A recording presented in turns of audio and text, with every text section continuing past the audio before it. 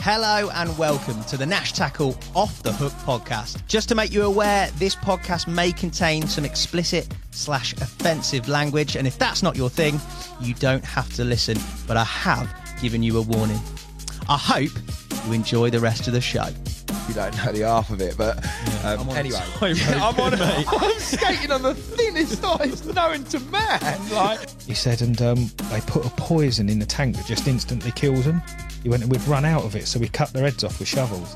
Suddenly, bang! The whole boat exploded. Take your sort of 8-inch long piranha and imagine that at 4, 5, maybe 6 feet. I said, I've revived your dead fish. F off, he said. You haven't. That was just humongous. It was... I couldn't believe what I was looking at. I'm just battling this fish out in the pond. I know it's a black man. I'm saying I'll never be a naughty boy again. If you catch fish and you return them to the water, then you are my brother.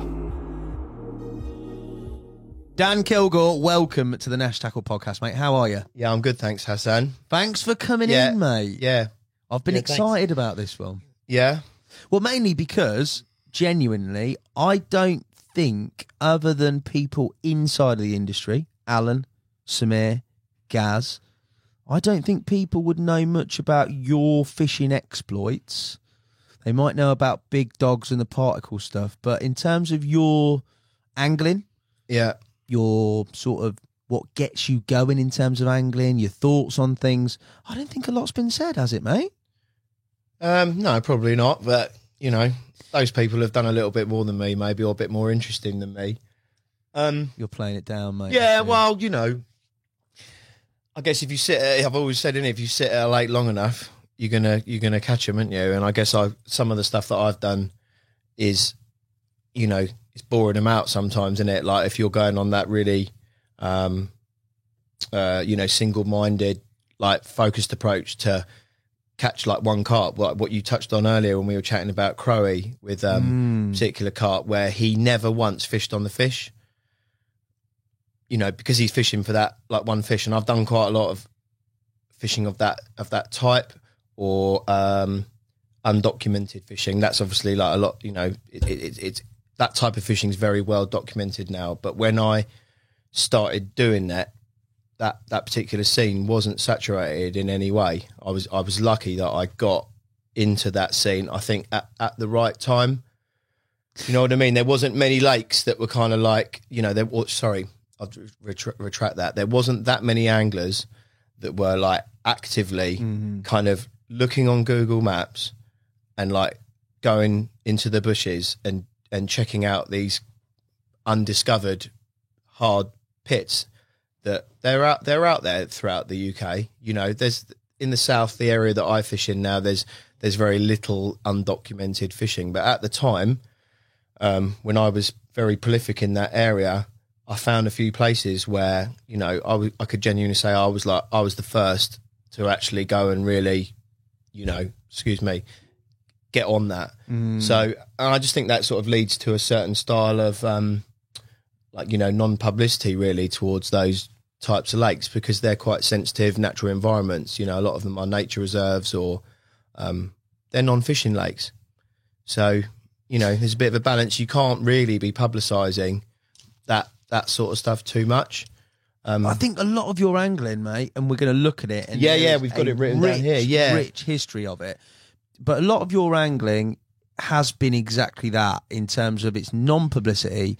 It's been the style, the type, the very much sort of top percent, and we'll talk about percentages later, of angling. Yeah. When you look at carp fishing across the board, you wouldn't say that 99.9% of this population are going to do the angling that you've done. Or want to. Continue to. Or want to do it. Want to. Yeah, Samir says to me, he's like, you're fucking mental, mate. He goes, you literally go from one ball breaker to the next. If Samir's saying you're mental, you are mental. And I'm like, I don't know. I love it. Do you know what I mean? Like the heart. I almost said the harder the better then, but I'm kind of like, my time is a lot more limited than it used to be. So I'm not as interested in fishing a kind of like 1 or 2 bite a season type lake now that I had done in the past. What is it then? Talk to me about, were you born with this sort of outlook of I want this type of carp fishing, one fish, target fishing, off the grid, no publicity? Or did it develop over the course of your carp hunting? Yeah, of course. Definitely the latter developed. I wasn't brought up within a fishing family. You know, a lot of lads that I know, you know, I know I've watched the Oz Holness podcast when he talked about, I think it was his grandfather or some, you know, and my mate Beadle, someone in his family, you know, got him into like proper carp fishing when he was a kid, you know. So when he hit 18, 20, he might have been doing that type of carp fishing for quite a long time, where for me it was, you know, I'm not going to repeat a story that lots of people probably said, you know, I grew up around the River Thames, around Kingston, Surbiton area, you know, where I think parts of your family live, Hassan. Yeah. And you had the River Thames on your doorstep there. So we used to go and cycle or go to places like Teddington Lock and that's now like one of the perch meccas, isn't it? And that was actually where I caught my first ever fish, was at Teddington Lock, Teddington Weir, whatever you, on the River Thames. That was quite a big perch, actually, ironically enough. And obviously, like just like many people, just got into it, like fishing the river for throwing maggots out there, for whatever comes along. And, you know, looking back, I really enjoyed like that. I think it's something that people don't do enough. It's just like go out with a waggler and some maggots and just go and like fish, you know, you're changing your depths of your float and your bait to pick up the better fish, or do you know what I mean? And I think a lot of us, I'm guilty of it. We've lost a lot of that skill because I am very much like, you know, I do a bit of other types. I do a bit of barbling. I've done quite a bit of barbling in my time, but I haven't really done it for a few years. I always use that as kind of a bit of a winter retreat away from the carp fishing, because the sort of carp lakes that I tend to gravitate towards, mate, I put this down on film. As far as I'm concerned, it ain't. Life's too short. It is. If they're hard enough in May, yeah. If they really are hard enough in May, I just don't see any point in breaking your bollocks to fish these really, really low stock pits throughout the depths of the winter. And I'm basing that purely upon that I've found when I've done it, because I have done it, Hassan. I have fished hard winters on venues, but when it comes into like spring, I'm a bit burnt out. I'm downtrodden. I'm questioning my rigs. I'm questioning my baits, my tactics, because you can get it right and not have a bite for 4 months. If you fish on these big 70-acre gravel pits with 15 carp in, and you fished December, January, February, and March, no thanks, mate, it's hard.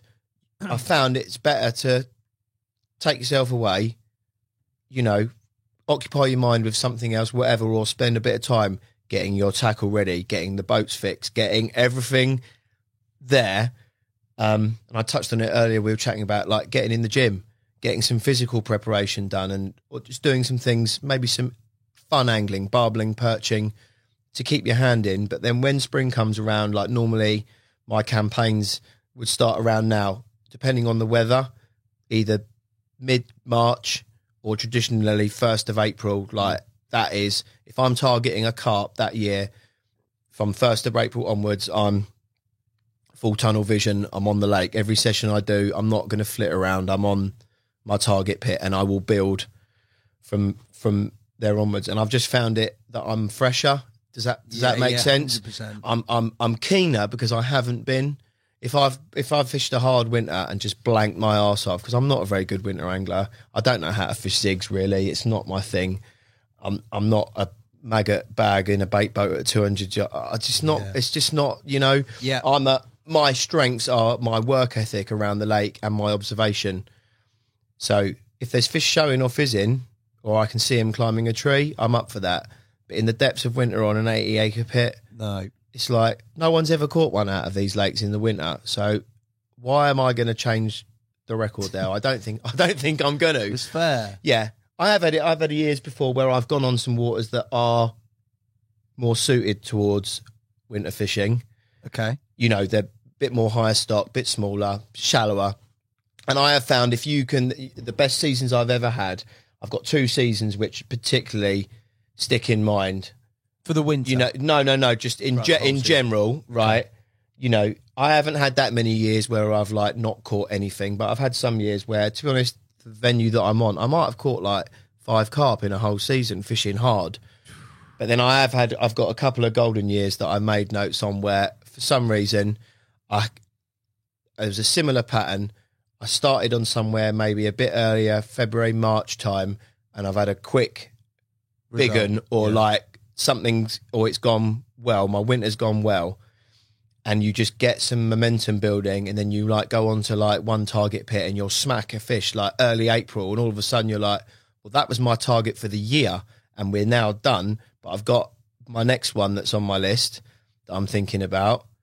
Well, you know, you get on there, and I've had a couple of seasons where, for, you know, whatever, trod in something, who knows, where I've just smacked it literally wherever I've gone. I happen to turn up at the right lake on the right day when there's a new wind coming down, and I happen to be standing there drinking a coffee, and one goes bang, and you're like, that's timing.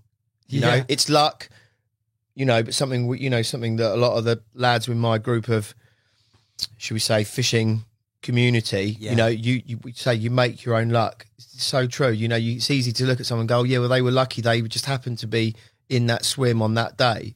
It's like, yeah, but something's, you know, if they're trying progressively, if they're getting out of bed early, of course you're upping your odds of making luck, aren't you? That if... But also, how many times do you hear that? You caught a big one, and I'll reference it with our good friend Ollie. Like, he's been out with me. The video's out well by now. Caught the biggest fish in the lake. Yeah, caught the biggest fish in the lake. And then he's then caught massive perch. His barbel that he wanted to catch. Yeah. He's on an absolute roll. Yeah. And that is there's something there. Yeah. Whether it's a change in what you're giving off mentally because it's all going right, or some forces that are unknown to everyone, that's definitely powering all that. You're just making the right steps at the right times, and you're making the right decisions. You know, and that's something that I think as you get older and wiser, if you're able to do that, you can review what you do, and you should improve your decision making. That, like, I know sometimes I've been on certain lakes, should we call it, like if I'm campaigning, and for some reason the water quality, either the amount of pressure that's on there from other anglers or the amount of time that I've got available, it's like you sit there and you're just like, I'm wasting my time here. Yeah. And now I recognise where I'm wasting my time, and I will pull off. Years gone by, I'd be like, no, fuck this. I'm on this lake. I'm staying here. Although I know it's not going to happen for a month, just because I'm that belligerent, I ain't going anywhere. But then my life circumstances were different now. Now I feel guilty. I'm like, it ain't going to happen today. I'm not going to get a bite. It's just, I haven't seen anything and it's just cold and shit. I'm going to go home and make some bait because I need to make a couple of £100 to pay the bills this week. So like, I'm not going to sit here and waste my time. So in that aspect, my style of angling has changed differently, that I do a lot more prep when I'm not actually there, so that when I am there, I'm making my own luck. Funny that the fish are in this swim and I happen to be here. Yeah, but that's because I've been baiting it for 6 weeks. Because I know that eventually, like May, June, the wind's going to start, the weeds coming up here, because I know that I'm ahead of the game. So I think that my style of fishing suits, how can I call it, like picking a lake and doing maybe 1 or 2, 3 seasons on there. That's a good strength of mine. I'm not very good at just flitting about. Yeah. If you said to me, Dan, we're going to put the gear in the van and we're going to do one of your crazy videos like you do, where you're going to challenge one of your superstar anglers to go and catch a carp out of 6 lakes in 24 hours, right? Ollie Davies, that's his bread and butter. Alan, they run around like buffoons, don't they? Throwing maggots around and zigs, but that's a skill, and that ain't. It's not really my thing. I think if someone watched how I fished a lot of the time, they'd just be like, "That's just weird, Dan. Like, you've been here for 8 hours and you haven't even got your gear out of the car yet. You haven't even cast out. You're in the swim, you've got everything set up, and you haven't even cast out yet." But like, there's certain things that I will look to do. It's just of a different style, because I'm looking to build a progressive future to a definite summit. You want that build up and that sort of crescendo. Yeah, and my skill is about like observing the carp and learning what they do, and the way that my brain calculates things, it's a bit Rain Man. Do you know what I mean? In certain ways, and it's something that I've realised that just when I stand and watch a lake, and I'll look at a lake like the first time I visit a venue, I guarantee the things that I'm looking at and doing is different to most. Yeah. You know, people will be like, first thing they're doing is like getting the marker float out or getting a bait boat out and tracking the. Like, I won't bother with it. You know, I'm walking around. I'm looking for like where the climbing trees are, where the stashes are for my gear. If I need to leave a water bottle or whatever it is, or I'll stand in positions and I'm working out, right, so I want to be here at first, like where does the sun come up? Okay, sun's coming up over here. And I'm looking, well, there's some snags on that bank there. Okay, so the sun hits there. That's the first part the sun's hitting on this pit. I'll earmark them snags straight away. Okay, that's a you know, an area that we're going to, because you got to move a lot of these lakes that I'm going, if I've been on them, there's not a lot of documentation on. I was going to say, you're not got, that's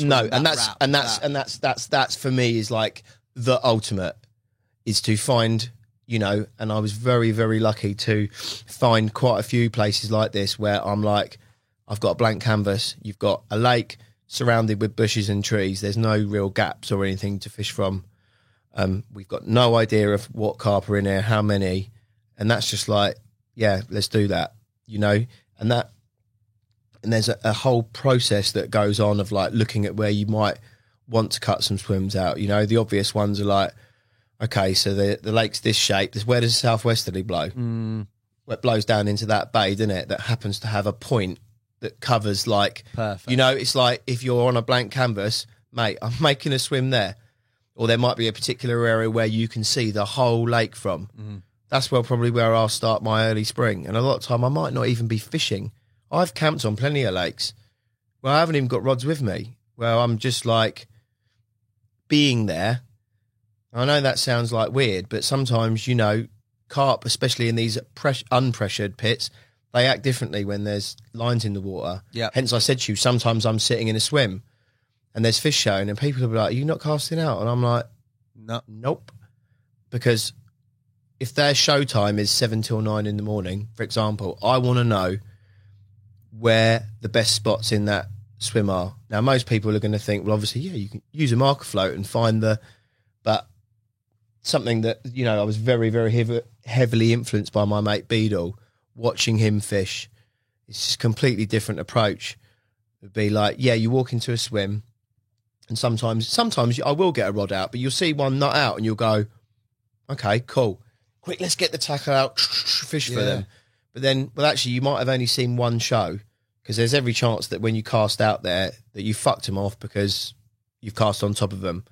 But because I'm thinking 2, 3, 4 seasons potentially, I'm like, okay, so if the wind's blowing into this part of the lake, this is the part of the lake they might like to be in. I want to find out where their choice of best spots is rather than what I think through the lead. I'll just sit there and drink a coffee or whatever and just like get my gear ready slowly. But sometimes I've done it where I don't put the rods out that day.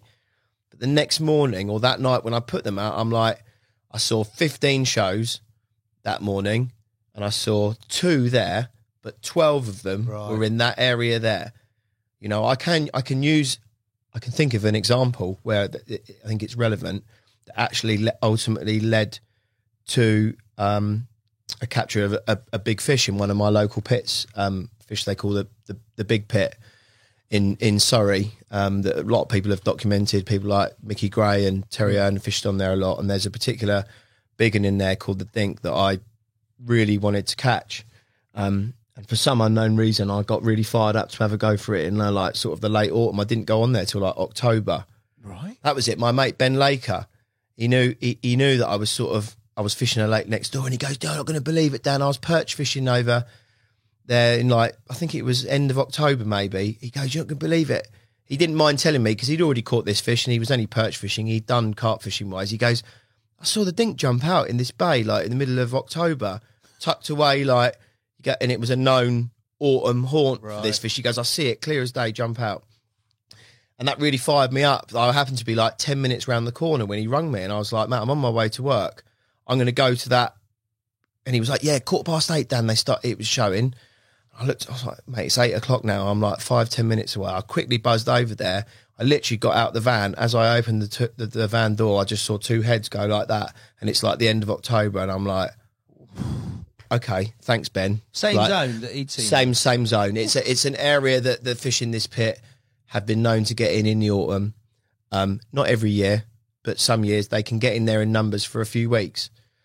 How big's the pit? 100 acres sort of thing. And anyway, I didn't catch it out of that area, but just him giving me that sighting, it had really fired me up, should we say, to have a good go for it, because I was fishing the lake next door and I'd been looking over to this big pit and I noticed there was no one there for some reason. Just the lads had dropped off. It gets really hard that time of year in terms of the weed beds are breaking up. There's big fucking winds. It's massive. And it's hard to fish when you've got 40-mile-an-hour winds and you want to fish at 300 yards. Or it's hard going.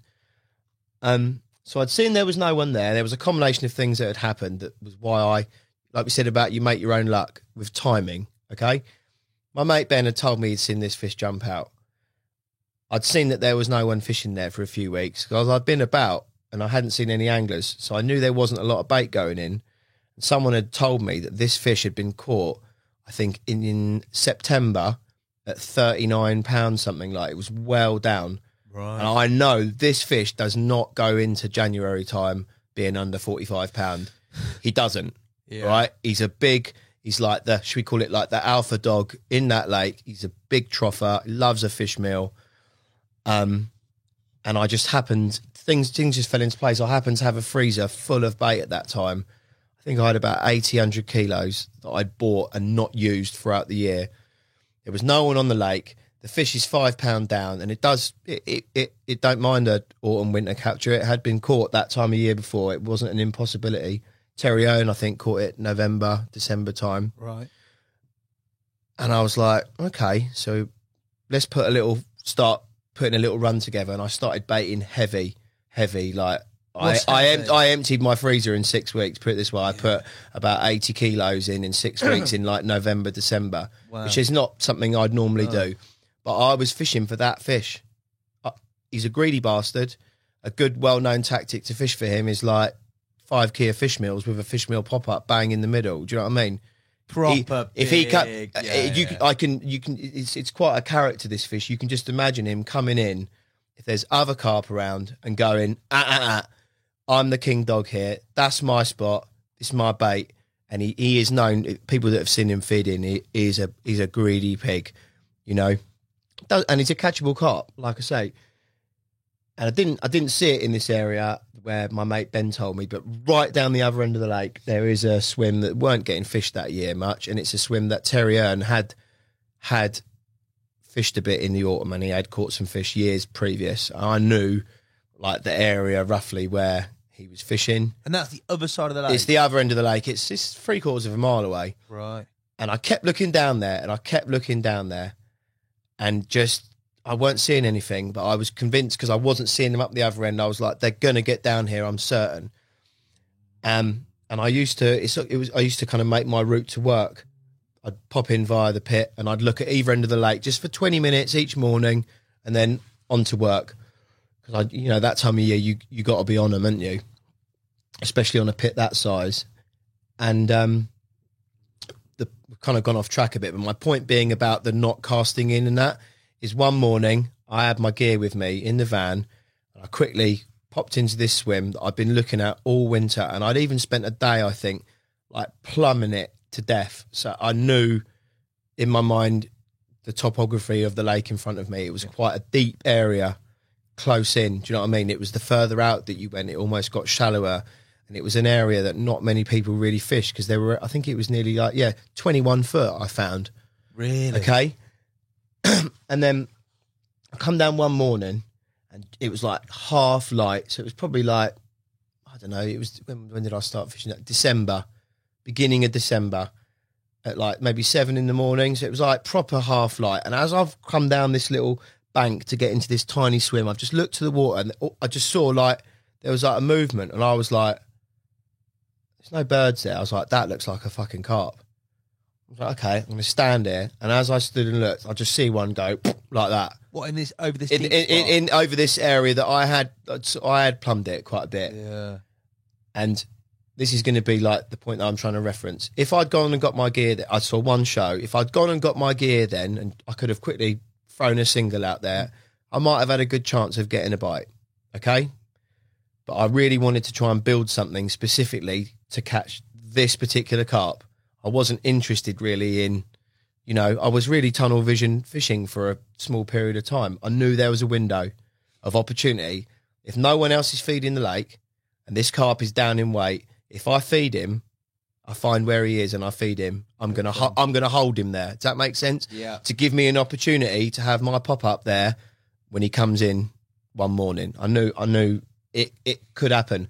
There was no one about, so I knew I was unlikely to get sheeped up on the spot because I didn't think anyone could see what I was doing. I was baiting regularly. But my point being, I saw this fish show. I was like, okay, I'm just going to sit here. And I think I sat there like all morning, and I saw 17 or 18 shows that morning in the December. And I'm just literally like, I'm like catatonic. I'm just like, it is on. They are here. I know it's like 19, 20 foot out there, and they're stacked up in this particular, in quite a smallish area.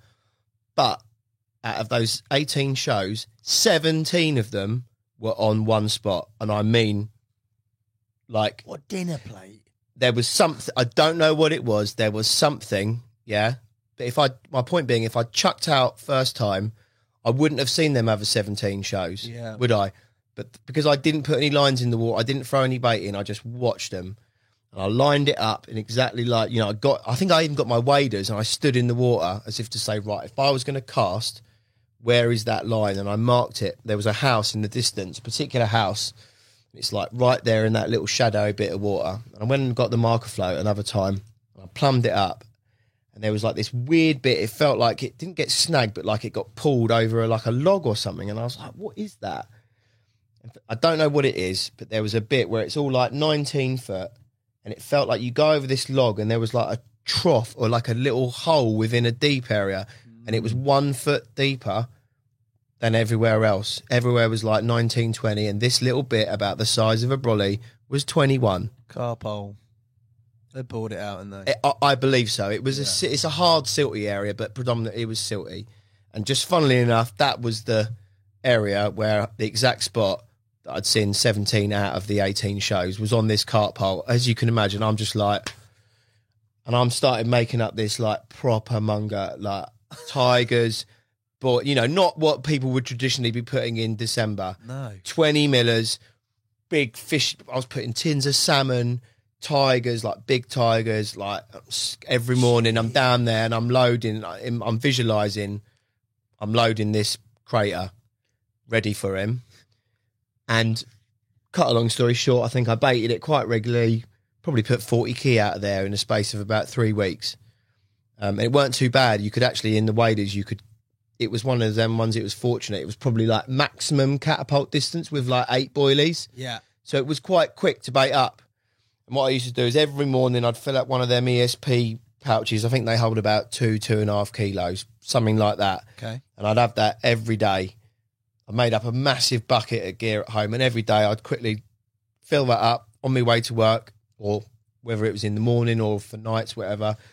Take the waders and this little pouch, quickly run, fill it in. Every day. And fairly regularly. I'm not going to say I was every day because there were days when I'm not up near the lakes, but I was probably baiting 4-5 times out of 7 at that point. I'm always in and out of that area, you know, and I was making the effort. I was going up on my days off, like just to bait up. And I always remember it. I think it was like the 9. I'd done a couple of nights in the swim, and I think I'd seen one carp, but they were just like overnighter type. They weren't like proper sessions. I hadn't seen that much. And then I remember I was on my way to work, and there was something. I think there was a bit of a pressure drop that day. Good moon phase, and it was the 19th or the 20th of December, but it was warm as hell. It was like 14, 15 degrees in December. Massive southwesterly, like all the conditions that Tell talked about when he caught them from there. And I popped him, stood there, watching the water as I do, and I saw one show that morning, and I was like, okay, I've got to do a day at work today, and then, but I could fish tonight. I didn't have my gear with me.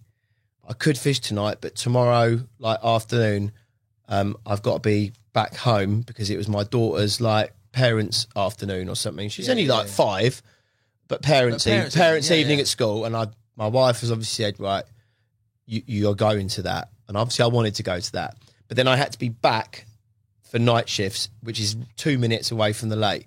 So my point being, I'd got up at like 5 a.m, driven an hour to work via the lake, seen this fish show. So I drove an hour home after work, spoke to the missus, and I went, Max, moon phase, pressure, I've seen the show, like, and it's all been, I'm like, I need to go tonight. Like, I don't often do that, but I was like, I need to be there tonight. What, missed the daughter's parents' evening? No, I didn't know. So I've parents' evenings like the next afternoon. Okay. So when I do my day shifts, we're not going to cover my fire shifts because I've watched the Oz Holness one and he explains it brilliantly.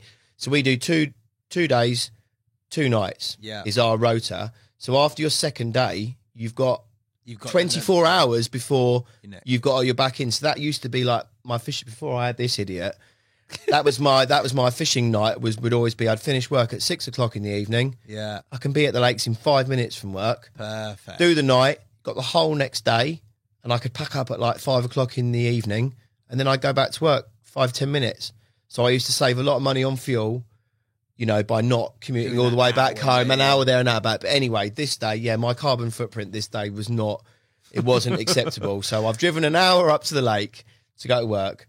Seen this fish show, and I just knew like I need to fish. If I don't fish tonight, I can't fish this week or for like a few more days because I was on night shifts. It's my window. I'm going to do it. So I drove an hour home, had dinner with the family, quickly scrambled my gear together, got back up to the lake. I think I time-stamped a photograph to my mate Beadle. I've got a picture on my Instagram. I'll have to dig it out for you. I think I sent it about 11 o'clock at night of my rucksack with the waders strapped on it and a bed chair and rods. That's all I had. And I'm like, it's on tonight. Like, I'm doing an 11 o'clock setup. So I've already driven home, picked my gear, gone all the way back to where I was standing 12 hours earlier to get back there. And I think I remember rightly, I got the rods out eventually about 1 o'clock in the morning. It was about 1 because I actually broke. I was fishing 3 rods. This is, again, you make your own luck. This stuff happens so regularly, it can't be coincidence. I was fishing 3 rods, 2 on the spot. I'm fishing 2 inside the crater. Okay. They are, mate. It was a really hard cast, but I'm fishing them like proper Tom Maker on the spot. Yeah. They're probably a foot apart. Yeah. One on the big hinge, I was fishing like a boom section, like proper, like 20 inches of like 30-pound amnesia, a proper 2.5 inch, like double pop up, like, whatever. But people would be like, "What?" Like, mate. And the other one was on a normal, like a D-rig, bottom bait. Okay. People would say like, "Why are you doing that?" I'm like, "I'm there to catch this fish. I have created this dinner plate. I want a rig there that no other fish is going to eat. I want, if fish are coming in and he's like, I'm imagining him coming in the area going, lads, this is my dinner. Get out of my area. So I need a rig on the spot that is presentable to hook him. Yeah. Because if a 20-pound common comes in and I'm sure if I was fishing 10mm pop-ups on that spot, I would have got a bite a lot quicker. But I'd put a proper donkey choker out there. Okay. Like I said, I was really zoned up to catch this fish in the manner that I thought I was going to do it. And I remember a few weeks previously, because it's in November and at the Sandown show, I was on the subsurface stand. Gaz was launching one of the books that I happened to be in. So a lot of the lads, we were there, and everyone was like, are you on? I'm like, the thing is on, lads. It is on. And everyone was laughing about it. I was like, it's going to happen. And they were like, no, you're not. I was like, I'm going to have it. And so I've set up at like 1 o'clock in the morning, and my third rod that I wanted to put out, which was going to be one of the ones in the dinner spot, I broke one of the eyes up near the top. Oh, no. And it had like a little, where the metal bit had broken, it was like 2 sharp bits that were obviously, I think it was the second eye back from the tip. So the line would have been going past this like sharp metal, and I was like, I don't want that. Yeah. I'm either going to not put it out or I've got to somehow. It's like 1 o'clock in the morning. I've gone all the way back to the car, and sort of fishing I do, you got to be a bit Boy Scout. You've always got to have some tools and some gaffer tape, whatever. I think I found some electrical tape in the side of the that's door. an edge. Like the yellow and green stripy stuff. Yeah. So I've got this electrical tape. Trudged all the way back to this fucking 1 in the morning, mate. I'm knackered. I didn't have any dinner, I don't think, but I was so, these rods tonight, they have to go out 110%. Everything about it, they need to be spot on because there is a window of opportunity for the next 12 hours here. And I'd known previously, should I add, that Tel had mentioned to me that bite time was in the morning, generally. He said, like, from first light till about 10 a.m. is bite window on there. It's generally not night bites. So I wanted to get them out pucker just for the morning. And so I've fixed this rod. Managed to like electrical tape the eye back together. I'm like, well done, Dan. You've made, like we said earlier about the how much effort am I willing to make for this? It would have been easy just to go, I'm going to bed. I'm fishing 2 rods. I'm going to hook that one up, throw it in the bush, pass out, and fish 2 rods. I've already got one on the spot, but I was like, no, this is my hinge. That hinge needs to be on that money. Fixed the rod, managed a few casts. I got it out there. I talk about this with lads, with Beadle and Ben Laker and people like that, mate. When you get that, some drops you just get, and it falls through the water perfectly. Although it's pitch black, so I can't see what the rig's doing. It's 21 foot deep, so it's I'm imagining it swinging down. I'm like, I'm trying to visualize. I'm swinging it in on 21 foot of water into this little crater, yeah. And just something about the sound of it as it went out, hit the clip, that sunk it down, boom. And I was like, look, I know people think that us carp anglers are mad, but carp anglers know. Yeah. I've had enough of them drops in my life when you just go, I cannot do anymore, right? So anyway, and at like 2 o'clock in the morning, I think I'm sitting there. I think I was making my dinner. So I got the old Coleman buzz going on because it's winter in it, so you've got to have the Coleman fired up.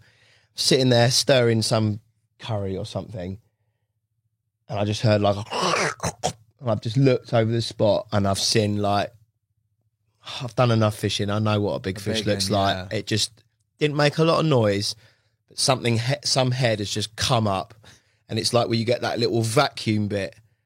It didn't bosh, but it pushed up, and the rings just go like out, and they last quite a long time. The boys know what I mean. I'm looking at that and I'm just like, fucking hell. I was like, that was a good fish. I didn't see any body of carp, but the amount of water that it moved by only just pushing upwards, I was like, chunk. Cool. Anyway, passed out, usual, gone to sleep. Woke up like in the morning, like at some point. I'm not going to lie, I didn't set an alarm. I ain't getting up at first light. I don't need to watch the water. The rod, that day between my day shifts and the start of my nights, that's my 1 day a week where I don't set an alarm. I rest up. I'm normally knackered, but I don't want to go into my night shifts exhausted. No. So that's like my Sunday morning, should we say. Yeah. I give myself a good sleep to charge up for the next 48 hours are going to be pretty manic for me. So I woke up, I think probably like facing the back of the bivvy, fucking raining and whatever. And I was like, oh, fucking hell. I just woke up, so like, beep, beep, beep, beep, beep, beep. Like, what sounded like a bit of a bream bite. There are quite a few bream in this lake. They can be a bit of a problem. And that was one of the things that Tel said to me. He said, if the bream move in on you, he's like, you're fucked. Done, yeah. You're fucked, basically. I sort of turned round in bed. Thanks, Tel. I sort of turned round, and it was a bit of a sort of, but the bobbin was twitching a little bit, but then it did pull up tight, and the tip did bend round and just hold. I was like, They had put some stockies in this lake 2 or 3 years previously, because a lot of the older fish had died, and there were fish between 10 and 15 pounds probably at that time in there. I picked it up and it's gone. I was like, no, that's a carp. It feels like a carp, but it's a small one. Which rod's this? The last one you put out? No, the one that was on the bottom bait D rig. Oh, the D not. rig. It wasn't on the dog rig. No, it weren't on the dog rig. But anyway, I'm like, okay, we've had a plan. I've baited the area. I've had a bite. It's probably the first bite out of that lake for quite a few weeks, and it was a stocky, probably £15, a nice scaly mirror. What do you think to that genuinely though? I've got to be honest, at the time, the first time, I was totally exhausted and I did the classic. I just netted it, put it in there. I didn't even unhook it and just looked down. I was like, it's a pasty. I'll deal with it in a bit. I'm going back to bed. I am fucking knackered. This was probably about 9 o'clock in the morning. I was absolutely exhausted. I probably got to sleep at 3. Yeah. Right. And so I've literally just pushed the net into like the bank stick or whatever and laid that rod on the top. I haven't done anything. I've left it hooked, to be honest. I'm getting back in the sleeping bag. Yeah. I ain't sorting that out right now. I'm gonna have another, I'm gonna have a chill out. And I can remember the waders obviously were down by the rod in position. 5-10 minutes. I didn't even make a tea or nothing. I was like 5-10 minutes later. I was just settling back, staring at the back of the brolly, trying to get to sleep. And it's obviously broad daylight and it's windy and everything. And I'm like, I'll just pull the sleeping bag over. Yeah. And literally, as I pulled the sleeping bag, just closed my eyes, it went beep. As I'm turning my head, this particular bite, the bobbin slap, and I'm fishing sort of to the side. And mate, it was like full fucking turbocharge. And I just remember as I was slipping out of the sleeping bag to put the waders on, I was like, that is not a stocky. I can remember, and I'm using heavy gear, and I haven't got the clutch and it was just pulling the tip round, and it was just like the whole time, gathering speed. And I picked it up, and down the margin, even where it is deep, there's a couple of like trees in the water. Oh. Okay, this is not a manicured syndicate lake. No. They are trees, and I mean trees. Savage. And it's. Have you got a boat? No. No, I haven't got a boat. Don't get me wrong. It was relatively safe because though you had these trees going out, the water was quite deep under there. And I'm fishing 25 yards away from them. Yeah. I'm not like close to the snags. I hooked into it, and I just remember, and it just straight away, it didn't think about what it was doing. It was just like a heavy lump, and it just went, I'm going in the trees, just boring towards them. Like I said, it's 20 foot deep out there. So the line angle off the rod is going like down into the depths. Yeah. I'm out in the waders, in the water, and the water's like up here on my chesties, and you're on like a slope, and it's like dropping down to 20 feet in front of you. Got to be careful there about how far out you can go. And I can just remember I'd holding the rod, putting my finger over the line to stop the clutch bit, being able to take any more line. And it was like cutting into my hand, and it was going towards a snag. And I felt like a bang, like it's hitting something as it's going in there. And I was just like, well, I've been in these moments many times before. You're either going to pull the hook out, or something's going to break, or you're going to land the fish. If you don't act in that moment, you're definitely going to lose it. And I trust my gear. I use 20-pound nylon. I'm using strong, lead core leaders, etc. I've caught hundreds of carp on this setup in extreme situations. And if the hook, it's on a hinge, man. It's on a troddy hook. If it's in, it's coming in. And I just remember like holding this rod. And I think I caught so many big fish on these rods. They're my old rods. I've never had it like I could feel in the butt. It was like creeping. It could not compress. Yeah, exactly. It wasn't taking line. It wasn't like zzz, it was just weight, like holding it, and I could feel it flexing. And I was like, come on. I didn't even dare touch the handle to make any line. I was like, as long as I turn him away from this snag, it's game over, like it's done, because it was just open water in front of me. But though I did have some snaggy things to my left. That's horrible. And all of a sudden, I got it out, and I'm like, here we go. Right, it's on. I got him out, felt a couple of bangs, everything held. And then this cheeky bastard carp is gone from the extreme right, and all of a sudden the line's like going slack, and it's like basically just accelerated, come round in front of me. Gone left. And I thought the fish is never going to get round there. And it's just powered left before I could even like catch up with it. Right. And where all these massive weed beds, and I'm talking, these weed beds are big, Hassan. I was having to clear them like every few days get in there with the waders and a long pole and like drag it out just so I had a channel. Yeah. But where I'd been pushing a lot of it to the left out the way, the fish went deep, and then I've got the rod under the water to try and stop it now going into the fucking snags to my left, boring in there, and the line's going like this under the weed, and I've not got a good contact, and I was like, oh, mate. I just remember coming back, and it just came round in front of me, like, got it out the weed, and it was still quite deep down, but the water was clear, and I saw this big grey shape coming out of the water, and like I said to you, I've been in that situation loads of times, and I think because of my, you know, Oz touched on this, my training with the fire service, okay, for training, because we ultimately, we're there when there's an emergency situation. Yeah. Everyone else is panicking. So the last thing that you want us to do is panic. So we're all like this. We're like, yeah, we're trained to be calm when it's not. You know what? It's practice and learning how to sort of control certain things. And one of my strengths, I think this, like, I don't panic in the moment. For some reason, when I've got that carp on the end, you know, people often write about, oh, my legs have gone to jelly and all that. 100%. Every time. I'm just like, just play it like every carp. How can you do Play that? it. Just play it. It's a carp, isn't it? At the end of the day, just play it like, you know your tackle, you know it's not going to break. So just focus on what you need to do and don't make any mistakes. And I find when I can get in that heightened zone, I just go into like this state of super relaxedness. You know, it's Iceman mode, isn't it? Where it's execution in the moment, Hassan. Like we talked about this, about like high performance, the difference between good performers and elite performers, like, should we say, like top level basketball players? Yeah. You know, the ones that hit that 3-pointer on the buzzer. You're Michael Jordans, yeah? It's the last second. You need to win the championship, and he just goes bang. He doesn't miss in that situation, and that's a good player might do what's known, you know, in the sports psychology term as choke, as in it all gets too much for you. Yeah. Whereas for Michael Jordan, he's just like, no, mate, this is my shot. I've been practicing this my whole life. This is what it's all about, execution.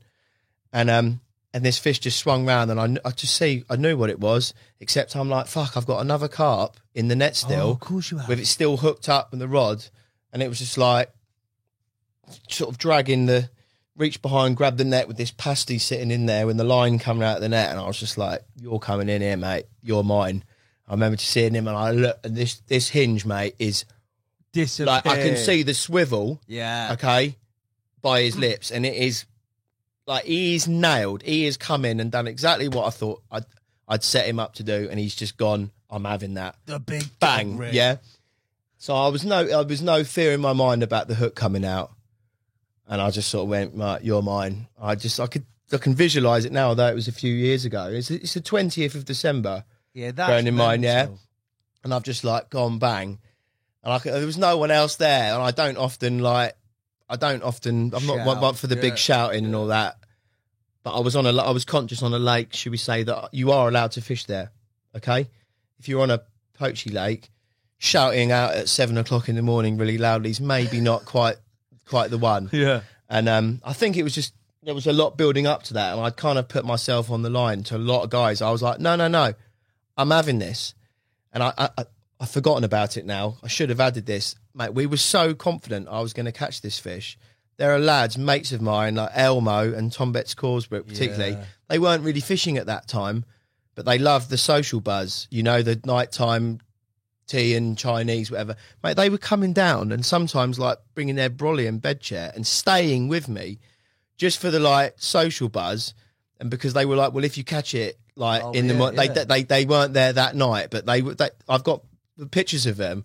Of us having these socials, it became like the weekly social. The lads would come down and meet, and we would sit in there and we talked it onto the hook. I knew, you know, there's like 120 fish in this lake, Hassan. I've had 2 bites in 10 minutes, but I had the one. I was fishing for that one.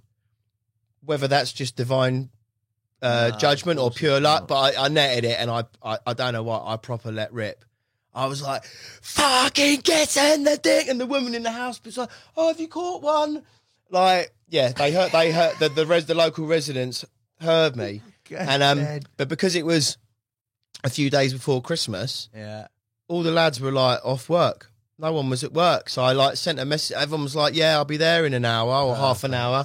And I've got some really lovely pictures. How big in that. was it? I actually did weigh it. I think it was 44. Yeah, it weren't 45. I'm pretty sure it weren't. I think it was 44. Right, here we go.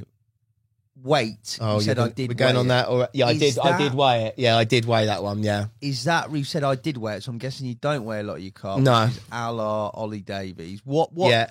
Is that not a significant thing, and why not? It is clearly because Okay. you have weighed one. Yeah. No. I've been doing this, a long time, Yeah. should we say? And I think, like in anything, you change as a person as you either mature or you change your goals and you change your outlook. I always used to weigh fish.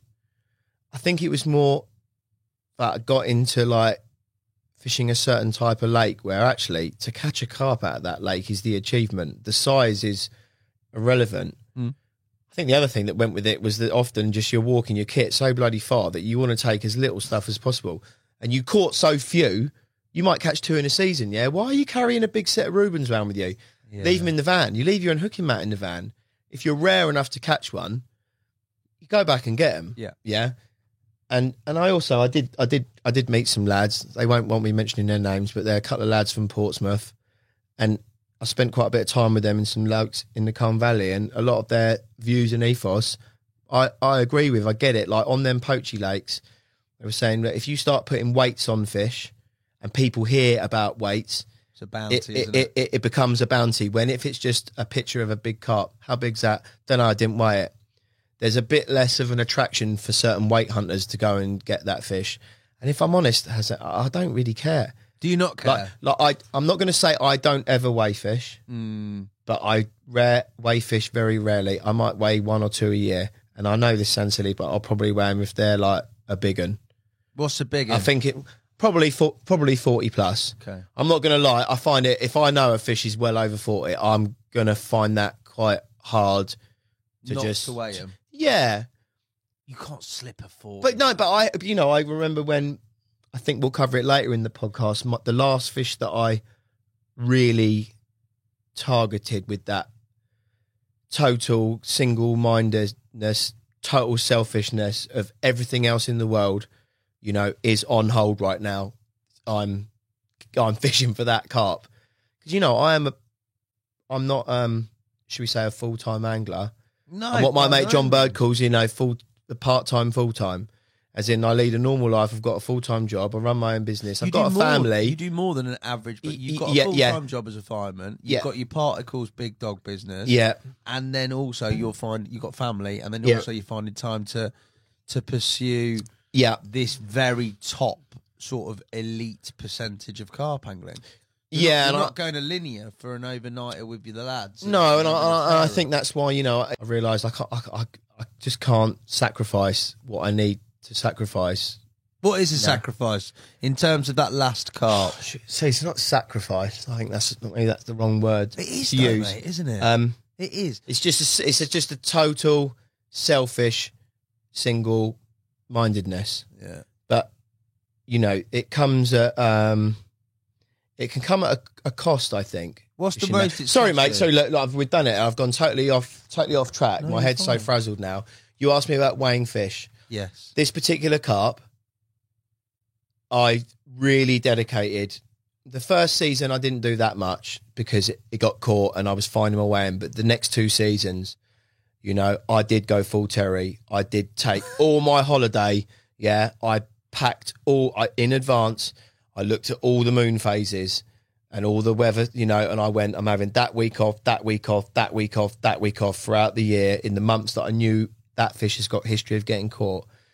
I didn't go to Australia with my family because when my brother-in-law got married, because it was around I was sort of setting the business up at the time. Money was tight and it was April time.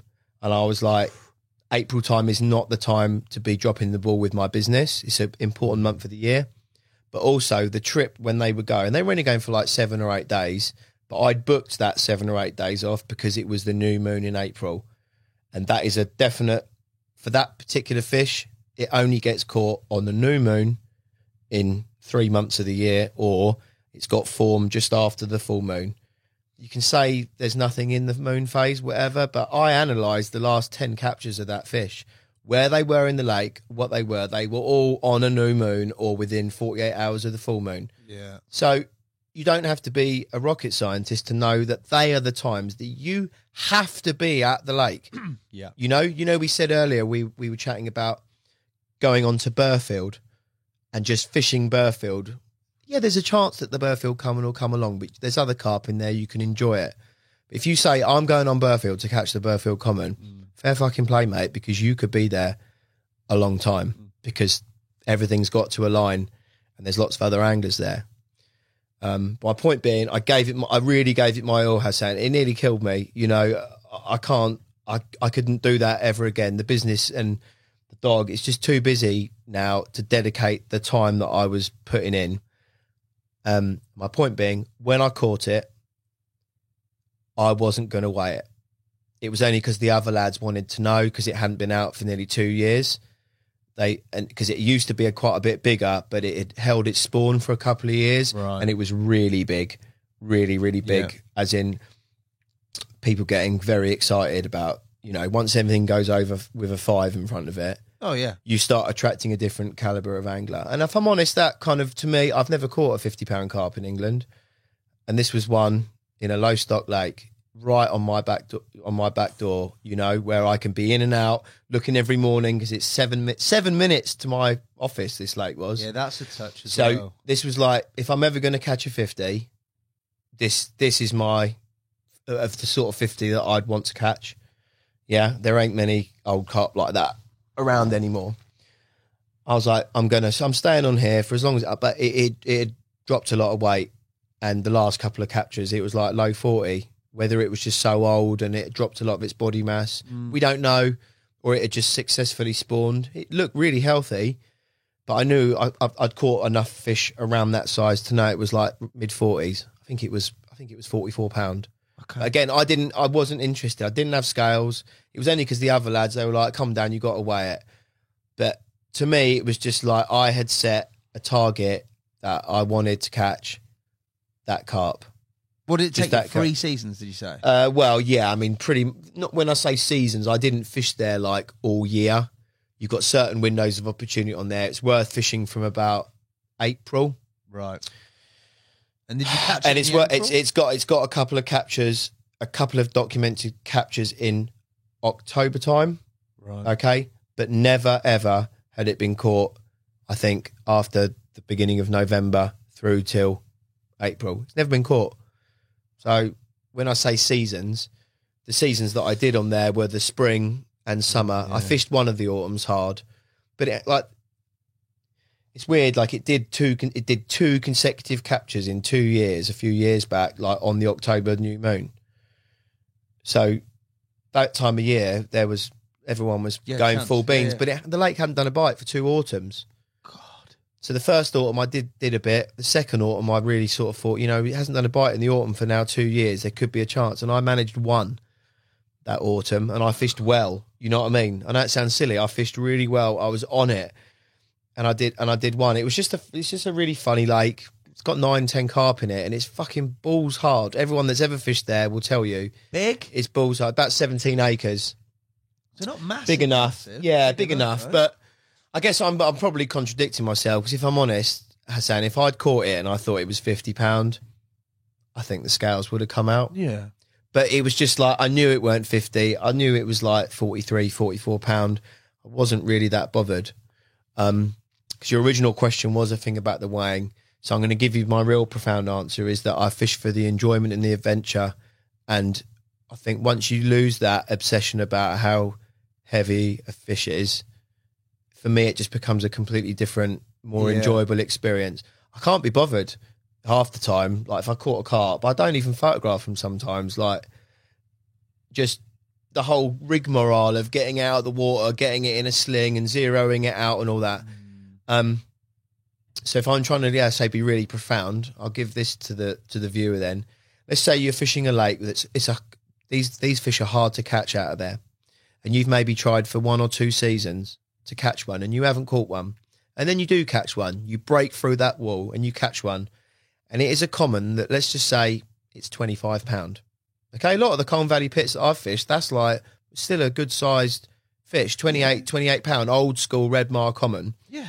But my point being, if you weigh it and it's £21 or it's £28, does that make you feel happier or better about that capture?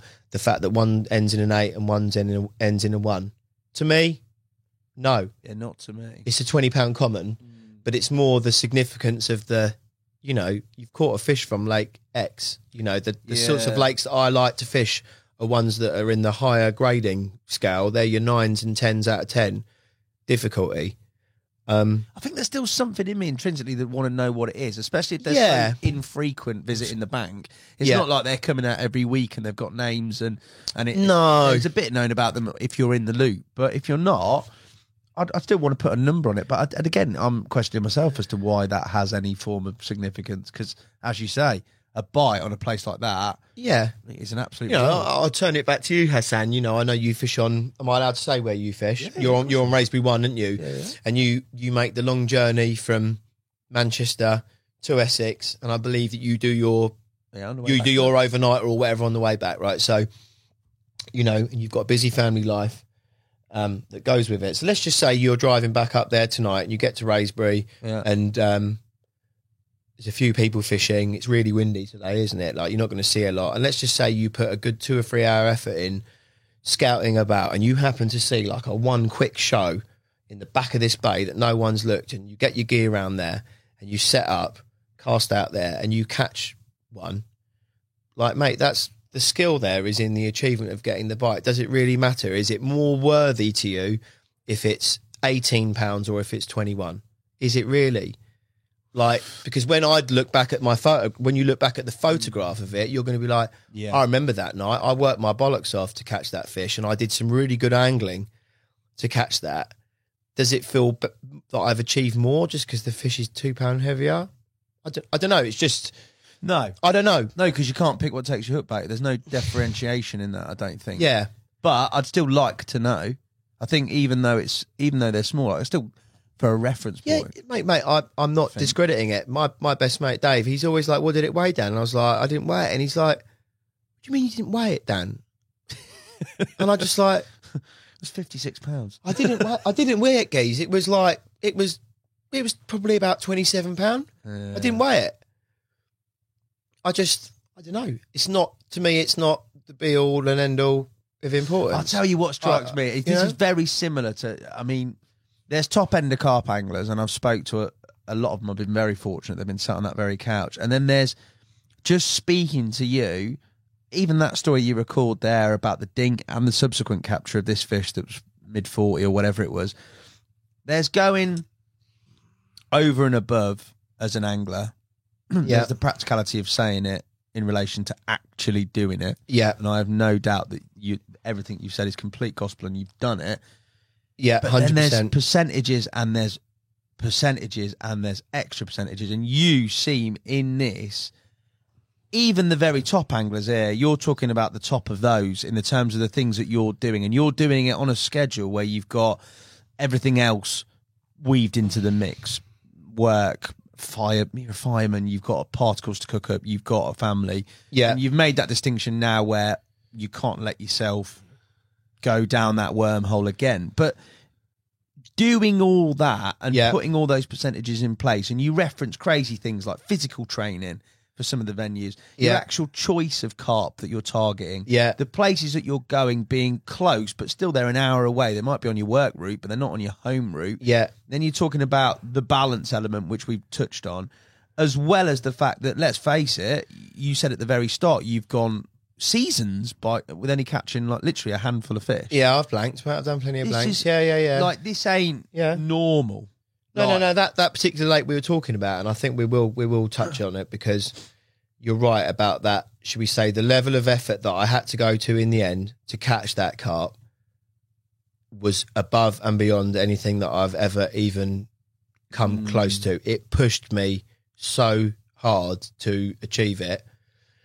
It's probably why I wasn't interested about weighing it, because I knew what I'd done, because I caught it out the edge as well, and I wanted to catch it out the edge, and no one had caught it out the edge for 10, 15 years. I don't think there were very, very few captures of it out of the margin.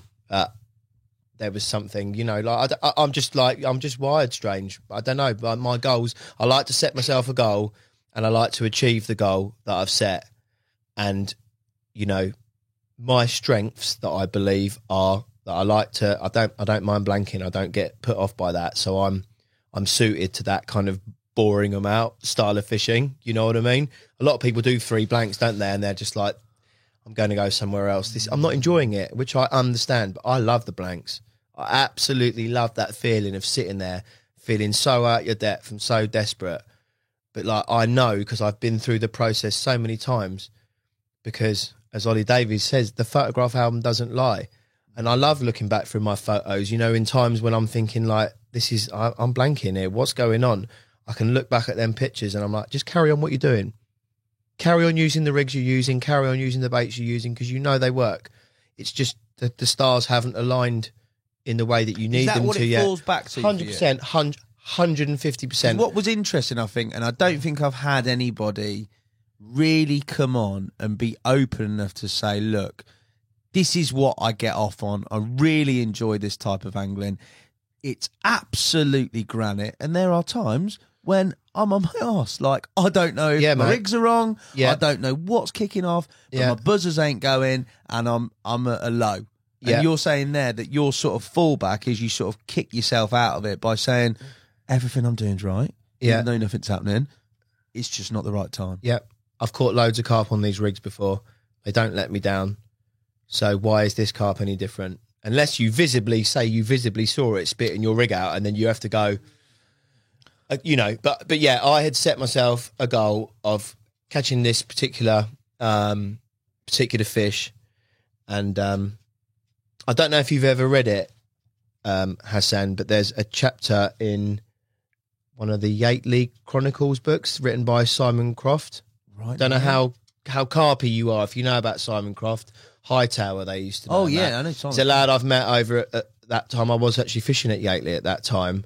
This guy, Simon Croft, he had spotted an area on the path under a bush, basically, where the big orange was. He managed to get it feeding right under the bank.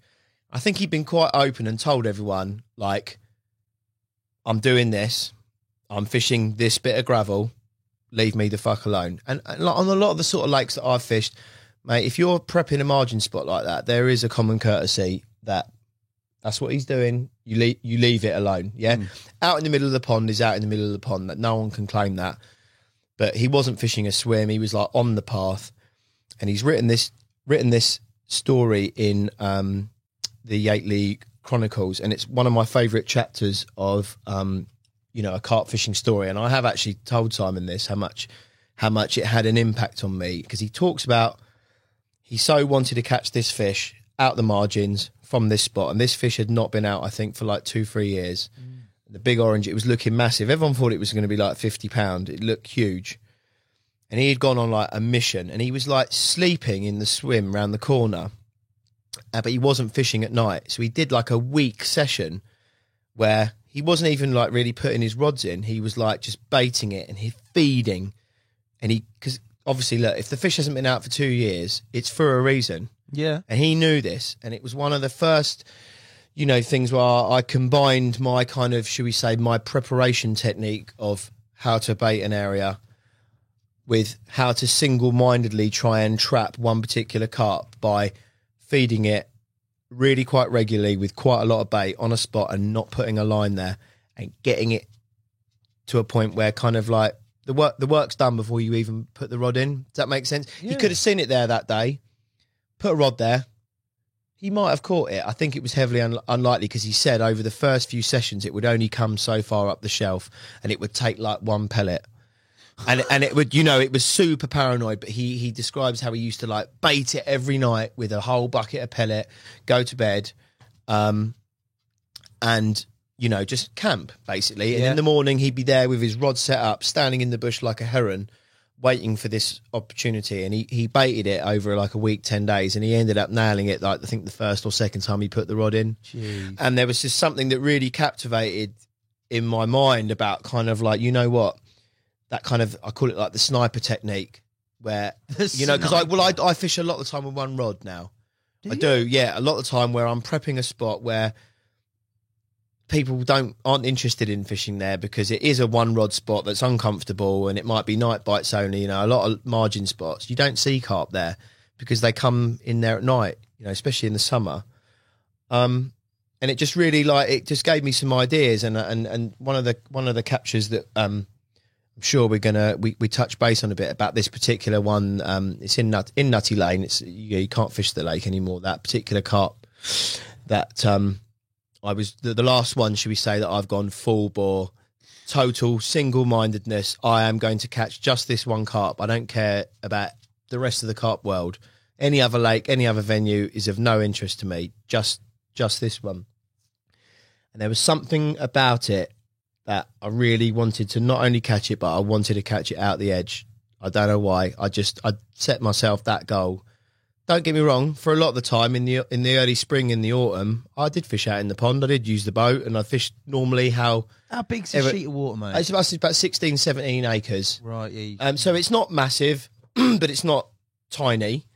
There's a lot of features packed into this 17 acres. There's about 30 sets of massive snags, and it doesn't really lend itself to margin fishing. The best spots in the lake are generally in the lakes, or are out in the lake. Right. A lot of the snags are really old and really septic and really fallen in the water, and that, you know, it's not a manicured lake, it's just left alone. And there's just cars in the water, motorbikes, and like all sorts. It's a nightmare. Terry Earn wrote about it in his most recent book, and he's put some pictures in there of like some of the snags that are in there, these big oil drums and gravel bars that are coming up to like touching the surface. They're rubble bars. They're not where you've dragged the gravel out that's created a bar. They're where lorries have backfilled like stuff, tipped it in there. God knows what's in there. Cut off city. Yeah, it's pretty brutal. But in all the first 2 years I did there, I only found 2 spots where they would visit their margin with any kind of like regularity. Okay. One of them was this particular spot in the corner, which was kind of like their sunning home, but you couldn't fish there. It was just absolute death trap. You might be able to try and bait boat a rig or something in there, but where the fish, you're not. Don't consider it. It's not possible. And then there was another spot right down the end of the lake, other end of the lake, which was really, really close in, and it was perfect. I had a little climbing tree there, and I'd cleared it all out. I spent some real time prepping these spots up, man. Like we're talking extreme, like wetsuit, diving down, moving boulders off the bottom, because there was like the margins there are backfill from a motorway, so they're like bricks and boulders like this size. They're not nice tables to put rigs on, and this spot, like there was a little spot about that big where you could get a rig to sort of lay live, but the line lay between the spot and the bank, which was probably only about 8-10 feet. It was close in. It's proper half a rat business. There were these big boulders like sticking up from the bottom like this, and your line lay was it was shit. It didn't matter how good you could drop it in there. So I was like, well, if I get an opportunity at this fish, I bait it and want it there, I want to know that I can put the rig and my line's going to be down. So we started, you know, when you're really, really going into the high percentages of getting in the water and taking these boulders out and moving certain things around, like, but doing it in early spring, not doing it when you think the fish are there, doing it in advance, getting these spots cleaned up, ready, you know, for what's to come. And I never caught that fish off that particular spot. I did catch a few other fish out of there on that spot, but off that spot. But I only ever got that particular carp to eat 1 grain of sweet corn off that spot. And I had the rest of the stock absolutely troughing. I mean, they cratered this area. I mean, it was like they just smashed it. You know, I was dropping 5-10 key a particle and bits down there like every other day, maybe, like pretty regular. It was quite a lot of food for that many carp. But anyway, this particular fish, although I did used to see it in the snag and it would sort of drift over the spot that I was fishing, it didn't seem comfortable fishing there. So And the relevance of this is saying how far to the limit that it pushed me. There was the other end of the lake where this other set of snags was like a whole bank of maybe about 60 metres long, which was the end of the lake that this fish always likes to get caught from. Almost the captures are up this end of the lake. But this whole bank is just like trees, snags, like you can't even get to the water for most of it. But there was this one bit of bank there that twice I'd seen carp cruise from the open water, and they'd sort of go into the bank and then travel up the snag line to get to their sunning spot. Yeah. And it's like you said, the little things that you notice over periods of time. I was like, well, if those two carp have swum that particular way, because I never see the carp coming in and out of the snag. You just get up the tree and they were there or they weren't there. You wouldn't see them like blatantly drifting in. You didn't know how they got in there because it was like 17 foot of water, 10 foot off the snag. So I think they used to come in like deep, you know what I mean, and come up to it. So anyway, I've seen these fish come into this area, and a couple of times I've gone out in the dinghy and I'm looking up and down the bank and I'm like, there must be somewhere here where no one's ever thought of about putting a rod that isn't total. You know, you got fish care and fish safety you've got to be able to land the carp. If you're going to hook it there's one thing hooking it, you've got to be able to land it. And I spotted this bit where there was like, it was just, this is going to sound weird. For the sort of angler that I am, I spotted something that was a once in a lifetime opportunity, that there was this little bit where these fish had come in, and there was like a branch going out over the water that you could walk out on, right? So you could look down into the margin there. You could see that it was quite deep, but there was probably 30 or 40 years of sticks and twigs and shit and just fallen. It was awful, but there was enough depth of water there. And there was like 2 or 3 big fingers coming off this branch going into the water that were like the only snag there. But to the right, if these 3 fingers weren't there, you had a bit, and it was under a big overhanging tree, and it was just Hassan, it was so perfect. It was just like I spotted it, and I was like, "Wow, this is it." Because I'm still fishing out in the open water. I'm doing the usual. I'm fishing the spots on the moons, waiting for her to turn up, but it just didn't happen that way for me. She hadn't been caught for 2 years at this time. So is it being fished a lot? Yeah. There was some very, very high profile, good anglers on there at that time. The lake had changed ownership from being a fishery to being turned into a water park. Okay. And the owners very kindly let a few guys that were on the syndicate, when it was a syndicate, there was 3 or 4 of us, and they let us carry on. We were helping to look after like the security because there was plant machinery on site, but it was a difficult time to fish, mate, because there was diggers and and they were putting this water park into the water. The fish were shook to hell. Yeah. And this is a 50-plus-year-old carp that's lived in this lake. Mate, she was well shook up, and it wasn't happening. But I was tunnel vision, piling on. So I found this little spot. And then you had clear water to the right along the margin, where I was like, it's about 20 yards to the next piece of absolute danger that way. I'm confident with the gear I was going to use, I could stop her if she went right. There were some bits to the left where there were some twigs in the water, but nothing horrendous. But then about maybe 15 yards to the left, there was a bit of a spot that was like, okay, if she gets in there, it's over. But the main problem there were these 3 big prongs that were probably like 8-10 inches thick. Coming off this, but they're going down into the water. But I'm looking at them and I'm like, other than them, I've got an area about the size of this room, with under this overhanging tree, where I'm directly above this fish if I hook it here. And the sort of tackle I use, I knew I've got a boat there. You could. I'll cover this, but I'd covered all eventualities, should we say, of the stuff we're going to cover about the performance and the pre-planning. And I will do that if I'm fishing for a single carp. Especially in the margin, I'll be like, well, if it goes left, if it goes out, if it goes right, if it goes in a weed bed, what am I going to do? What's my backup plan? It could just be, well, I've got to put my waders on. If I put my waders out and go out there, I'm good. Or it could be, I need a dinghy in the car, because if it flies out into the lake and goes in a weed bed, I had my dinghy you know, round the corner, because I had a rod like fucking 50 metres away on a remote. It was one of them lakes that there were no rules and the bites were so infrequent. So I had rods round the corner fishing out in open water with the dinghy there. And I'm under this, like, got this one rod spot under this tree here.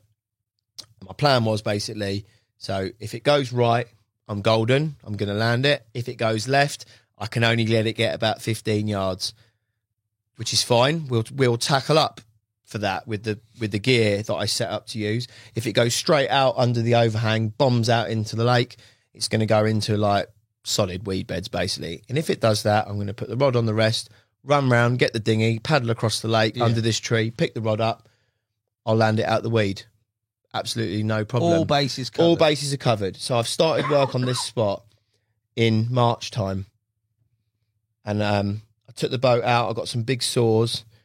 And I really wish I'd taken more pictures and filmed it, because it really is probably, should we say, my achievement of my lifetime in fishing. Like, is it? With just how it all came together, that not only did I see this opportunity, lots of people have fished this lake and no one had ever spotted that this was possible, because the carp love this bank. They love that bank because they can't get fished for there. You can't tow up to it from other swims. Do you know what I mean? It's just the only place you could fish it is like from behind, directly above it, basically, on a short with a heavy scope.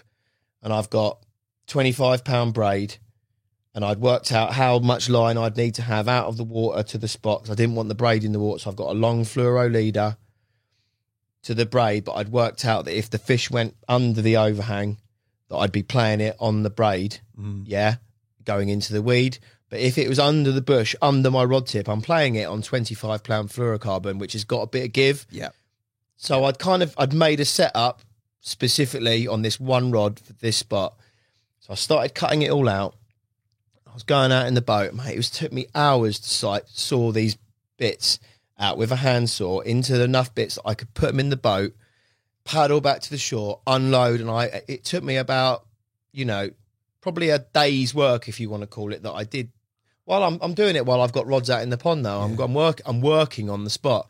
So I've cut these prongs out, and I've got this space, and like all look really good. And the other thing actually I should mention about this, Hassan, is because of the overhang, even when the sun was up high in the sky and there was a climbing tree right there, which I cleared out to make like a little nest, so that I could sit in there and watch the spot. And if the carp came in, they could not see me. I was, like I said, it was like God had created this. I've got an overhanging tree with a climbing tree I can sit in, and I can look down here, and there's snags either side, and the fish are, they're going to come in, and I can watch what they're doing.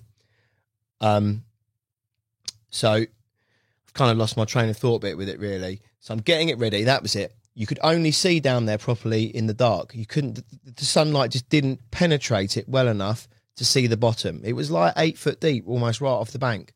Right. But I discovered I had one of them Scope Ops landing net poles, which I think I snapped the bloody net off the end or something, and I had it at home. It was an extended, but they go quite long, those nets. So I taped a really, really high-powered diver's torch onto the end of this like 7 foot pole, and if I climbed out onto the tree after dark and put this lamp all the way down to the bottom holding it, I could get the lamp about 12 inches off the deck, which meant I could see everything. You couldn't see it with sunglasses. It just looked black down there. But as soon as it got dark, put the so I started going around there with rakes, Hassan, and started raking the twigs out and getting the bottom ready, putting some bait down there. And the bait, when the first couple of times I threw it down there, it did go, but there was so many sticks there, like you couldn't fish there. It could have been eels as well. I'd seen a couple of eels down there, and I was like, I'm not going to start fishing this. What bait were you putting I was putting boilies, tigers, hemp, peanuts. I was loading it. Have you had eels on particle? You seen them eating particle? Do you know what? I think I might be incorrect in what I've said there. Maybe the first time I might have just put like some boilies down there just to see a reaction before I really started getting it cleared up.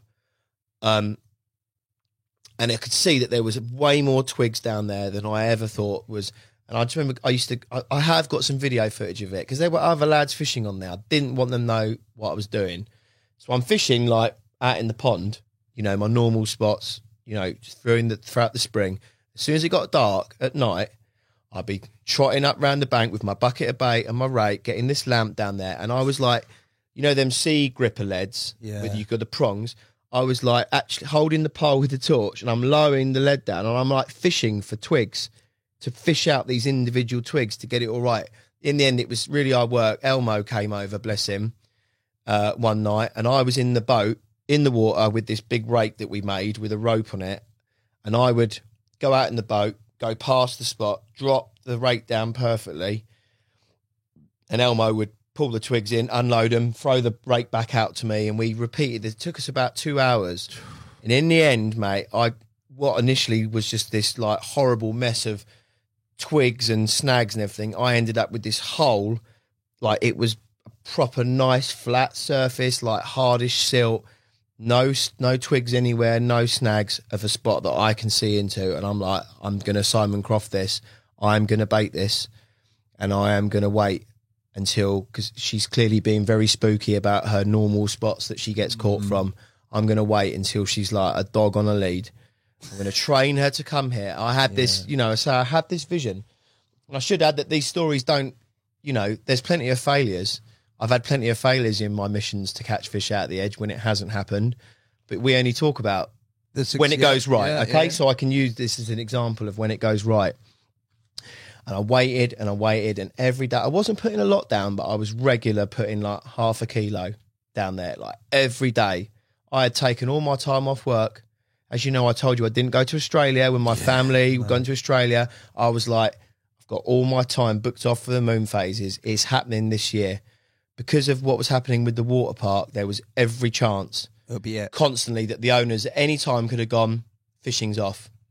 And I had invested a lot of emotional and financial work over the last 2.5 years into this. I was like, it is not happening.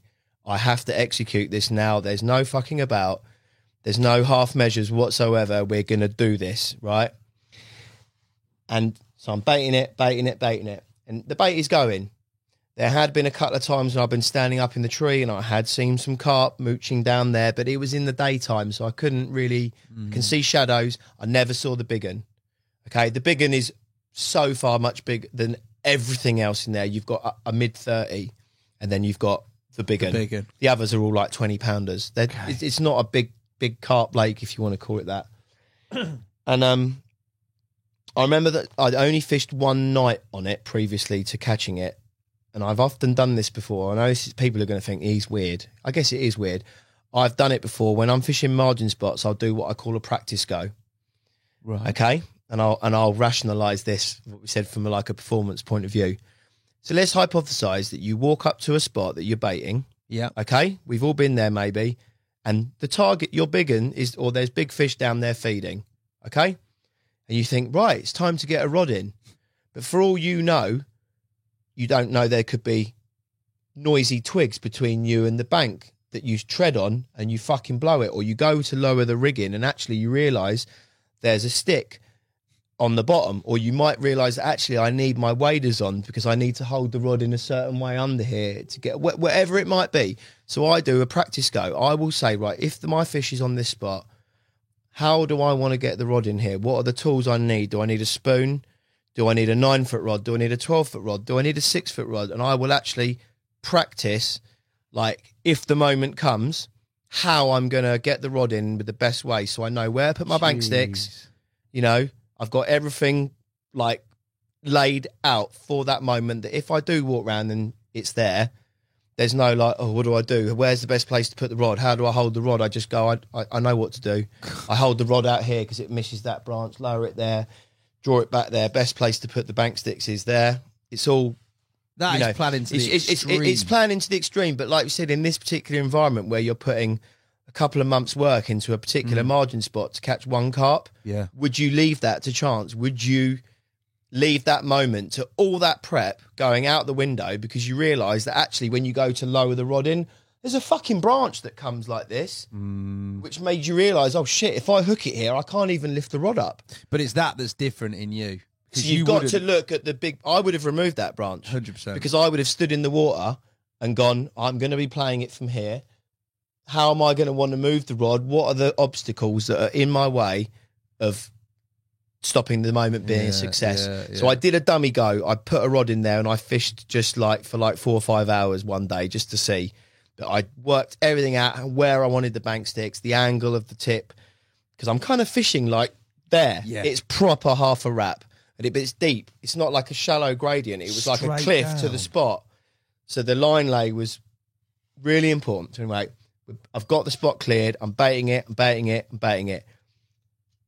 It looks like it's getting ready. The bait was, I was increasing the amount of bait there, and it was going quicker. And I can remember leading up to it was a few days before I caught it. It was in June, and it was I think Father's Day's in June, and it was a Sunday. Right. Okay. And we have a bit of a rule in my house with my wife and my daughter, you know, if it's your birthday or if it's Mother's Day or Father's Day and we're going to say go out for the family, it's your choice. You know, if it's your birthday and you want to go to the cinema, that's what we'll do. Yeah. Because it's your birthday, it's your... And Max is always like, well, it's Father's Day. Do you want us to meet up with friends or do you want to go out? And I was like, I want to go out with us as a family. I was like, but Yeah. this week is the full moon, okay? The only place in the world that I want to go is we'll go for a walk around the lake together, because I was really, really lucky the owners would let my family come there. Right. They used to come and stay the night. They come and done sessions with me down there, because I think the owner could see how serious I was about what I was doing. Do you know what I mean? I spent my 40th birthday there. Yeah, with the family bivvying with me. What? It was my 40th birthday, so of course I wanted to be with them. But, you know, my birthday's in... That's a great balance. My mate. birthday's in May, and that's big carp time, so I want to fish on my birthday, you know? What's the missus saying about this? You happy? Nah, it's just golden, mate. She known the drill since we first got together, and she's always been very supportive. Fair play. So, yeah, this is all the things that sort of, should we say, came together, Hassan, leading up to my Everest, should we call it. So I think I'd prime the spot. We're talking 3 months now. It was coming up to the middle of June, and I've been baiting it since like the end of March. I know that sounds extreme, and it wasn't like buckets and buckets, but I'm talking every evening or whatever, 10 boilies, some hemp, some tigers, and I'm increasing the bait levels leading up to this time. And it's going, isn't it? Like you said It was before. going, but I never was seeing fish there, and I never saw her there, and I'd made a commitment to myself. I am not putting that rod there, not on a whim that she might swim in. If the rod goes there, the whole point of this is that there's never been a line there. She has never been fished here before. So in theory, if she comes in and there's food there, she's going to go, Yeah. yeah. She must have been checking for lines around the pond, because this is a greedy fish. It's an old fish. It's very clever. And the topography of the lake, there's not many spots that you can really put a rod. 1 second. Come here. Come here. You're whining. Down. Sorry, Hassan. No, you're all right. Being a whining little prick. Get down there. It's a typical spaniel, yeah? Thank you. So, Father's Day, driven up there, and the plan was to... I've made up quite a big bucket of bait with boilies, whole tigers, like proper stuff, not bits of particle and that, proper food for a big fish. And my plan was to put a bit of bait on this margin spot, but the majority of it was going to go on my open water spot. So I had a couple of areas in the open water I've been priming, and I had been catching some that season. You know, I was doing all right. I was closing in. Okay, first season, 65 night blank. Sorry, 65 night blank before I caught my first carp. Ouch. But I'll be honest with you, on that lake, that's no embarrassment. There's plenty of people that fished a few seasons on there. I think it took Mickey Gray 10 years to catch this fish, to put it in on and off.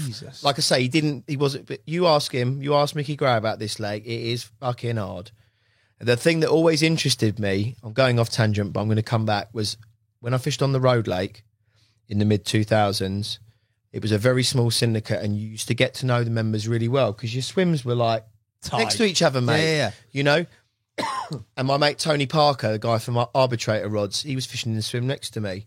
And he's a really old school guy, Tony. Brilliant guy. He's fished everywhere, done it, been there, seen it.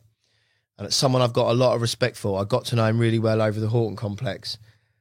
And we were sitting there chatting one night. I was like, so Tony, you fished everywhere. You've been there, done it. Where's the hardest lake you've ever fished? And he didn't even pause. He goes, Nutty Lane, hardest lake I've ever fished. It's a fucking nightmare. Why is that? The water clarity is just horrendous. The lake bed's not very nice for fishing on.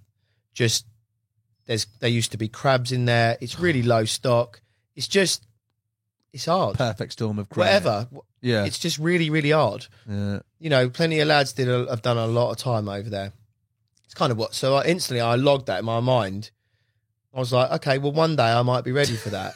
This is a bit You know, of me. like we said, everyone's got different aspirations in their carp fishing. Some people it's to like catch as many or as big as they can. I've always been interested in taking the craft of carp fishing as far as you can. I'm a real thirst for knowledge. Some people might say, a punisher. Shut up. For that, So if I know you'd fished a certain lake, I'm interested in what did you see? What did you learn? And you might say, I found out that if you mix corn with this.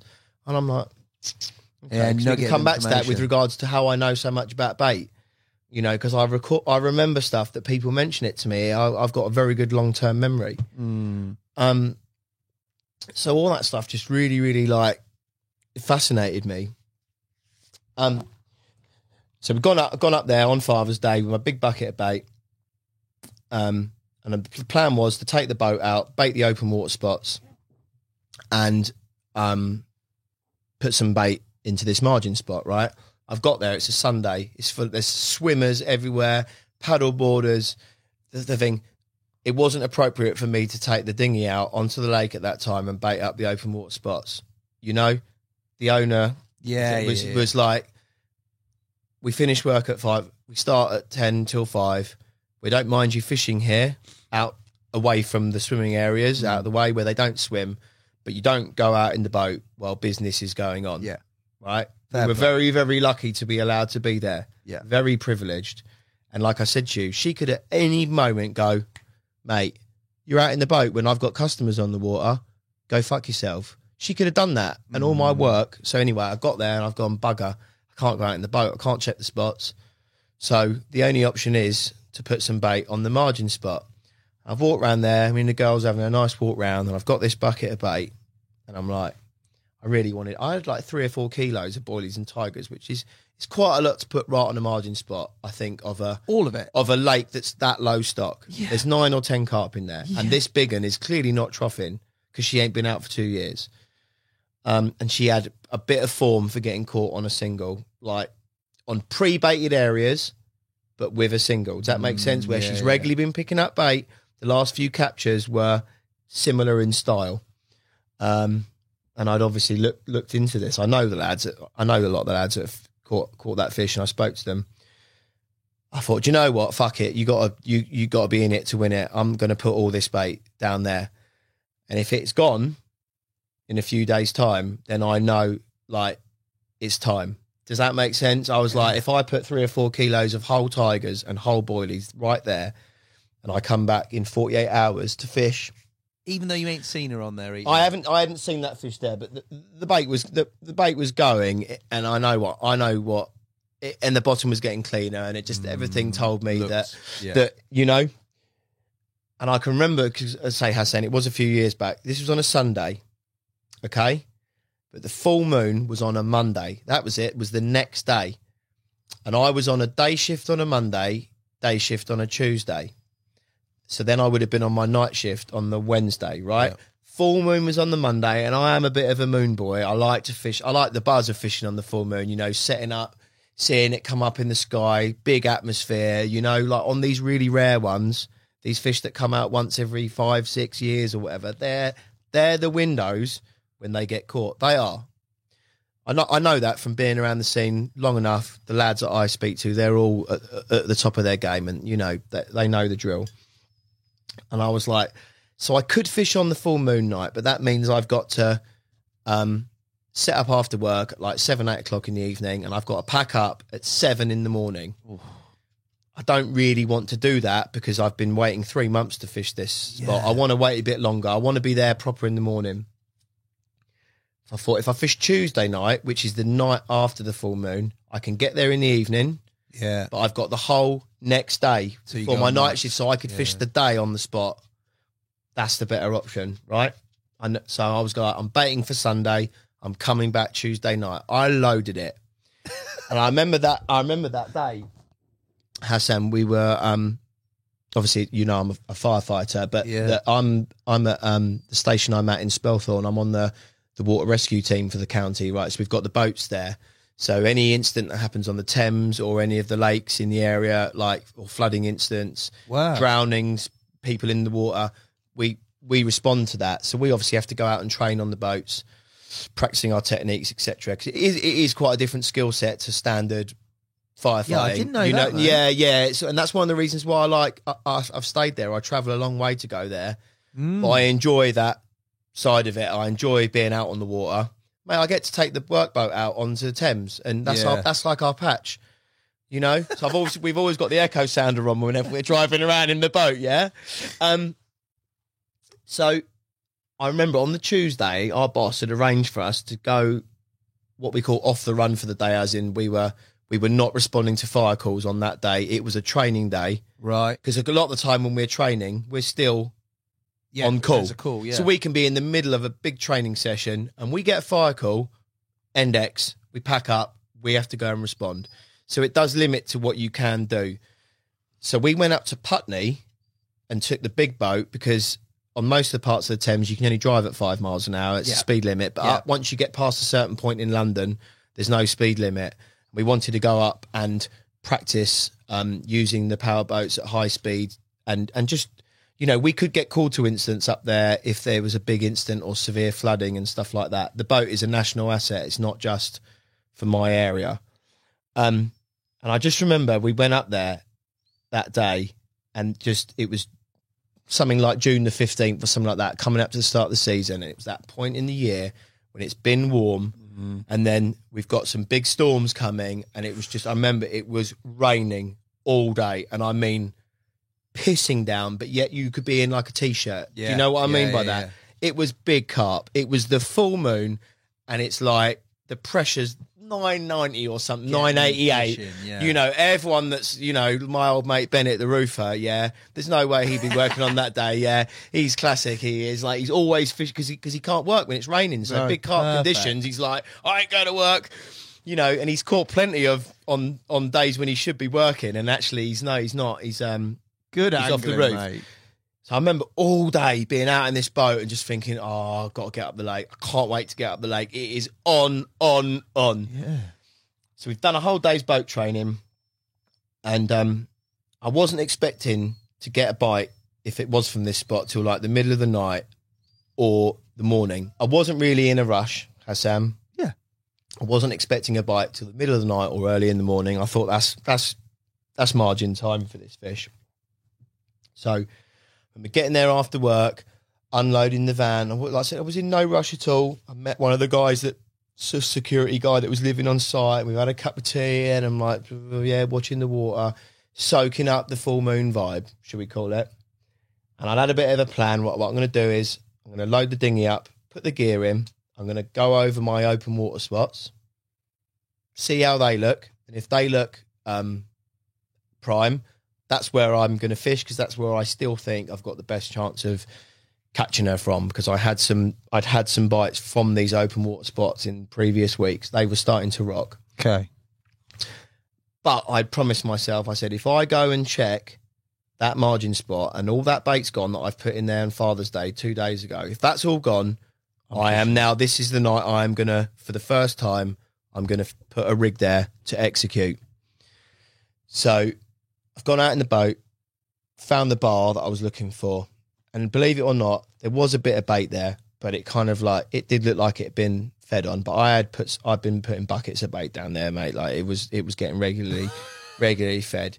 And I actually remember as I was paddling over the bar, I did see a carp coming through the weed. What, on the bar? Sort out of in the water? coming towards the bar, swimming towards a boat. It wasn't the big one, but it was a carp. And I was like, okay, well, on this lake, seeing a carp in the area where you've got bait, mate. Like, so that's worst case scenario. If the bait hasn't been touched, I'm fishing here tonight. I've had bites from this spot in the last few weeks. That's where I'm fishing. Paddled over to my second spot, which I'd put a little canister marker on. It was a little, I should add, the weed was really coming up at this point. And other lads told me that on this lake there are windows. There are certain days of the year when it's like a normal fishing lake. 5 or 6 days of the year. For the rest of the 360, it's like algae bloom, or it's dead, or it's just not happening. And I just remember paddling out there, and all the weed was coming up. It was one of the first times probably I'd ever seen a carp in the water from the boat. Like it was really low stock. And I was like, brilliant, this is great. The water just looked clearer. The clarity was coming. All the weed was up. It was drizzling with rain. It was probably 20-something degrees in the middle of June. And I'm like, if they haven't spawned, they are literally on the cusp. They're on the... And others had said to me that you get windows on this lake when they're having it. You need to be there and you need to get it done when they're having it. And it just felt... And I've pulled the boat over, stood up on the bank on the other side, and I'm sort of watching the water. Mate, all of a sudden I've just seen this like rocking of the weed, like down to the left. And I'm like, mate, there's one or two. Mate, you never see carp like... I was like rocking the water on top of the weed. I was like, these fish are active. Yeah. They are moving around. They are feeding. They're showing me where they are. They are giving a thought, shall we say, they're showing away their thorn in their side here that's going to lead to one of them getting done here, because you show me that it's bad for them. I'm going to have it. And then so I've gone over my other spot where I've got this little marker, and some of the bait was gone, but it didn't really look like... I was like, that could be tench, birds, whatever. But you know what? I would put a rig on there tonight if nothing goes. So I pulled the boat up, got out, and I've obviously, as I added earlier, I've got to wait till dark. I cannot check my margin spot till it's dark, and it's June. So I was in no rush. It doesn't get dark really enough to... Does it look like what? Oh, it's 10 o'clock. Yeah. So I'm just chilling out. Gone round there, set my pole up. I think it's dark enough now. I'll be able to see. So I've screwed put this fucking torch down there, turned it on, and mate, it is like the crater of the moon. It is smashed. There is not a... I did put, I think, some little bits of sweet corn in with that boilie just to give me some visual markers. Yeah. And I remember I'm putting the torch. This is the lake bed, yeah? The torch is like 6 inches above it. And I'm scanning it and moving it around, and I could not see a boilie, a bit of anything. Hammered. They have absolutely... It's done. And I'm like, I'm not a mug. Whatever there's going on in the rest of the lake now is irrelevant. This is on like Donkey Kong. So I've got like, you know, it's not even a swim, Hassan. It was like I'm fishing in the middle of a field next to this big dump of rubbish and stuff. I've managed to sort of put a bivvy in this long grass. I've got a little path about 15 yards I'd sort of cut out, and it's a 1 rod spot under the tree. I'm like, right, execution time.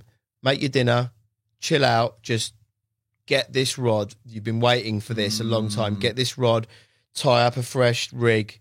You know, I was thinking, what rig shall I put down there? And I'm like, straight away, I know what I'm going to put down there. My old school claw rig. You know, I know that lots of people have like, should we call it branded, that they have a rig. But like I remember the first time I met Rich Stewart with ACF. Yeah. 2003 or 2004, I think. 2004, Jim Shelley introduced me to him on the Road Lake, and I did an article with Rich. He wanted some rig piece, and I did a piece called the Claw Rig in like 2004. So I'm not by any means saying that I invented it, because I didn't. Talk me through the claw. Well, it's just like, you know, rather than using a bent hook, you're using a massive bit of tubing. Okay. To really accentuate the curve of a hook. Like, it's like we used to call it the caveman rig, you know, it's, you know, it's like a big kicker, whatever, bottom bait rig. And so I'm tying up this rig, and I'm like, do you know what? This is a big fish. I'm putting a size 4 on, a big long hair. I'm putting a big bait there. Back to my theory that we described with the dink. Okay. There's a 1 bite shot on this spot. I should add that on this lake, if you've got a spot going, chances are you'd get 1 bite off the spot, maximum 2. What, and then it would be done? There's such a low stock, you'd shake them up so much. There's 9 or 10 carp. 1 or 2 of them get done from this spot. The rest of them, they just know. You leave it. I was like, I don't want to blow 3 months prep on a 20-pound common doing me. So I've put, you know, a proper size 4 with a bit of chew. I think it was one of them Thinking Anglers kickers, the big one. And I used to trim them down, but I didn't. I just pushed it on, and it was like, you know what I mean? Yeah, massive. I've got a picture of it, picture of the rig. I remember taking a picture of it. I was thinking, what am I going to put down there? What is my like best pulling power? And I'm like, well, I'm baiting with boilies and tigers. I like a tiger. obviously. Yeah. And also I'm like, you know, I'm confident in the tigers that I make. They'll catch any carp. But I was like, this fish likes a boilie. She does like a boilie. She does. She's a big greedy fat mirror, big yeah? old- yeah. So I'm like, right, I'm going to give her my best, which was I had one of my big black tigers on there. I drilled out the tiger. And as you know, I use my mate Tom White's gear, the Pure Bait Concept stuff. And he does these really nice, cured, salty, what he calls hard hookers. Right. And I was using the one, I think he calls it the Amino Marine. It's a classic spicy fish meal, lovely big fish bait. And I've got these big, like 18 mil hard hookers, and I'm going to put that on with a massive XL black tiger. And I'm doing the old Jim Shelley trick where you tie like a little knot in the hair so you can like wedge the baits so you have onto a that gap. knot so that you, like the old, I think Martin Clark used to call it the equalizer rig, yeah? So you've got this gap between the baits. It makes it look more natural. I only want this one carp to be able to pick this bait up. I want all the others to go, no, that's just, you know, that was my theory. So anyway, I've got the torch. I'm pointing the torch on the bottom and I can actually lower the I can see the lead and hover it like, you know, and I am as close to hand placing this with a scuba gear. I can watch, no, that's not right. And just something about the way that I was placing it, I couldn't get it right. And I remember thinking, trust your instincts, Dan. You know how to lower a rig. And I took the torch out and I went like, it's in the dark. And I'm like, I know the spot. I know where it's nicest because I can see it with the torch. And I was just like, lowered it in. No. And I lifted it up. Yeah, that's it. I'm happy there. I didn't want it on like gravel, like right, not blatant. I wanted it just boom. Yeah. There was some hard silty bits there. Boom. Perfect. So I've pulled all the slack out. I think I even used a back lead, although I'm only fishing like 6, right? You know, I want that straight that down, line, isn't it? straight down. I want that line pinned. I've got the rod right back, so only about an inch of the tip was Poking. coming over the bank. Although, you know, these are it probably didn't make any difference, but you got to put it all in your favour. I was like, how much bait am I going to put down there? I want. She's clearly spooky around lines. So my theory was, I think this is why singles work so well, Hassan, that when fish come in, you want them almost feeding on the spot for the minimum amount of time. Yeah. These really clever old carp that know how to rub their pecs around. If you've got 200 baits there, if fish are coming in They're knocking and they're feeding, I think, this could be wrong, that you've got a higher chance of them going, oh, there's a line there, we're out of here, end X. Whereas if they come in and they only have to pick up 3 or 4 items, they've only got to pick 3 or 4 up before they're on the end. Yeah. I remember on the Road Lake, the lucky number that everyone used to use was 7. 7 boilies on the Road Lake was like the quintessence. It really was, and that's, you know, I can't explain why. But anyway, I remember thinking, so I had like 7 boilies, and I had like 6 or 7 black tigers, and I remember like that. I'm just like individually, I'm like, if she comes in from this angle, I want a couple there, dun dun dun. Just got it, you know. I'm visualizing this trap. Yeah. I'm setting a trap here. Do you know what I mean? Yeah. Anyway, put the rod there. Probably got the rod in at like 11 o'clock at night. Went to sleep. Standard business. And then at about 5:15 in the morning, something happened which very, very rarely used to happen on that lake. But I woke up to the Neville. I'm not going to say it was a ripper. It was a steady big fish take I just woke up to like beer, beer, beer, beer, beer, beer, beer. And as I've looked round and stood up, because the rod's down out of the way, and I had the sort of tip up high, because I wanted the fish to run away from the bank. I didn't want the line getting caught on anything, so it was up like this. And I woke up just to see the tip just bent down and just steadily like headed out into the lake, going dear. So I've jumped out of bed, and it's obviously hot that time of year. I'm in my underpants with a T-shirt. I've jumped up, and I remember... it's weird how you remember these things in the moment, Hassan. I can't remember what I did yesterday. Yeah.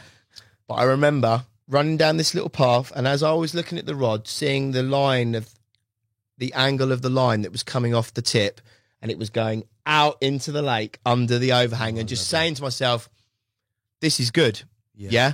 this is exactly what I hoped this fish would do. It's God heading you for the haven't gone deeper left. water out in the lake. Yeah. Okay. And so things are going well. And I remember picking the rod up. I've just woken up, but I'm absolutely in shock that I've even had a bite.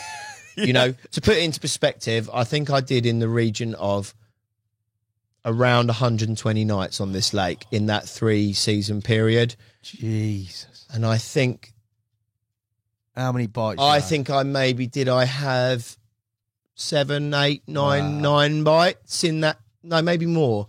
One of the fish I caught 3 times. One of the fish I caught twice. So that's 5. Do you know what? I may have had 10 bites. 10, But 11 it's bites. not. So it's not prolific. Like I said, I did a 65 night blank before I got my first bite. Yeah. But as I always do, once I got my head around a place, the second year I was top rod on the lake. Put it in perspective, I think I had 7 bites, something like that. Fair play. That's Right. So, you know, there's always got to be a learning curve with it. So it weren't a ripper. It was headed in the right direction, because my worst nightmare was I wake up to a blitzer and the tip bent round to the left.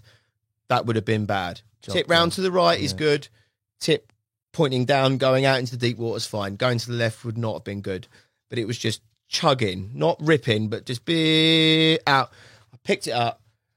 And obviously, in my mind, I've prepped for this. I've got cod tackle on. I've got, like I said, heavy braid, big leader, 3.5 pound scope that I've caught plenty of big fish under the tip on. You can bend them right into the butt. They're good tools for that sort of fishing. I've got a big pit reel on deliberately, so I've got good cranking power. I'm not fishing with some piddly little stalking reel. You know, I've got a big pit on, and I was hit into it, and I was like, boom, okay. But remember, it felt quite lively. It was like moving quite fast. Right. So instantly, it didn't occur to me that this would be the big one, because the big one was traditionally known that it would ruck, and it was a proper heavy, you know, Yeah, it's a big one. a big one. It fights like a big one. Yeah. But I just remember looking at the way the line was like moving. I just remember initially thinking, this is a bit lively to be that carp. I'm expecting this to be slower and more deliberate. I did what I always do. I've practiced. I cut everything out that I needed to do. I've got a lovely angle that I can lift the rod up, play it wherever I need to. But I was like, I need to keep it away from the left. That's all I need to do. If it's boring away down here where it was, that was just fine. And I weren't playing it. It wasn't a protracted fight at all. It was probably from hooking it to landing it was probably 90 seconds. Wow. I can remember, and I'm not just saying this for the purpose of the podcast, I remember I was ice cold in that moment, as in I was really calm. I had practiced what I was going to do. I knew one of the techniques I'd written down here, mental rehearsal. I had stood there and thought, if I hook this carp here, what are my actions going to be? So I just repeated them. Keep the rod high, keep the pressure on. If it needs to take line, you can let it take line. You don't need to pull the hook out. You only need to pull the hook out if it goes to the left. But it was all good. It was like circling 12, 14 foot of water, just boring away. I remember it came up to the surface, or near to the surface, and quickly like smashed its tail. And I thought, that didn't look that big. Just chill, it's cool. And then it's coming to the left a bit, but on a close enough line, it's come right up the shelf and then started to turn to go back out. And as it's turned, it's just come right up onto the shelf. Clear as I day. can see what's on the end, clear as day. It's like 8 foot off the rod tip. That fish that I have been fishing for a long time, and it's like, it was my obsession. It was almost like, for me, this is completing carp fishing. I've fished a lot of the lakes in the Colne Valley. I've caught a lot of the carp that I really, really, really wanted to catch. For some reason, this ticks all the boxes for me. This is like, you know, as me and Warren Fenn joke and say, it's like nirvana. This moment is, you know, this is a really special carp. There are not many of these carp left around. Trust me, they're not, because we look for them and they ain't there. And it circled round and I saw what it was. I thought, fuck, that's Daisy. That is Daisy, because there's no other mirror in the lake that is even close to it. It's like, cool. It circled out and it really went for like to go out into the open water. And I just remember thinking like, yeah, I've planned for this, mate. And it was ripping line. I was like, she's on the braid now. Cool, let her go. It's on the braid. That's fine. It's not, we're not getting cut off in the weed. I'm on the braid. We'd planned for this. Is that what you're saying to yourself? Yeah, in your head? I'm saying it's this cool, mate. Just play it like a carp. You're on the braid. And your legs ain't gone. No, not. I'm not. I'm not just saying this. I just call it. I'm just like, it's cool. This is it. It's happening.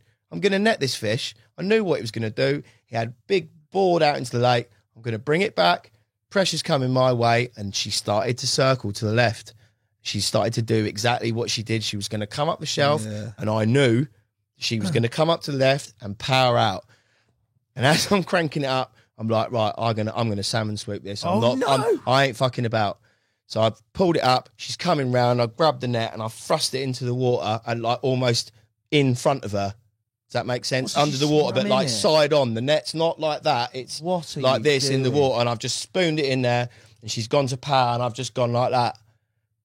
You just and I've sat. It was 90 seconds, maximum 90 seconds. Like some match angler. So like, but no, just she was there to be netted. She'd shown what she was done, and don't get me wrong, she was ready. She was ready. Mad.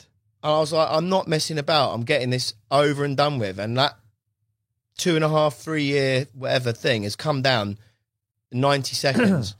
And I remember, like, because it wasn't a long period of time between knowing and what I had on the end to netting it. It could have been 30 seconds, Hassan. So I only had 30 seconds if I was going to panic. It wasn't like, you know, sometimes you hook them out of range and they take ages to come in. It was over quick. And I just remember netting it. And I was in my pants and my Crocs, I think, and a T-shirt. And I was I'm standing on the bough of a tree. I'm not on the land. I'm on the tree playing it. And I remember just securing the net and just running into the field. And I lost it. I weren't shouting. I think because it was like 5:15 in the morning, you're conscious of like making noise. And I was just like I've done it. And not only have I caught that fish, I've caught it out the edge on my spot that I've made that no one else has ever fished before. And I think there was maybe part of me that just think, okay, anyone that wants to knock me for this capture, good luck. Yeah, there's no. I ain't caught it off anyone's spot, off anyone's bait. You dare, you even try. Yeah. And I remember when like the lads came down to do the photos, there was only a couple of people that I'd told about that had seen, but some lads I had been showing them this spot. Like they'd come down for a social, and I was like, "Come here, come look at this." And I'd put the light down there, and I'd show them. I was like, "This is what I'm building." But because I was fishing rods around the corner that day where my boat was, when the lads turned up, they instantly assumed that like I'd obviously caught it out there. Yeah. So when I remember when my mate Bennett came down, and he goes, "Did you catch it from here, Dan?" He's looking down. He goes, "Have you caught Daisy from there?" And I went, "Yeah." And he was just like, "Fair fucking play, mate." like honestly, fair play to you. Like you saw that, and you worked for that, and I just think there was just like so many things that came together because at this point, the business was starting to gain a bit more kind of like momentum, should we say? Like the demands on me and my time were becoming more and more away from being able to go fishing, and I had to sort the customers out. You know, I'm not complaining about it, but like when I started out, I only started with 4 lads, 4 mates. I could fit my fishing in around doing their bait, but all of a sudden, if it's getting busy, I can't just be up the lake willy-nilly. And I was just, with each month that went by, the business was getting busier, and I was under more and more pressure to like with the family, you know, because I hadn't seen them a lot. Honestly, you know, it's a true story, you know, like. But what was really, really nice was that my wife and daughter, they knew. I'd told them, I was like, look, I have to do this.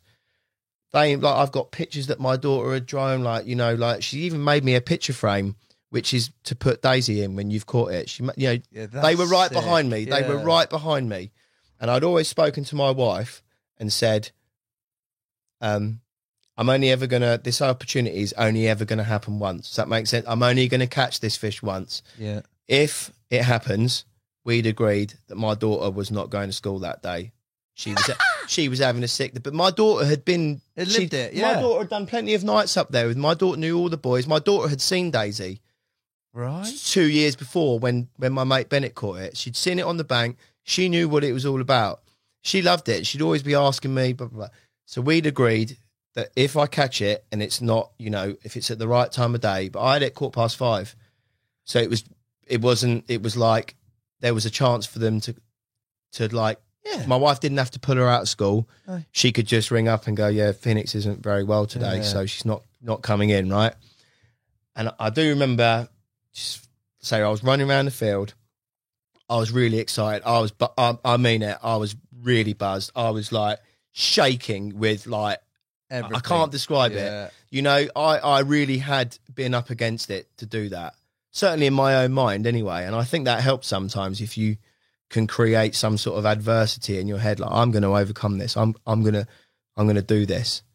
And I remember starting like texting a few people, and I've got a couple of mates like Elmo and Tom Betts Corsbrough. They're both very good with a camera, and they're like two of my like go-to boys. My other mate, my best mate Dave as well. He unfortunately he was away. He was like 6 hours away, and he was gutted because he'd always said to me, "If you catch her, I want to come see it." And I think I rung Elmo first. I rung Elmo. Like, I'm still in my pants dancing around the field. And I just rung him, and he was like, "All right, mate." And I went, "I need you." Like, he goes, I need and he's you. like, "Have you got her?" And I was like, I was like, I couldn't believe I was saying this to him. I was like, "Mate, I've got her. I've done it." And anyway, there was, that was it. I remember there was a really special day because I think my mate Tom Betts, I think he might have caught one as well that day, but he was certainly in the area. I can't remember. And anyway, the lads came down and we had a really, really good time. And it was so I got another twist to add to this. I was obviously supposed to be at work that night. Of When I course you remember were, Hassan, yeah. right? And it was like early in the morning. I was like, I'm getting on it. Like, You got to, mate. right? You know, like there are some moments in your life that are like we're partying. This ain't happening again, Right, is so it? I rung up the fire station, and everyone at the station knew that. Like, they were always saying to me, "Have you caught her yet?" Blah, blah, blah, blah, you know. And I was always like, "No." And they're like, "You're supposed to be a good angler. You're shit.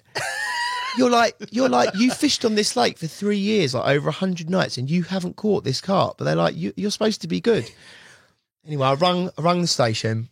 I spoke to the officer that was in charge of the station in that morning. It was Blue Watch. And I said to him, "Mate," I said, "I need you to do me a favour." I said, "You're going to find this weird." I said, "But I've caught that fish." I said, at least you were I need to party. I said, "Can you look at the figures for tonight? Is there like I can get what we call we get certain holidays that we can like get a day off, should we say, if you really need it." Yeah. But because I'm a driver, if I'm the only driver that's on that night, or there's not enough, if there's somebody else who can replace me to drive, then all good. And I think we may have had an extra person on duty that night, or someone maybe, I can't remember, someone might have said, "Oh, I'll come in on overtime to cover it." And I rang him and I said, "Look, I need you to check the figures for me." I said, "Because I really need tonight off." I said, "Because I'm about to get on it and start drinking champagne at like 6 in the morning." Yeah, but I know that I'm not going to be able to come to work tonight because we obviously have a zero tolerance on policy on alcohol in our system. I was like, "I ain't going to work tonight. Just no way. No way am I going to work tonight." You've not drank anything before you've made this call? No. That's incredible. No, I hadn't. But it was like 6 o'clock in the morning. Yeah, that's fair. Or something like that. And he's like, "I'll have a look for you. I'll have a look." And I said, "I'm going to be totally straight with you." I said, "If you tell me," because I'm not that sort of person. I really like going to work, and I like to think I'm a reliable member of my team. I don't not go into work because I don't feel like it. And I was like, "I'm going to be totally straight with you. If you tell me that there is not a holiday day available for me tonight," I was like, "I'm just going to book sick." So that's your options. That's I was like, I'm up front. I was like, "You can give me the day off. But if you say I can't have the day off, I'm going to do something I've never done, and I'm going to say I've twisted my ankle and I can't come in tonight, because I am not coming in tonight."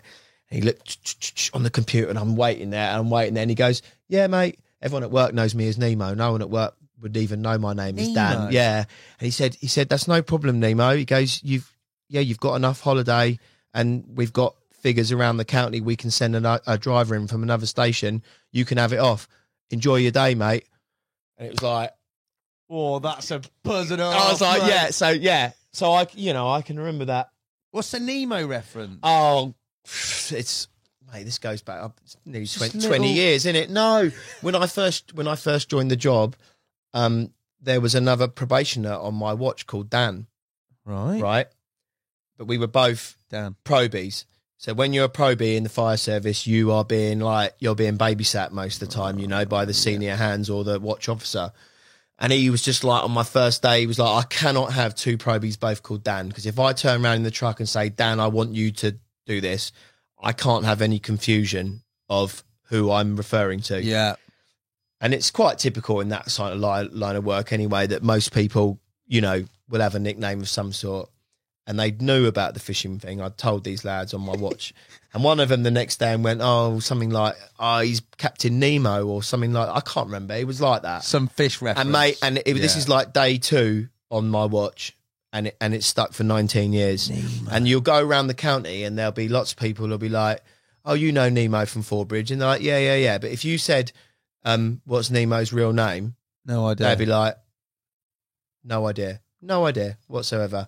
And they're the only people that call me that outside of work. None of my mates would know me as that. So anyway, yeah, I got the day off, and the lads came out, and my wife and daughter came up from school. Oh. And this was kind of like the point, you know, that I was going to mention, that it had genuinely taken a lot out of me. I'd missed a lot of family occasions. I remember missing my dad's birthday. It was on like the 5th of May, which was on a moon phase. My mum was like, when I was like, I can come up the week after.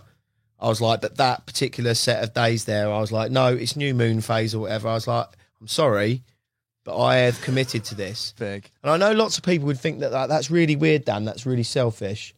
And of course it is. But I would always just say this to people. If I told you I was in the rowing World Championships that weekend and I'd been training for 2 years for the rowing World Championships, and then are you expecting me to go to miss the World Championships for a birthday party? People would justify it if you said, oh, he's not coming to the party because he's taking part in the World Championships. But to me, these particular times and dates, they're windows where that can be achieved. And if you're really that focused... This is what interested me. You know, you did a sports science degree. Yeah, sports psychology. Sports psychology. I've done a sports science degree. When we were planning this, talking a lot about linking big carp fishing, and a phrase that everybody uses, and I'm guilty of using it too much, I think. Now. And that is mindset, 100%, mentality. Mate. Yeah. But that link between what we see watching the Olympics, the World Cup, in various different pinnacles of sport, and then what you're doing here in a carp fishing sense, which is the very top of the sport in terms of all that, you very much link the two, even down to physical preparation, don't you, mate? Yeah, I have done. Yeah, definitely. Like, talk to me about what... Yeah, let's talk about that, because, just trying to stop the dog running away. I actually wrote down some things, didn't I, about that. Because I've heard of people talk about mindset, determination, will to win, sacrifice. Yeah. But I think genuinely, like, the stuff that you've talked about and that we'll talk about in terms of physical preparation, the links mentally that you'll put yourself to, like you've just done there, you've missed your dad's birthday. A lot of people will make certain sacrifices, but when it comes to family, they tend to drop it off. You've made all those, but the physical stuff is absolutely different level, mate. Like the gym work. Yeah, that is a bit off the wall, isn't it? Before I cover the gym work, I just wanted to say this, because I know she's going to watch this. My wife, I'm sure, will at some point watch this. That I really remember, because I'm not an overly emotional person, if I'm honest. Right. Some things will get me, and I just remember that morning.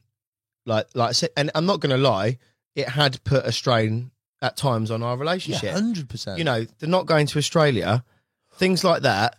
But yet, in the same way, my wife's incredibly supportive, and she does understand what I do. We all know the drill, that when she's like, blah, blah, blah, or it's the weekend, or it's this, and I'm like, well, I'm going fishing for 3 nights. You know, because I was taking all my holiday that year and I'm not going to lie, I'm not going to claim that I was doing one over a night a week. I was fishing pretty hard for a working guy. When I was off work, I was at the lake. Yep. You know, not for a prolonged period of time, but in those windows leading up to the moon phases that I know it's possible for her to get caught, mate, I was full bore. I really was, as much as I could. And there were times when the girls were disappointed when I wasn't going out with them or going to the cinema with them. But I think that they understood you know, they did genuinely get it. I think a lot of partners don't really. It's like, it's just a fish, and like, why are you that bothered about it? They really understood, because I had told them this is really important to me. That this is like, I feel like the last 20 years of my carp fishing and what I've learned and developed, I really feel this is all coming together in this, for this moment. I know that's probably over dramatic to a lot of people, but for me, that's how it felt. Okay.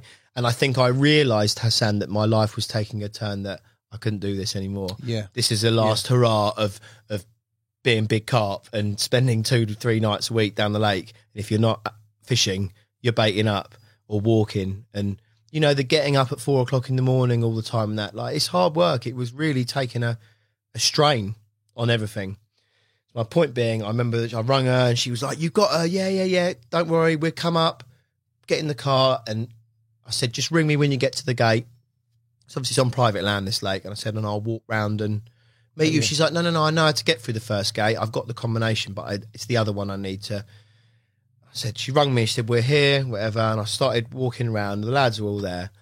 And I thought, I'd rather meet the girls, not when all the lads are around. Although the lads know the girls, I just wanted, like, we need to have a moment, like, just the 3 of us. Like, this is a big deal for us, because it means that basically they've got my daughter's got her dad back. Dad's back, yeah. And my wife's got her husband back for, if someone says it's a birthday party, yeah, Dan's coming. Yeah. You know?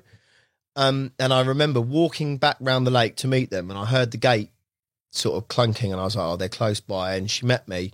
And it was funny that we sort of bumped into each other right near that corner, where the corner I described to you, where that fish, that's her manner. I know this is cryptical, isn't it? But they're things that I remember and important to me. And they walked along and they were like, "You got her." And I was like, yeah. And they both came up to me, and I can remember it so clearly. My wife came up and she hugged me, and we literally, both of us, like, properly, but like, burst into tears. No one said anything. We just stood there, and I just think she knew that I had gone to the limit, like, and when you're operating on the limit, you can't sustain that. You know, James Turner was talking about that in his podcast. It's so true. You cannot, as a family man with a job, whatever, consistently chase one big carp to the next. Like, should we call it Terry Earn style? Tick. I want to go to that lake and catch that lake. You can do it when you're young and single, and lots of lads I know, they're able to do it, and then all of a sudden you get more. I don't know what the word I'm looking for. More. There's more draining of your energy for other resources where you're needed, rather than being at the lake being big carp. And I just I think she knew that for her, you know, she's holding a lot together at home. Yeah, because I'm not definitely. there, right, as well. And I just think that, it was really weird. It was really emotional. And like, no one said anything. She probably doesn't remember it in the same way I remember it. And we just, like, stood there and had a hug for like a minute, and no one said anything. And then we were like, okay, cool. And then we went over and met the lads, and some friends of mine came over that don't even carp fish, because we were looking after their dog, and we said, and rather than coming to the house, they came to meet me at the lake. Like, one of my best mates from school, who's not a carp fisherman, doesn't know anything about carp fishing, but he was like, I guess it was nice. He was there. He knows how important it is to me, and it was to see, you know, what the big carp, there was probably 20 people there when we photographed this fish. It was, it's a big deal. So I know you wanted to touch, Hassan, like, you said about the physical side of things, and I can, right, if I can explain this, I know people can think this is mad, right, but I do know other people that do it. Warren Fenn, he's another very high operating carp angler. He does it. That there are certain lakes that will require certain skill sets, shall we say, right? And if you know that at this lake you can drive your van to the back of the swim and fish out the van, your physical condition doesn't really, like, come into play too much with... No. Because if you need to move swims, you can put your gear in the van and drive around the swim, right? But they're not the sort of lakes that I tend to gravitate towards. Yeah. Some of the lakes that I fished, it's like a mile and a half walk from the nearest safe car parking areas. You can't use a wheelbarrow. So you think you're doing that week in, week out, carrying, baiting, getting out. You need to be in physical condition to be able to do that without it killing you. Do you know? Does that make sense? Yeah, you know of course. where, and you said you've done the degree as well, and you start breaking down the elements of the skills that you need. You know, you said mindset gets mentions. I always call it like the percentage edges. What are the micro edges that I can gain either over the other anglers or for me to allow me to accomplish this objective task? And some of the lakes that I've fished will require walking kitting a long way. And I normally start on them lakes in the spring, as I mentioned, March, April time. So when I'm not doing a lot of fishing, like normally starting January, February, yeah, I will make a concerted effort to get in the gym. Not like classic gym work that people think about, but I will work out. If I know that my rucksack is going to weigh 40 kilos, okay, I will take that rucksack into work, the gym. And when I do my workout, I'll go on the treadmill and I will put that rucksack on. And, you know, if I know it's a half an hour walk, I will train with the rucksack on the treadmill, and your body becomes accustomed to it, becomes strong to it. And is that not an edge? Being able to get to the lake quickly, efficiently, and not be shattered when you get there. You know, a lot of these pits, you're having to climb, take your rucksack off, throw it over a tree, you know, duck under a tree, walk a long way, whatever it is, maybe wading through water. To be able to do that sort of fishing, you need to be fit, especially if you're climbing trees all day long. You know, it's physical work. Plus, I think we all know that you've got better energy levels, haven't you? The fitter you are, the better your energy levels are. You're better at getting up in the morning. You may be better at going to sleep. When you're on these long-term campaigns, you know, you can really damage yourself because you drink too much caffeine, you probably smoke too much, drink too much, eat takeaways, all the things that are not exactly. They're not conducive, are they, for physical performance? No. And the other example I gave to you, which is something that I'm doing at the moment, is if I'm baiting somewhere that's a long walk. Is that mad though, or am I not just trying to recreate the situation? I think that is different level, mate. I think you're yes, it 100% is an edge, and it 100% makes sense, especially in a scientific sports science mind. Yeah, but tangibly, for you to go into a gym and see a man with 2 20-kilo kettlebells in his hands, mimicking holding 2 buckets with 20 kilo in each side, walking, no, 0.00001% of carp anglers would do that, mate. Yeah, who's doing that? I don't know. I don't know. Maybe that's just the way that I'm tapped. But Warren, your boxer mate's doing that. Yeah, Mark Warren's doing that stuff. Right. Yeah. Not a lot. I know I mentioned it to you earlier, but like it's such a classic story. Like that year that I met Warren and Bennett on Nutty Lane there, and it was really like there was 3 big heavyweights meeting. You know, they're both very accomplished anglers. Bennett was 3 seasons deep. Warren's 2 seasons deep. They're both highly accomplished, highly driven carp anglers, you know, and it was really nice. There was a real mutual respect between us that we're all a bit intimidated by, you know, Bennett and Warren. I was the last person that they wanted to turn up on the lake because they know I'm not there to make up the numbers. Warren and Bennett were the last people I wanted to be there to because, like, they're both forces of nature. They were not going to stop until they caught it. Yeah. You know, like Warren's a machine because he doesn't party. You know, you can guarantee he's up at 4 a.m. every morning watching the water, whereas me and Bennett, we used to party late sometimes, so we'd always be sleeping in and he'd be winding us up about it. You know, we don't take it quite as seriously as him. But yeah, that first spring when I met Warren, he was in unbelievable physical condition. He'd spent the winter in the gym. And he does that anyway for mental health and for physical health and all that. But he admitted, he was like, yeah, I've prepped up. And we walked around the lake together and we'd found the fish in the snags. And there was this tree there. It was really hard to get up. Me and Bennett used to put a bit of ladder up against it to get up it. I think Warren wanted to make a statement. Like, he'll laugh if he ever watches this, that I've told this story. That he's in, like, you know, me and Bennett are a bit more, should we say, unathletic than like Warren. No, but what Warren is, he is ripped. And I mean, his bicep, his arms, he's turned up at the lake, walking down the lake. He is like, he's fucking ready to go and have a fight. He's so pumped. He's in peak physical condition for this objective. And we see these fish in the snag and we were like, who's going to go up the trees and have a look? And Warren, I think he wanted to make a statement to how ready and prepped this was to me and Bennett. and he sort of leapt onto this tree like a panther. He sort of like just jumped up with his hands either side of the trunk of the tree, and he sort of just went, pulled himself up, and me and Bennett were just like, fucking hell, like, and I know if he ever sees this, he knew he was making a statement. Yeah, he was making a point. He was like, if you think you're going to be getting an edge on me, boys, you're going to need to bring your A game here. You know, and it was really, really good. So I know he does it. But the point about the kettlebells I said to you is if you've got to carry a 10 kilo bucket or a 20 kilo bucket a long way, Yeah. mate, that is a specific muscle set that not everyone maybe has. I've got problems with my elbows from when I did a lot of rock climbing. So for me, like that is something that's really hard now. So yeah, I do at the moment. I've been practicing in the gym on the treadmill with kettlebells in my hands to represent carrying the buckets or carrying my wheelbarrow. A lot of places I fish, like the place I'm interested in Belgium for this year, it's a lot of moving. Yeah. You know, it's, should we call it quick reaction angling? The fish move around the lakes a lot, and it's very much the case of you find them, you catch them. If you're not on them, you ain't catching them. They ain't coming to you. And it's a sort of place where, you know, you might be set up and then you walk around and look at a bit further up there and they're fizzing there. They're there.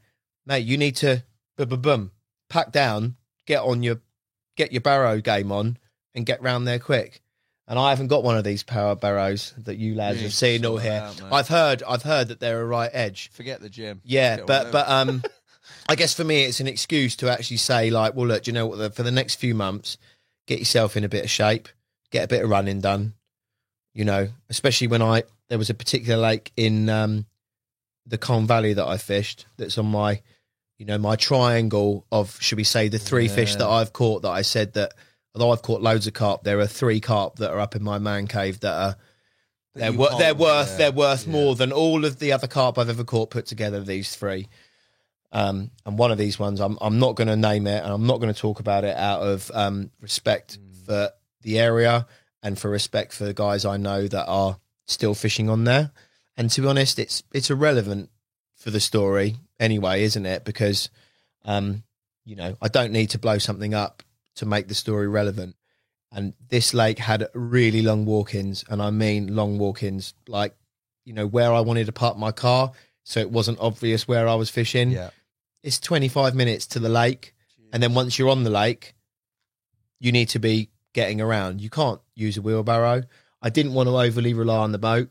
A lot of people were parking closer using a boat to get about. I didn't want to do that. I wanted to be as stealth as possible. I wanted to be able to move swims if I needed without using the boat, because I didn't want to either scare the fish or bring attention to the fact there's someone fishing there. Yeah. So I was geared up to be, you know, don't get me wrong, I had a boat there. If I needed to use a boat, I had a boat stashed there, but my main game plan was to fish from the bank on mobile. And people don't tend to do it on that lake because the undergrowth's really heavy going. You've got to put your gear over and under stuff. It's just an all-round total nightmare. It's not for most people. It's not. But I was like, well, if the biggest objective that you've got is to be able to comfortably carry your kit into the lake and fish effectively, I was like, I spent the whole winter, I got in shape. I was really in shape, really sharp in the mind, really sharp in the body. Sorry. I was ready for war.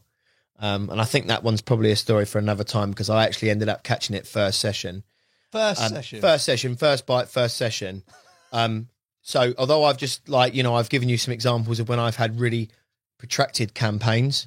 Yeah, this one I had a game plan and I executed it and I got really lucky. I made my own luck. Take that. I'm not going to claim that I did anything, you know, when you've got maybe, I think there was probably 30 or 40 fish in this particular lake, and I only wanted to catch one. There was one that I went there for and wanted. I managed to fluke it or get lucky. First bite, first session. I'd done a couple of overnighters just to, like, clip up my spots and learn my markers, you know, how to set up at night and all these things. And I knew I'd done a lot of reading about this lake. I knew the areas that I felt was the best chance of a capture, that I was going to continually bait and fish on the right conditions. I knew the spots in the swim, and I spotted a weather window that was like a couple of weeks time. I think we had northerlies, northwesterlies, wind, cloud, all this stuff, cold weather. It was in the spring. Yeah.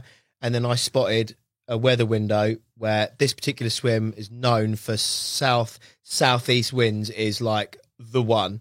And there was a period where we had like 7 days of northerlies, and then there was 48 hours where all of a sudden the temperature was going to go up, the sun was going to come out, and we were going to get southeast winds. And I'd looked on my rotor and I was like, if I take a night off here, I can do like a 2 or 3 night session here on that weather conditions. I'm like, it's mad that I used to be that kind of planning ahead. Like now, to be honest, Hassan, like if I finish making bait and I'm off work the next day, I'm like, yeah, I'm going up the lake, and I'll just bowl up there at 10 o'clock at night and I go fishing in Claps. But you've got in those days, you know, it was very, you know, because I think I had 10 days off booked off in May around my birthday, and like around I was going to do a big session, and I was convinced I'd catch it then. I saw this weather window. I thought, no, I'm going to take the night off. I'm going to do that session. The weather window it's perfect for this area. And I'd made the effort to go up a few days before. I remember going up. This is it. It's mad how these things pop into my brain about the physical conditioning. Yeah. Right. I wanted to get up there and bait up before work. And the traffic was bad on my way up to work. I think it was like a Sunday afternoon again. Right. And I remember thinking, I was like, mate, I ain't got much time. I've got like an hour. And I know that might sound a lot to most people, but it's a 25-minute walk there to the lake. Then you've got to go probably 10 minutes down the bank to get to the swim, then back to the car. But because I was fit, what did I do? I put the rucksack on. I ran it. Yeah. I ran. I didn't stop. Got out of the car. It's probably like a mile. Ran. Got there. Boom, boom, boom, boom, boom, boom, boom. Do you know what I mean? Throwing stick, put 2 or 3 Kia boilies out in the area. You know, I wasn't baiting a whatever. I'd been out in the boat. I knew what was out there. There was it was deep water area, coming up to some shallower humps, bumps, bit of weed, whatever, classic spring. And it had always been an area of the lake where, you know, the big uns had been known to turn up at that time, and they were susceptible to getting caught when they moved into them shallower areas. And I got one of them drops, Hassan, that we talked about earlier. I can remember it now, that cast, bang. And then 24 or 48 hours later, I had a bite, and I've even got it on film actually, because some friends of mine were there, and it was that one. It was another one of these. Mate, I could still be on there now if I hadn't caught that. If I hadn't caught that, I think it's 5-6 years ago now. That is, if I hadn't caught that fish, then still be going. I was on. If I'd gone on that lake, I was there to catch that fish, not just have a go. You know, do you know what I mean? I'm there, and I always, you got to take the rough with the smooth, and that was just one of them ones. You know, you fish long enough, and you work hard around the lakes. I think that, as I said, the luck comes to you because I did. I caught it first bite, and you couldn't say I've done it by design. No, again, I was baiting in a way that I knew that fish liked a fish meal. And I am fishing big, like blatant pop-ups, like, you know, in the area where the big un has been known to get caught before on the right weather. And I happened to slot it all together. And granted, I could have picked up any of the fish that day, but for some reason, and it's funnily enough, I think it's 2023. Yes, hopefully, unless I've lost. I think it's 2015. Or 16 I fished. So 8 years ago. Yeah. I don't believe that anyone else has caught the fish like early spring like that from that area. And lots of people have tried, if you know what I mean, because it is a documented. It was like the 4th, I think it was like the 4th or 7th of April. I'd literally done my season. Like, I only started fishing there on and off like in March, done a couple of overnighters. That's cool. And my season was like, and it was funny, that season, you know, I said I'd made notes about, I've had certain seasons where it just went right. Yeah. I've even written it here, look, 2015, a point to prove. Down there, I'd done that interview in Subsurface. Yes. I'd met Gaz, and I did that big interview, and I think he'd made me look like some superstar angler, and I think there were lots of people that were like, is he really as good as he says he is? And I was kind of like, do you know what? I'm going to prove it. And that year, that 2015, 2016, I've written there, look, golden year. I carved up.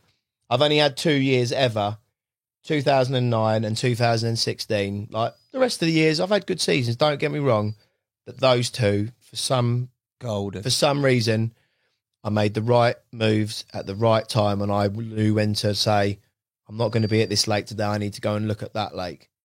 I remember I was putting a lot of work in. I was doing not a lot of fishing, but I was driving and looking at lakes and thinking, is it on today? I'm not going to set up unless I see fish.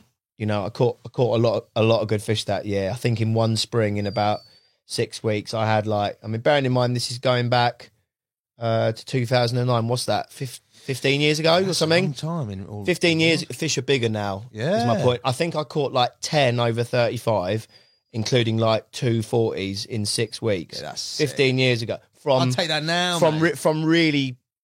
Yeah, you're not going... From hard pits where there might only be 140 in there is what I'm saying. I've caught the big one from 2 or 3 lakes, a couple of them in consecutive days.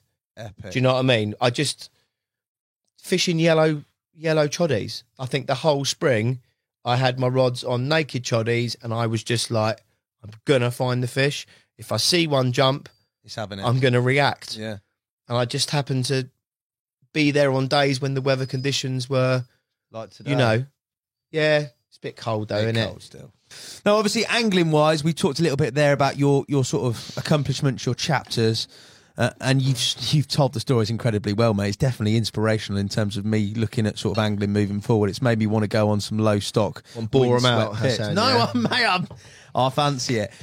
But also a massive part of sort of, and I referenced it early, is that you have a real distinct networking connection with a lot of top anglers. You spent a lot of time on the bank, more so in recent times, sort of been associated with the particles and big dogs with top anglers. But you've got, if you know, in terms of internally, the likes of Gaz Fairham, Ollie, Jim Shelley, you've frequented and spent time with all these people. Plus, you've also been involved in a media capacity, and you referenced it there with Rich Stewart and Advanced Carp Fishing Magazine. So you've been in and around a lot. Definitely, yeah. Always kind of, I like to feel always on the periphery of it rather than in the middle. Front of camera.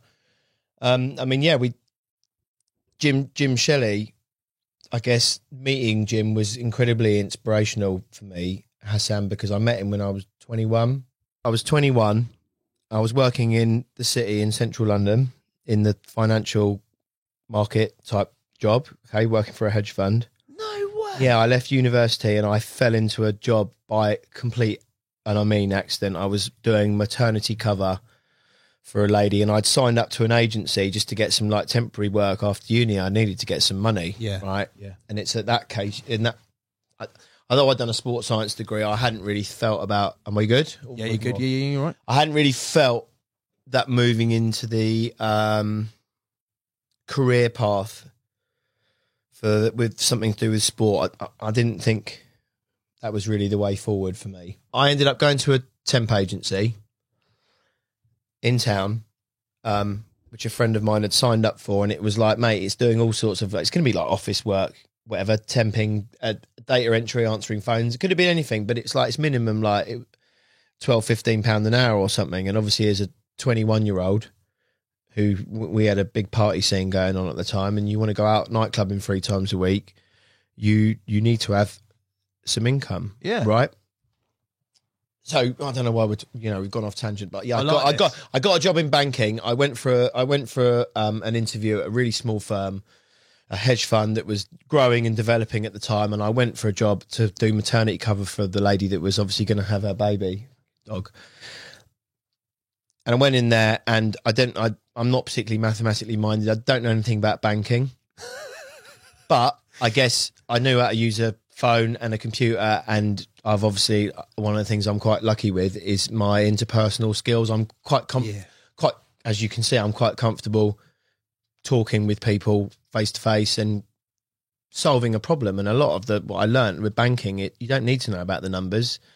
It's about the working relationships with the brokers and the different banks to get these trades settled.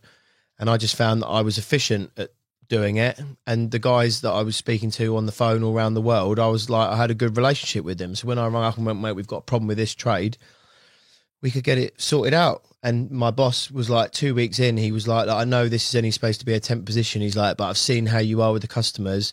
He said, you're picking the business up so quickly and you're brilliant at what you do. We want to offer you a full-time position. And I was like, mate, I'm never going to get a job like this on paper with my CV, if you want to call it. I fell into a good job at 21 in South Kensington, and I really was enjoying myself. I wasn't doing a lot of fishing at that time, as you can imagine. Yeah. Doing work overnighters. I was doing them, but they're hard. I was getting on the train I needed to be on the train to London at 8 o'clock in the morning. So, it wasn't a big thing. And I never really been someone to fish on weekends.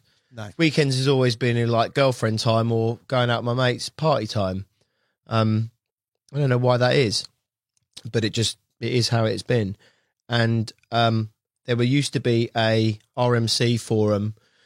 It was one of the first forums because obviously the internet was really just coming into fruition at this point. And I remember when I was at this job in London, I had access to like fast internet for the first time ever, really. When I was at uni, it wasn't really around. Believe it or not, I am that old. Okay, this is going back to 2000. This is going a bit, but it was like dial-up stuff. Yeah. Do you know what I mean? Yeah. It was slow, and these forums, these fishing forums, were just starting to kind of appear. Right now, we've got sort of different types of social media platforms that anglers connect on and talk about carpy stuff, haven't they? But I think those forums probably exist. But Jim Shelley was very active on some of these forums, Right. and I don't know. Do you know what? Am I sitting too far to the right, Hassan? From me. It's come back to me now. You've mentioned it, that I didn't know Jim personally. I knew who he was because he'd caught some big fish around that time, and he caught that linear out of Fen Drayton. Oh, yeah. And when you just see something, and I was like, mate, I was young and I was fishing day ticket lakes, and I'd seen Jim holding this 48-pound unknown linear. And the other thing, I got Terry Earns' book that summer. Oh, in The Pursuit. first, and like many, many people in that genre of that age, the age I was at, I was like, it was when I left uni. I was 21 when I read that book. Me and my best mate, Dave, went to France fishing on this wild river for 2 weeks. We left uni, we had no girlfriends, and we just disappeared. We bought loads of beer and went on this river that's in the garden of a friend who's got a house out there in the middle of nowhere.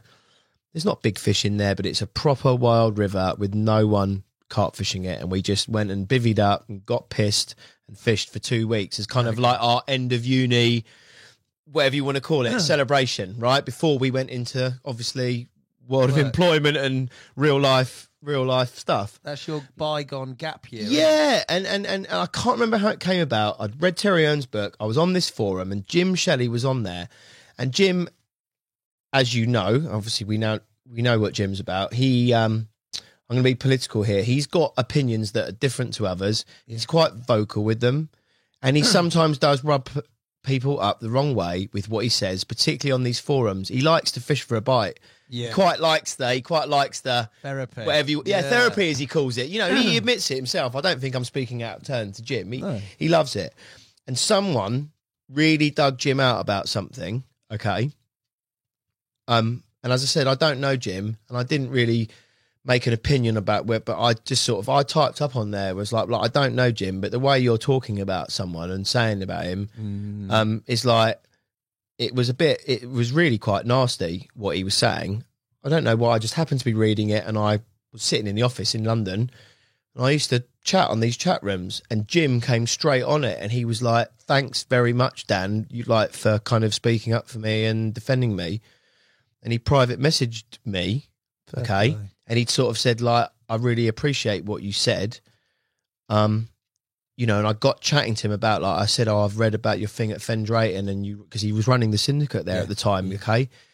And Jim, he just totally out of the blue, and he went, well, as a thank you, because you stuck up, he said, if you want to come up for a guest at Fen Drayton and fish with me, like, for a couple of nights and whatever, see Fen Drayton, he's like, I can sort that. I run the fishery. So as you can imagine, like, I was very, I was fishing at, like, Willow Park. Yeah. In order, you know what I mean? Yeah. I've gone. I ain't done the middle bit. No, mate, I've never fished a club water. I was fishing like places like Willow Park and the Thames a bit, and then I've read Terry Earns' book, and like a lot of people have done. I thought, you know, straight to the. Premier I'm League. not going to lie that these things influenced a lot of people around my age. Okay, because you've got to remember, Tell was like the first person that really documented this style of like target angling. Really, do you know what I mean? Inspiring people to make as much time as they can to bum down the bank and like bait up and catch these fish, then go to the next lake and knock this target off. And that really, I don't know what it was. There was just something that like sparked inside of me of this like idea of not just fishing for a fish, but like trying to actually catch a specific fish. And then I met Jim and went to Fen Drayton. And I'd never been to a lake like that before. You know, I was used to lakes where you could walk around with a wheelbarrow or pull the van up and you just set up a rod pod and you know what I mean? And then all of a sudden, like Fen Drayton, and I remember the first time I ever went there, Jim was there. It was in February, by the way. Nice. Okay. And I sort of said to Jim, I was like, how many fish are in there? And he's like, oh, it's like 60 or something in like 90 odd acres or whatever. He's like, nothing. The lake hasn't done a bite since like October last year or whatever it was. And I was like, so there's not really that much of a chance of catching. And he's like, well, you never know. And I guess I'm still carry that to this day now. Although that does contradict what I said earlier about I don't sit it out on the winters on lakes now. But you know, they can get caught in February. But anyway, It was the worst sorts of fishing conditions you could ever really hope for a big windswept 90-acre pit. It was like sideways wind, and I remember like getting there, and I have no idea even how to plumb up a lake like that. Yeah. Like, I'm proper green, and I mean green. I'm not pretending I was big carp. And Jim was like, well, I'll help you put the rods out. I'll do it with the boat if you want. And I was like, I'm thinking, oh yeah, I'm guaranteed to catch if Jim's done my rods with the boat. Yeah. And I'm just like, yeah, you go on then. And I just remember it was snowing. Like, I've got photographs of it, I think, of Jim out in the boat helping me do my rods. It's snowing. And I was just thinking, like, this is a proper buzz. This ain't like, you know. And then that night, I was with his best mate, rest in peace, Mark. His name's Mark Shave, but everyone knows him as Marky Mark. He very, very sadly died at Raisbury quite a few years ago. He drowned. You probably know about it. It's quite high profile. It's Jim's best mate. He was there, and I ended up doubling up on this point with Mark, and I got on really well with him. And I remember just like we were sitting there. It's so cold. It's like February. It was snowing, and we're sitting in his van.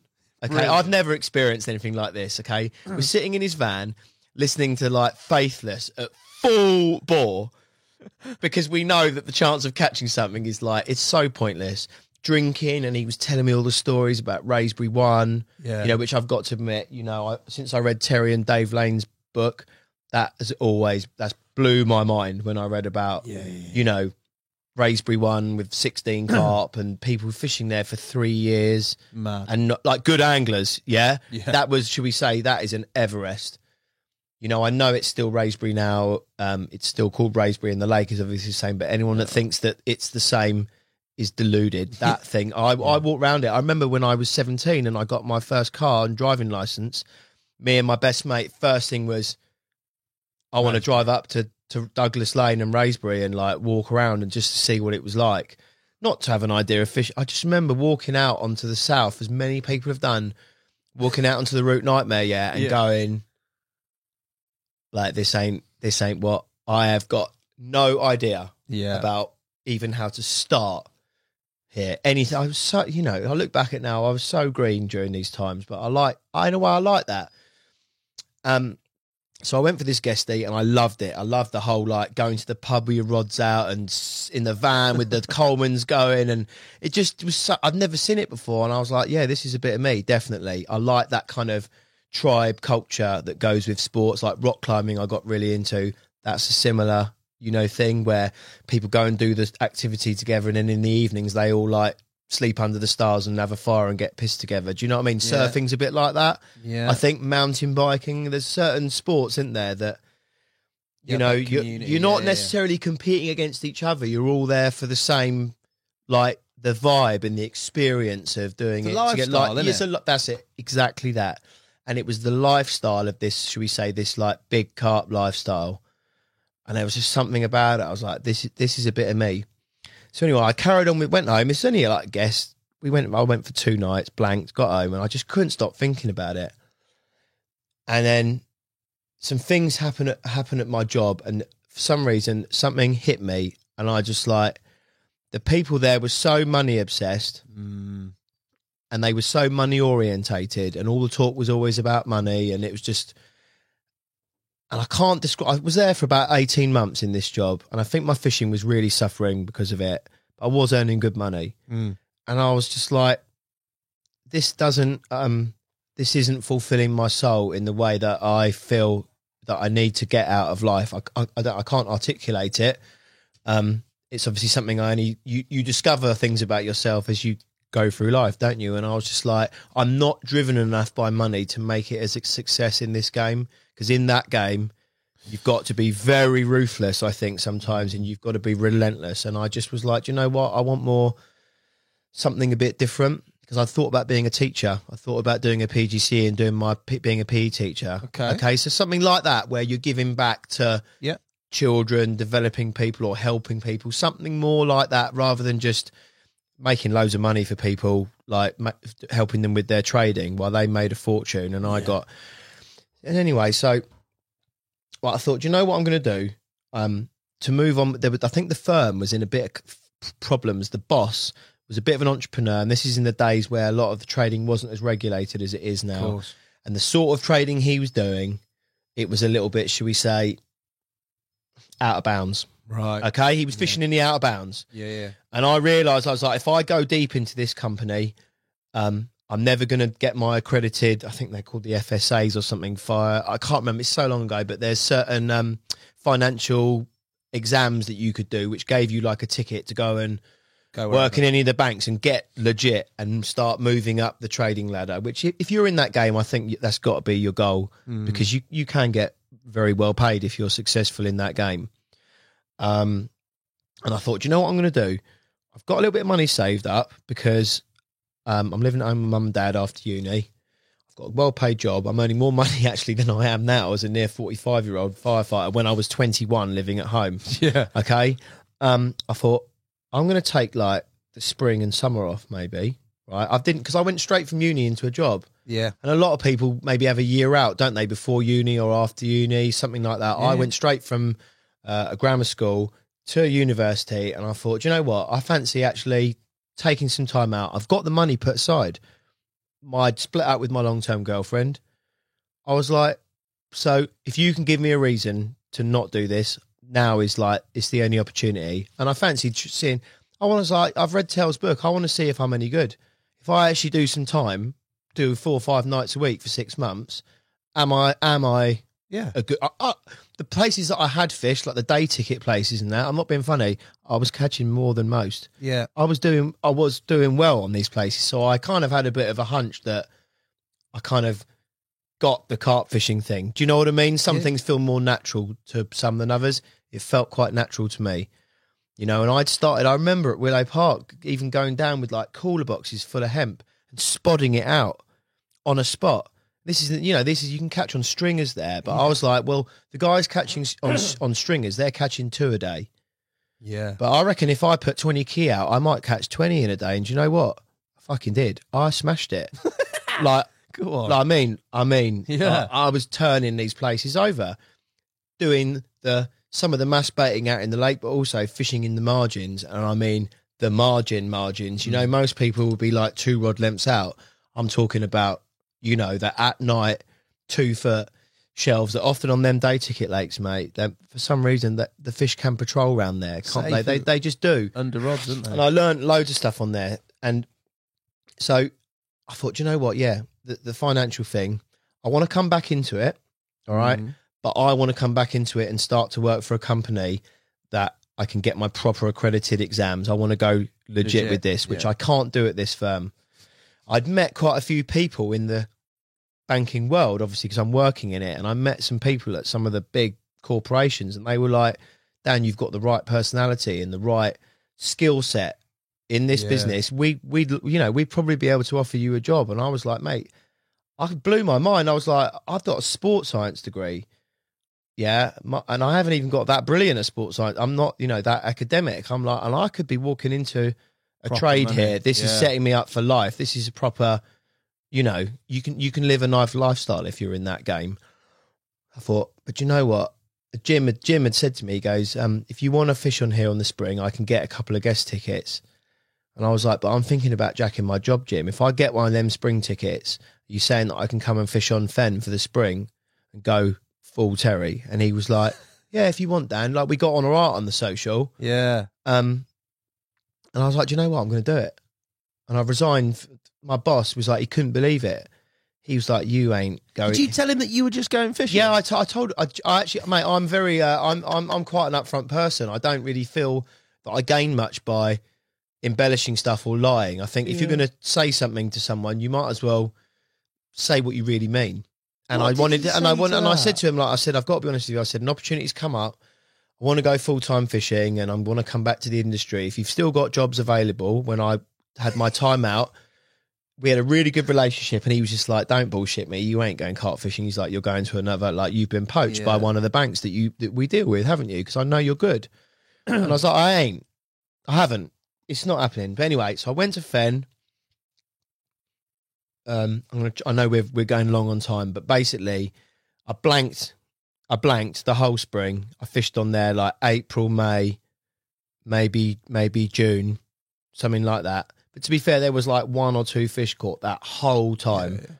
And that, like, Jim was there a lot. I mean, I was doing probably 4 or 5 nights, then coming home for 2, then coming back. But because it was a long way from home, I think I did a 14-night session once. That is the longest session in my life I've ever fished. And to fish 14 nights, we're not seeing anything with it, mate. It was getting a bit much, to be honest. And I remember towards the end of the spring, I was running out of money. And Jim was really honest with me, and he said, Dan, he goes, I see you're trying really hard here. He said, but this spring, it's been cold. We haven't had the right winds, the weeds. He's like, I know this lake. He said, and if you can go and earn some money, I'm telling you, he said, go and earn the money and come back later. He's like, it is not happening right now. Like, there were some boys up there that year. It was the first year it was a syndicate. And again, we talked about right place, right time. I met the who's who of, because Fen was quite new on the scene. It was like this undiscovered, no one knew about it. And then next thing you know, Jim's banged out a 48-pound linear uncaught. ridiculous. Mate, that is a big fish now. In 2001, mate, that is Black Mirror status, 100%. right? That is, the carp world was shook. Okay. I remember being up there, mate, everyone was up there. Terrier, Nick Hellier were coming up. Jerry Hammond was on the syndicate. What's that other Iceman, proper carp baits guy, John McAllister. John He Mac. was up there. There was loads of boys from Toll Pits that Jim had met. There was a lot of really serious anglers. So I blanked for the whole spring. I was up there, but I got to know a lot of these guys really well and sit and talk to them. And obviously, I watched what John McAllister was doing with the boat, etc. And I've always said this to people. One thing I am good at is I'm good at learning, and I'm good at admitting what I don't know and looking at people that do know and absorbing, their knowledge, should we say, being mindful of what they know and looking and seeing. And I learnt so much and got to meet a lot of them boys. Was it like, because you were influenced by Terry's book? Terry's there, ain't you? Yeah, You it's all, fan- mate. You all got to understand. This has all happened like really, almost quickly. And you're right. I was like, I was starstruck in a way. It was just, mate, it was crazy that year. Some of the stuff that Jim and the lads were getting up to. All of us going in the boat, leaving our rods out of the lake, and like 10 of us going in boats down the Ouse to pubs and stuff like that, and then walking these boats to, mate. True story, like mental stuff, and I just loved it. It was just such good fun, It was like, we're fishing for big carp on a nice lake, but we were having a right laugh, and there was fires, and mate, I was 21 years old. It was The dream. without a job. Yeah. I enjoyed myself, and I got to know a guy called Ian Bates. Actually, he doesn't fish that much. I don't know. He's very low profile now, but he used to fish on the Car Park Lake. And I got to know him, and he was a really nice fella. He was a chippy, and I'd run out of money. Like I was proper run out of money. I couldn't even put petrol in my car. And he was a chippy. He said, Dan, why don't you come and stay with me for a week and you can labour for me, chippy labouring for me, and I'll put you up at my house with my family and come and work as a chippy labourer, whatever, for a week.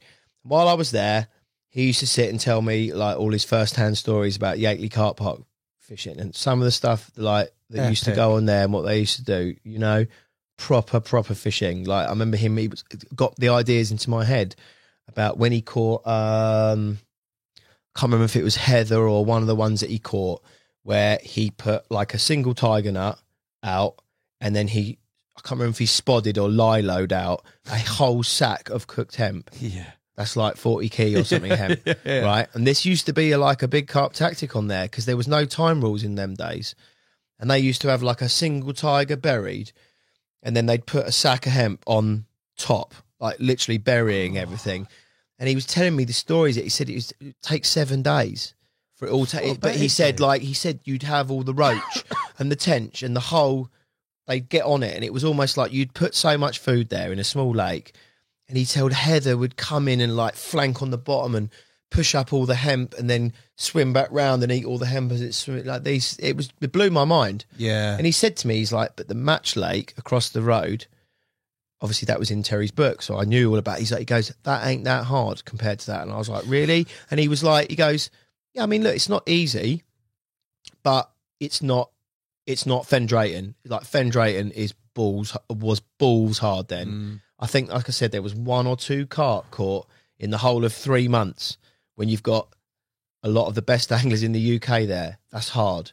We used to celebrate even seeing one. I can remember all standing on the bank and we saw out a distance. John McAllister was like, is that a carp out there? It was like the first one of the spring. It was like May. It was flat calm. And then all of a sudden there was a movement. And then all of a sudden you see a dorsal come out. It's at like 300 yards. It's like, we're all like, is it a carp? It is. It's a carp. And I remember everyone being like, yeah, it's a carp. And it's like, you think we caught one. It's ridiculous. So I thought, do you know what? They're going up to Fen all the time. It's costing me a fortune in petrol. I ain't catching anything. I'm having my arse whooped up there. And he'd mentioned the Match Lake. He told me about it.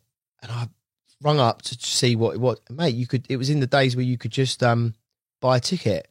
And it was starting on like June the 1st or something like that. I think the new season started. So I finished on Fen. I remember that ticket coming through the post and like an envelope came, like, because you had to send a stamped addressed envelope. So it'd have your handwriting on it, you know, like a fish. So you know when you get an envelope with your handwriting, it's fishing ticket. Yeah. And I'd never had, you know, I'd never been a member of a syndicate like this. And I just remember like having this, you know, RMC angling with like Yateley. And I was like, oh, I'm a fucking big deal. I've made it, boys. I've read Terry Earn's book, yeah, and now I've got a Match Lake ticket, okay?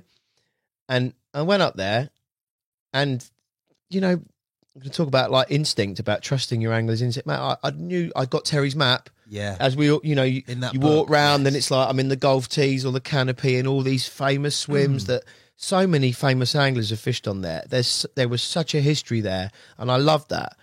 But again, I was really intimidated. I was like, I don't know if I can catch him out of here. I mean, I haven't really done. I thought, do you know what I'm going to do? I'm going to fish. I'm not going to base it on what other anglers say about these swims. I'm just going to fish what I see.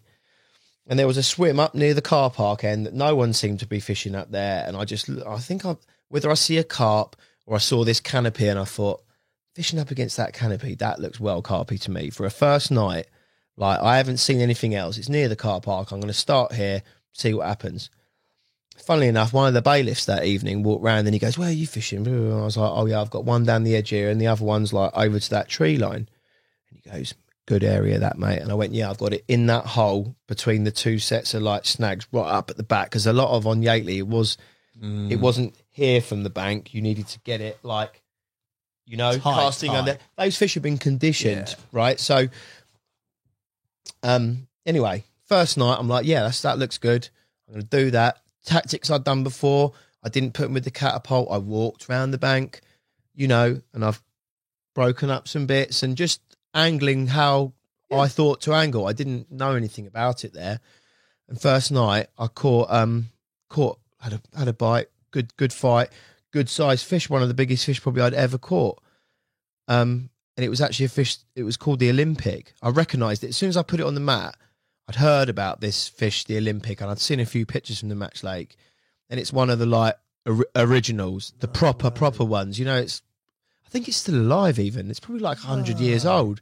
But honestly, this is Terry Earns caught it, Mickey Gray's caught it. It's a proper carp, and I'm just like, mate, I'm on my first night here. I've just caught one of the like proper ones, and I've just angled like I've just fished. And I remember I didn't know the drill about what to do on lakes like that. I rung one of my mates to try and get him to come down, and he wasn't about. I was like, there were other people fishing on the lake, but I didn't want to go and wake him up. Yeah, I was a new boy on there. I was like, you know. And I laugh at this now because it's probably, you know, it's an amazing carp. I've got a picture of it on the mat. I think it's even so big carp. I think I've even got, it was in that stage where Terry had done a picture with a Union Jack. Oh, with wow. the Runkton fish. And I think I'd even bought a Union Jack flag to go to the Aitley. Massive. Fucking BC, yeah. And I think I've got a picture of the Olympic on my mat with the Union Jack flag. And I just think, you know, like, yeah, mate, that's a decent fish. That is. I would love to have a proper 50 mil like the young lads nowadays. That the photos they've got, mate. I've got a wet match shot, all steamed up. No less significant, mate. And I just went from there, and I really enjoyed it, and I really got into the tiger nut fishing there. A couple of lads had told me about tiger nuts, and I'd started fishing a lot in the margins using the roach pole and looking at how to get the rigs on spots that other people couldn't, because like I said, the Match Lake was a bit, you know, it weren't rock hard, but you had to be a bit tricky there. The carp were clued up; they knew the spots where they were safe or where they liked to be, but if you didn't get it right, bang on the money, you wouldn't catch them. But on the flip side, if you did get it right, mate, you could get bites out of there. It wasn't impossible. Didn't Tell catch like 30 in a season or something in his chapter, or exception to the rule. You know, but there were a few stockies in there as well. But I met loads of good lads there. Loads of lads that all moved on in the end to go over the other side of the road onto the car park north side, and a lot of them like Darren Miles, Gary Alleyway, and that they're really good anglers. Again, there was so many. Again, meet people around there. Jim was on the car park at the time. Chili.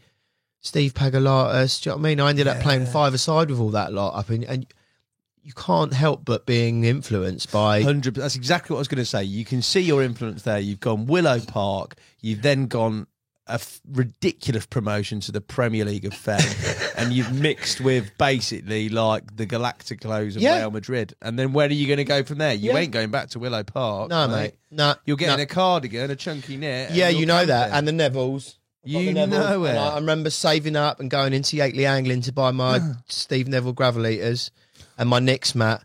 Mate, I've still got these bits of tackle now, and I still use them.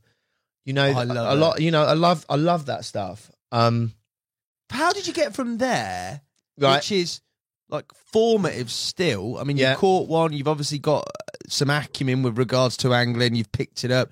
You've got all this rich vein of sort of carp in history and influence. You're meeting the significant figures. How'd you go from there to writing at ACF in advanced? Yeah, right. Again, that was a bit of a connection. Sorry, that was a bit of a connection through Jim. You know, I'd moved up, shall we say, in my carp fishing style during that next 5 years. I went after the Match Lake. I got onto the Horton complex. Oh, yes. Okay. I liked the idea of Kingsmead. I joined the fire brigade, and I'd been posted to like in Staines. Touch. On 5 minutes from Raysbury. Hassan, it's like we've kind of missed that bit about joining the fire brigade, but I joined the fire brigade, and I've just waffled on too long, and I don't think it's really relevant. But what I mean is, I got posted somewhere. Ooh. I wanted to get Staines or Sunbury because they're right in that zone. I got posted a bit further out, and I managed to get a transfer within like 4 months. Now, normally when you're on probation, you can't move anywhere for 2 years, but I just got really lucky that I wanted to get to this station Staines, okay, because of its location with regards to the lakes. Yeah. And there was a guy on a watch at Staines that wanted to move to the station that I was at because he'd had a baby. His wife had had a baby, sorry. And this particular station was days only. It didn't do the night shifts. Ooh. So he wanted to be able to be at home with his family. So he wanted to be there. And I did not want to be doing days only because it was really screwing my carp fishing. Yeah. Right.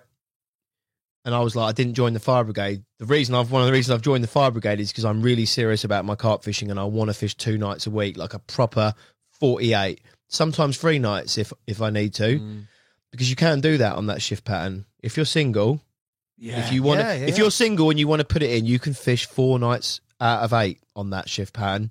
And the days, it's a good pattern, Hassan, yeah? So the station commander at the time, he was like, well, look, Dan, we shouldn't really move you because you're on probation and you're supposed to be here for 2 years. He's like, but if you're not happy here because how it's affecting your fishing, and this guy really wants to come here and he's on the space where you really want to be, he's like, why do I want to upset my team? He's like, you might as well just go like that. Yeah. So he got where he wanted and I got where I wanted, and I've been there ever since. 19 years now I've been working in the Spelthorne area. So I guess I feel I honestly to this day, I still never lose sight of how lucky I was to get that job when I got that job at the age I was. And because it was so competitive then. It was like 1,000 applicants per space. It was really, really competitive. And obviously I prepped up for the physical stuff. Yeah. I knew what the tests were going to be and I practiced the tests over and over and over. So when I went for the tests, you had to reach a certain level on the bleep test. Was it level 10 in it? Yes, like level 10. And I would practice to go to level 13. So I knew that on the day, even if I was nervous, I wouldn't just do level 10. I would walk it. And I went to fire stations and I asked the guys to show me about how to roll up the hose. So clearly this prep thing is something that like I've thought about in the past. Yeah. So when I went for my tests, like there was no reason why I should have failed them, was there? Because I'd practiced them. So the only thing that in my mind I could have failed on was the interview, because that's the final process for the fire service. So I got lucky that the panel that interviewed me that day, they obviously thought that me over lots of other people that were there that day had something that they were looking for. And I was also lucky that year there'd been a lot of guys retire that year. So my brigade took like 40 people that year. Wow. Whereas some years they take like 5. So I got lucky. And well, I don't think I was at a fire station 7 minutes from the Horton complex. I'd started fishing there a lot. I'd met Ollie Davies. We'd hit it off really well. Ollie had introduced me to some of the bailiffs there. And at the time, a guy called Chris Hull, Starman, as most people will know him, he was living on site. He was the head bailiff on the complex. I got to know him. I was around midweek quite a lot. And I was vigilant, do you know what I mean? I'd pick up litter. If someone was doing something wrong, I'd pull them up. And he said, there are certain things, should we say they're life-changing? Yeah. He pulled me to one side and he said, Dan, I've seen how you're approaching the lakes and how you're looking after them. And obviously I'd got on really well with Ollie, who was one of the bailiffs on Kingsmead at the time. He said, we need some more bailiffs. He said, and you're perfect candidate because you can do midweeks. I needed someone for a Tuesday round. So that was for the next 9 years. I was on, 9 years I was on that complex. But the thing that's life-changing about it is at the time, if you remember, Cemex had like their portfolio of lakes they had was, it's all you'd ever want. You could have just bought that gold card, couldn't you? This is the Ian Welch era. The Ian Welch era, when it went from RMC to Cemex. But you could have bought that gold card and you didn't need to go anywhere else because they had Yateley, they had Raisbury, they had the Horton complex, which has got like 6 lakes on it and they're all the bollocks. Yeah. They're all really nice. Yeah. You've got these famous lakes like the Crayfish Pool, Horton Church Lake, the Island Lake. I just loved it. And if you were a bailiff on that complex, you could fish all the lakes other than Horton Church. You had to do 2 years probation as a bailiff before you could fish on Horton Church, because you're getting this ticket for free, granted. It's like a 1,500 quid ticket. That's ridiculous. So, and the other thing, you could fish their group waters and that. So I could go to Frimley and that. And I just, I got a free ticket to fish every lake that was within 10 minutes of my fire station. Wow. So as you can imagine, Hassan, like, I just like completed life, hadn't I? I was like, I'm in the fire brigade. I've got 4 days off a week. and I'm 7 minutes from these lakes. And I lived and breathed it. I really, really did for that period. There was a period of quite a few years where I didn't fish anywhere else other than that complex. I didn't need to. So many good anglers there. We can't even begin to reel them off, but just in and out of that Horton Lodge in the day there. And it was a different Horton Lodge in the day there. There used to be people sleeping in bed chairs all over the place. The partying that was going on. Like, we're seeing a current theme here, aren't we? That I keep getting attracted to these like certain elements of people that work hard and play hard. Yeah. And I just very much like a lot of the Nash vibe here. Yeah. It's a thing, isn't it? And it was a great time. Me and Ollie used to fish together loads, and I got to know loads and loads of guys that are still lifelong friends of mine. I met Beadle there, and I've put a circle around his name, meeting Beadle and fishing with him, because he was full time down there at that time. He didn't work. Wow. He was living up there, and I was there a lot. So we would spend, although we might not have been fishing on the same lake together, because he'd be on Horton and I used to fish on Kingsmead 1 a lot. So there were swims on the causeway where he'd be there casting over there and I'm here casting up. So we weren't like churning each other's water up. No. And we started, fishing together, comparing ideas, and we found that we had a lot of lateral thinking on certain things with carp fishing. Then we started getting interested in the, should we say, the dark side of lakes in that area that aren't fishing lakes and they're not permit and they're a bit hidden away. You need to go and, mate, we didn't have the internet. We didn't have Instagram. The only way to find out about these lakes then and what was in them was just to go and fish there. There wasn't photographs floating around. There might have been the odd one, someone's caught a common out of this lake 2 years ago. And we just started, mate, we started walking about and we started exploring and we really started like experimenting with, should we call it the chod and spread fishing? And it came into its own on them pits where you can't properly set up and you need to just be able to like ping 3 rods out under a bush, because we did a lot of that fishing and his thinking with the baiting up, how much bait he put in and how he applied it, before his sessions, 4 days, 2 days, and I was watching this and I was like, okay, yeah, I like to use a bit of bait, but I'd never really thought about it in quite as analytical approach. Yep. And he really, really taught me a lot. And then I've got down on here, there was 2009. I was going to actually hopefully cover this story, but we've well overrun on time. But I ended up getting sacked. You got sacked? I was a head bailiff on one of the waters at the time. I'd worked my way up, should we say, the chain. Yeah. I'd been there 8-9 years. I was a head bailiff on one of the waters, and there were some pits over the back of the complex, which we've discussed earlier, didn't we, about how I got into this. I found some lakes basically that had carp in, that no one was interested in. No one had ever really fished it, really.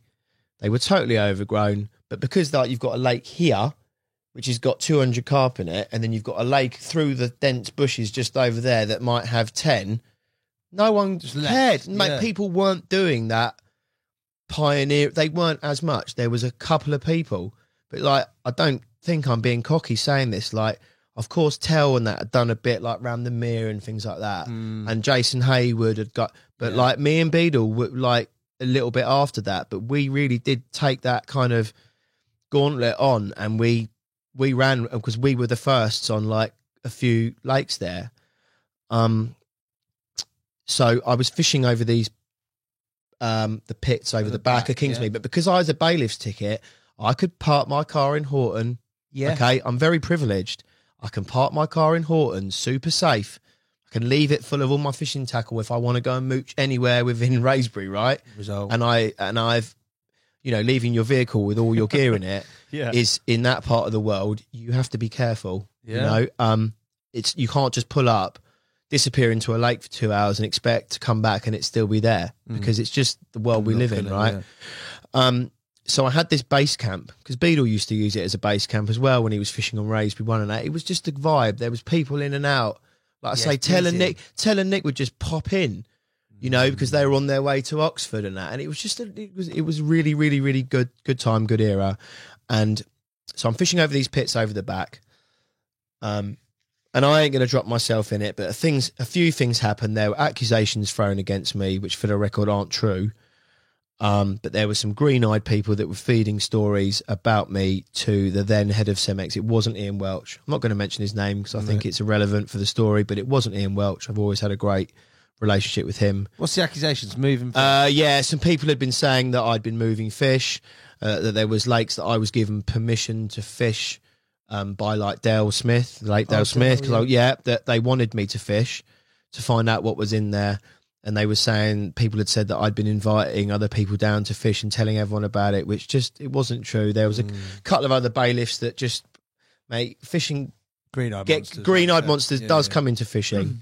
And it's not something that I really enjoy. And that's why I tend to fish on my own and do my own thing, because I don't need that shit. I've got enough going on in my life to go on my day off, to go to a carp lake, to have someone like whinging that I'm casting too close to them, or, you know, I've put too much bait in or something. I'm like, I just don't need that. Yeah. You know, so I like to look for a lake where I'm there on my own. And if I want to throw 50 key in, do you know what? I'm going to fucking throw 50 key in, and I'm not going to be told that's too much, because if there's no one else there, you're not upsetting anyone. Whereas if you've got a busy syndicate lake and everyone's got their rods out and you start spodding the granny out of it at bait time, it's a little bit unethical, isn't it?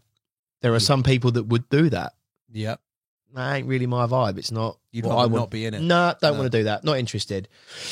So I had a disagreement with him, right? And I can remember this vividly, because I had what I used to do before my daughter was born, I would take a month off work. I would put all my annual leave together, and because May's my birthday month, and May, on the sort of lakes I like to fish, it's like, if you're going to catch them at any time of year on them deep windswept gravel pits, it says the water's warming up and the winds are getting warmer, because April's hit and miss in it. By June, they could have spawned and the weeds up. You got a window where on these big low stock pits, and some of these pits I'm fishing, they've got like 7, 12 carp in them.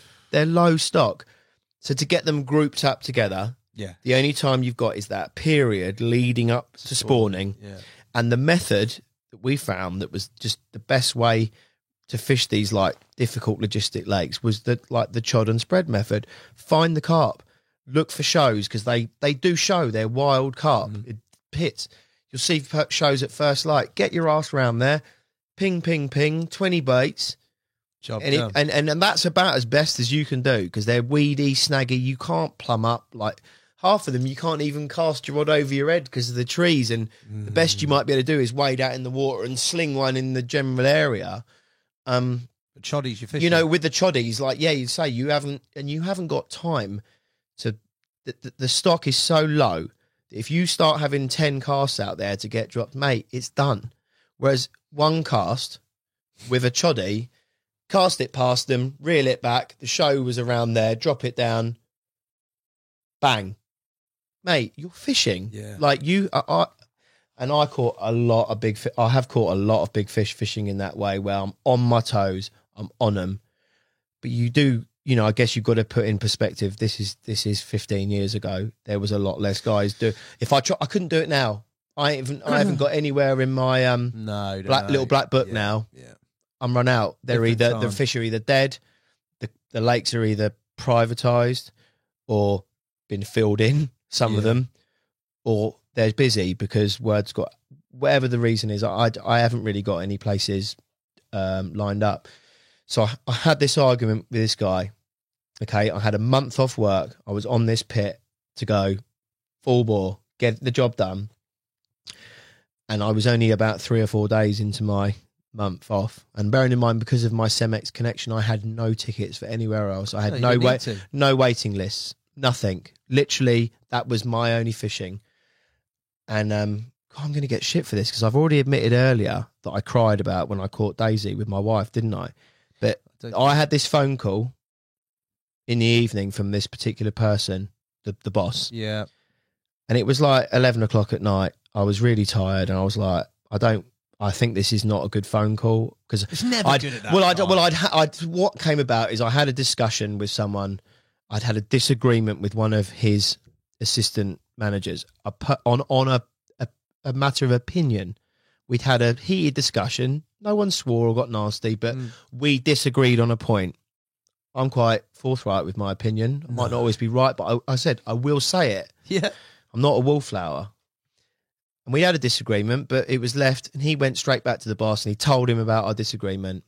And because there'd been these other stories about me moving fish, which I said, for the record, they're not true. I've got video evidence to prove that, like, which Del Smith took of me putting these certain fish back that people accuse me of moving. So if Del Smith is filming me putting it back, chances of me moving it, I'd say, like, you could quash that rumour, right? Yeah. Which I told this person this when he accused me of it. And then this happened a few weeks later, and he just rung me up and he said, sorry, in the morning I rung him back. Oh, so you didn't. I'm set up with the rods night out. If he's going to kick me off, I weren't going to pack up at 11 o'clock at night and go home.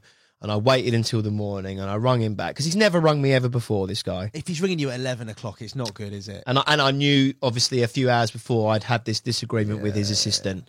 I knew what was coming. Okay, I knew I was skating on thin ice. There was a lot of people, they weren't liking what I was doing, that I'd got over these pits.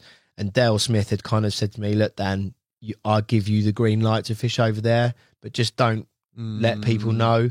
The people saw, you know, they kind of saw things going on. They saw me wheelbarrowing past other lakes and disappearing off and then coming back 3 days later. It's carp fishing, isn't it? So I spoke to him and he said to me, Dan, he said, I'm sorry, but the person that you've had the argument with, I'm sick and tired of, he's made a complaint. I'm sick and tired of you, blah, blah. I explained to him what had happened in the hope that he'd sort of understand, you know, and be reasonable, that we just had a disagreement on something, okay, which was about moving fish, okay? And he said, I'm sorry, mate. He goes, you've got to take your keys and your cards, return it to Dell. I want you to leave site now, and you're banned for an indefinite period. Jeez. And I'm like, I'm proper deep into a campaign on this lake at this point, and I've got a month off work, and I hung the phone up, and the kind of the gravity of that situation, like this has been my life for 8 years. You know, I was round them lakes, like, I'm taking the piss, but most days, Hassan. Yeah. To save money on between my night shifts and that, I didn't used to go home. I'd drive straight from work to Horton Complex, park up, maybe just walk around the lakes for the day, doing a bit of bait, have a bit of tea with Dale and Ollie and hang out with the lads, and then go back to work that night. But when I was on my session, I was obviously eyes on all the time. I sometimes used to go there and set my bed chair up and my brolly behind the back of the Horton Lodge and just go to sleep. Yeah. If I'd been up all night, it was like my kind of hotel. It was my life. Exactly. You right?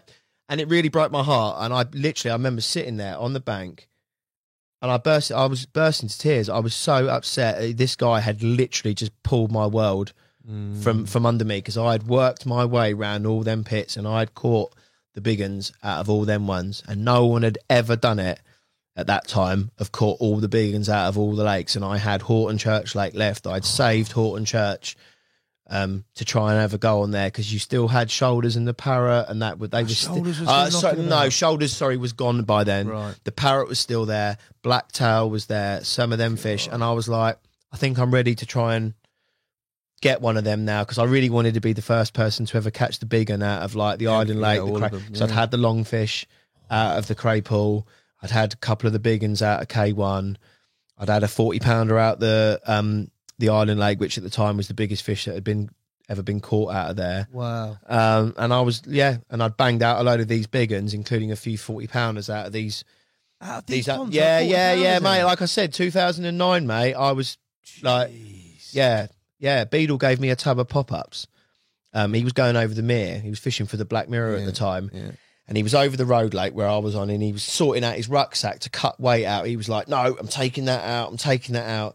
And he had this tub of yellow pop-ups. They were solar, pineapple, and butyric acid. Is that how you say it? Right? And he'd obviously put some little like liquid or something over them. They'd probably been in the bottom of Beadle's mere rucksack for like 3 years. They were yellow ones, but they'd kind of like changed colour a little bit, where they'd been soaking in right? Whatever, yeah. And I went to say, but he was like, look at the, I was like, mate, they're septic. They are proper. He's like, I'm not going to use them over there. Like the Black Mirror don't get caught on a bright yellow one, basically. That is what he said. So I don't need them. He gave me this tub of pop-ups, mate. I told him this the other day. I think I had like 30 big uns out of that. That was the year. And honestly, it was a joke. And for about the next 2 years, all I fished was like 3 of these yellow pop-ups out of this tub. And I caught loads. Honestly, it was a joke. And I really got into that kind of like bright visual single hook bait fishing, like bang where they're showing, get round there, you know. And then I got sacked. I got sacked. My world got pulled out for me, and my first phone call that morning was to my mate Nick Hellier, who I'd met from around that complex, right? And he'd said to me a few months previous, he goes, "Oh, Dan, I know about this Poachy Park. I know about this Poachy Park I've just fished." He'd written about it in one of his books. He goes, "No one else has really been over there, just me." He goes, "That's a bit of you, that is." He goes, "I know what sort of fishing you like to do. You do all right." And I was like, I didn't think anything of it at the time. I had the Horton complex. And I literally had nowhere to fish. And I rung Nick and I said, "Nick, mate, I'm afraid I've got to call in a favour here. I'm after a favour." I was like, "I've got the best part of 3.5 weeks off work to go fishing. I've got nowhere to fish. Would you mind telling me a bit about this, like, Poachy Park lady?" And he goes, "Dan, yeah, no." He goes, "Come up to my house tomorrow. We'll go for a walk with my daughter. We'll take you around there. I'll show you a few lakes around the Colne Valley that you can fish without a permit, or just give me some ideas." He was spot on. He really, really helped me out, and I was in a bad way. And we went to this Poachy Park lake again. I'm not going to name it. I don't see any relevance of it. Long story short, we walked around this pit with his daughter, and it was another classic one of right time. It was like beginning of May, I think, and there was you weren't allowed to fish this lake. Some of the parts of the bank were quite open. They weren't ideal for what I wanted to do. The spot that Nick showed me where he fished was a little bit more open, but he's a right local, so he could nip in, do a night, go in the morning.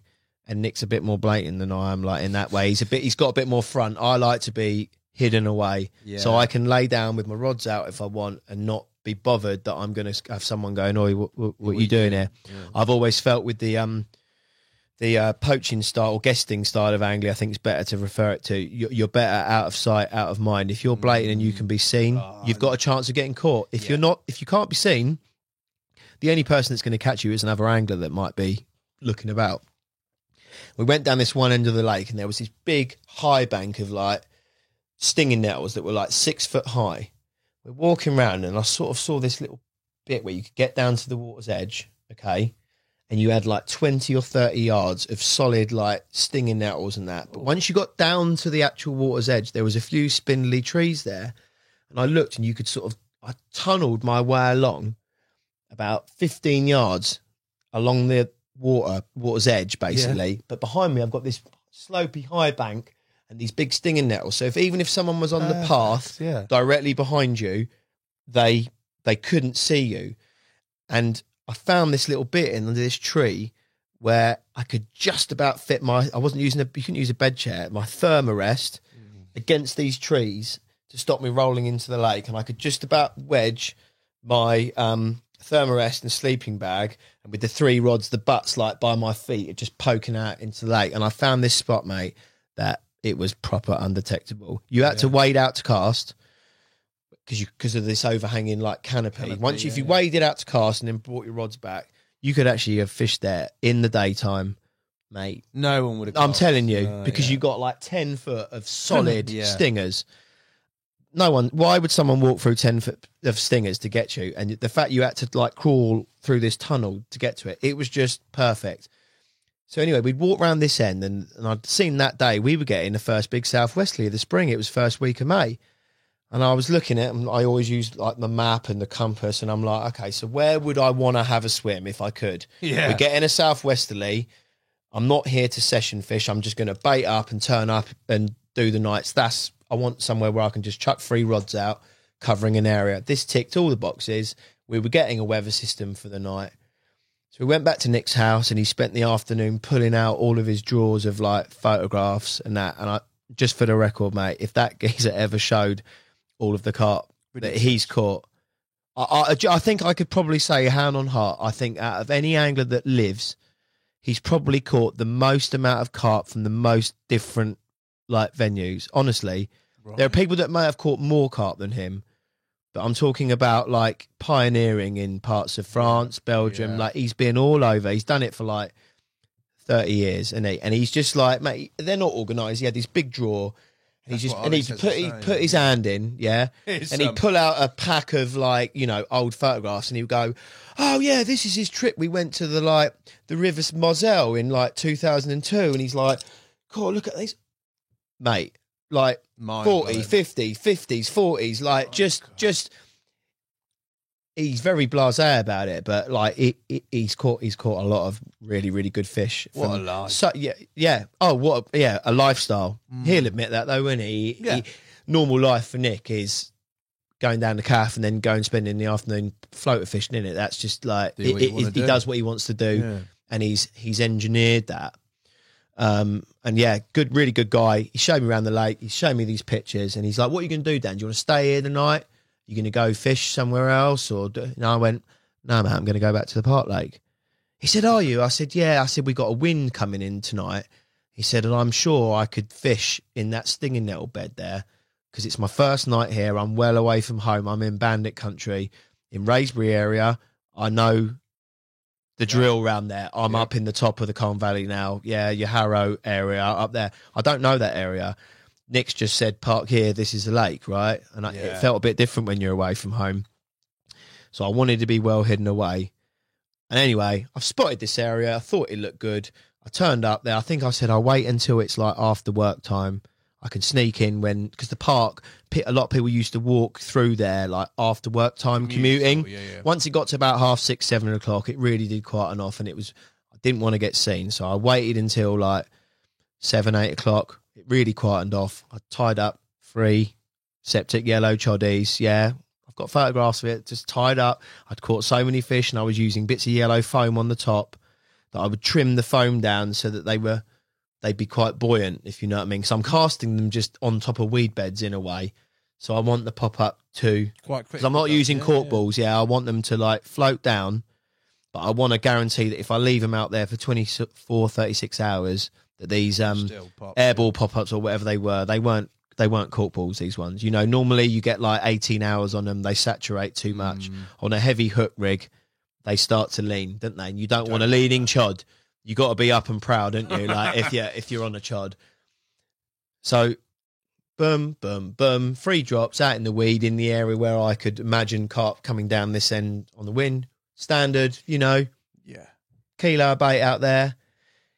Nick rings me. So I think I set up at like, 7, half 7. Nick rings me up. He goes, "Oh, I've just had my dinner with my missus and that." He goes, "I fancy come down for a cup of tea. I'll pop down and see you, just see how you are. It's your first night up here." I went, "Cool, mate. All right. Where are you?" I said, "Look, just get to this end of the lake and I'll crawl out and meet you. I don't want anyone." Yeah. So he probably came down about 8:30, something. I'd been cast out about an hour and a half on this new lake, right? And I hadn't really fished with Nick that much. I'd met him a few times in the lodge and that. We hadn't fished together.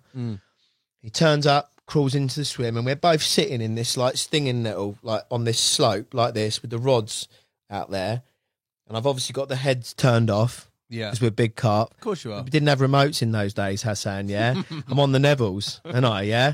So they're don't matter if you they're did have turned remotes, off, and I've mate. got the blanket, like, camo thing over the Yeah. reels and all that. We're ultra We're cult, yeah? proper. Ultra cult, okay? It's so funny talking about these stories, because I forget them. Yeah. But now we're talking about them, I can actually visualise Flood sitting back. there with Nick, okay, having a cup of tea, and he's chatting, blah, blah, blah. I've caught 6 on this rod, and, you know, he's class, isn't he? Yeah, More than one a chuck, as he personality. says. He's brilliant, absolutely brilliant. And he's firing me right up.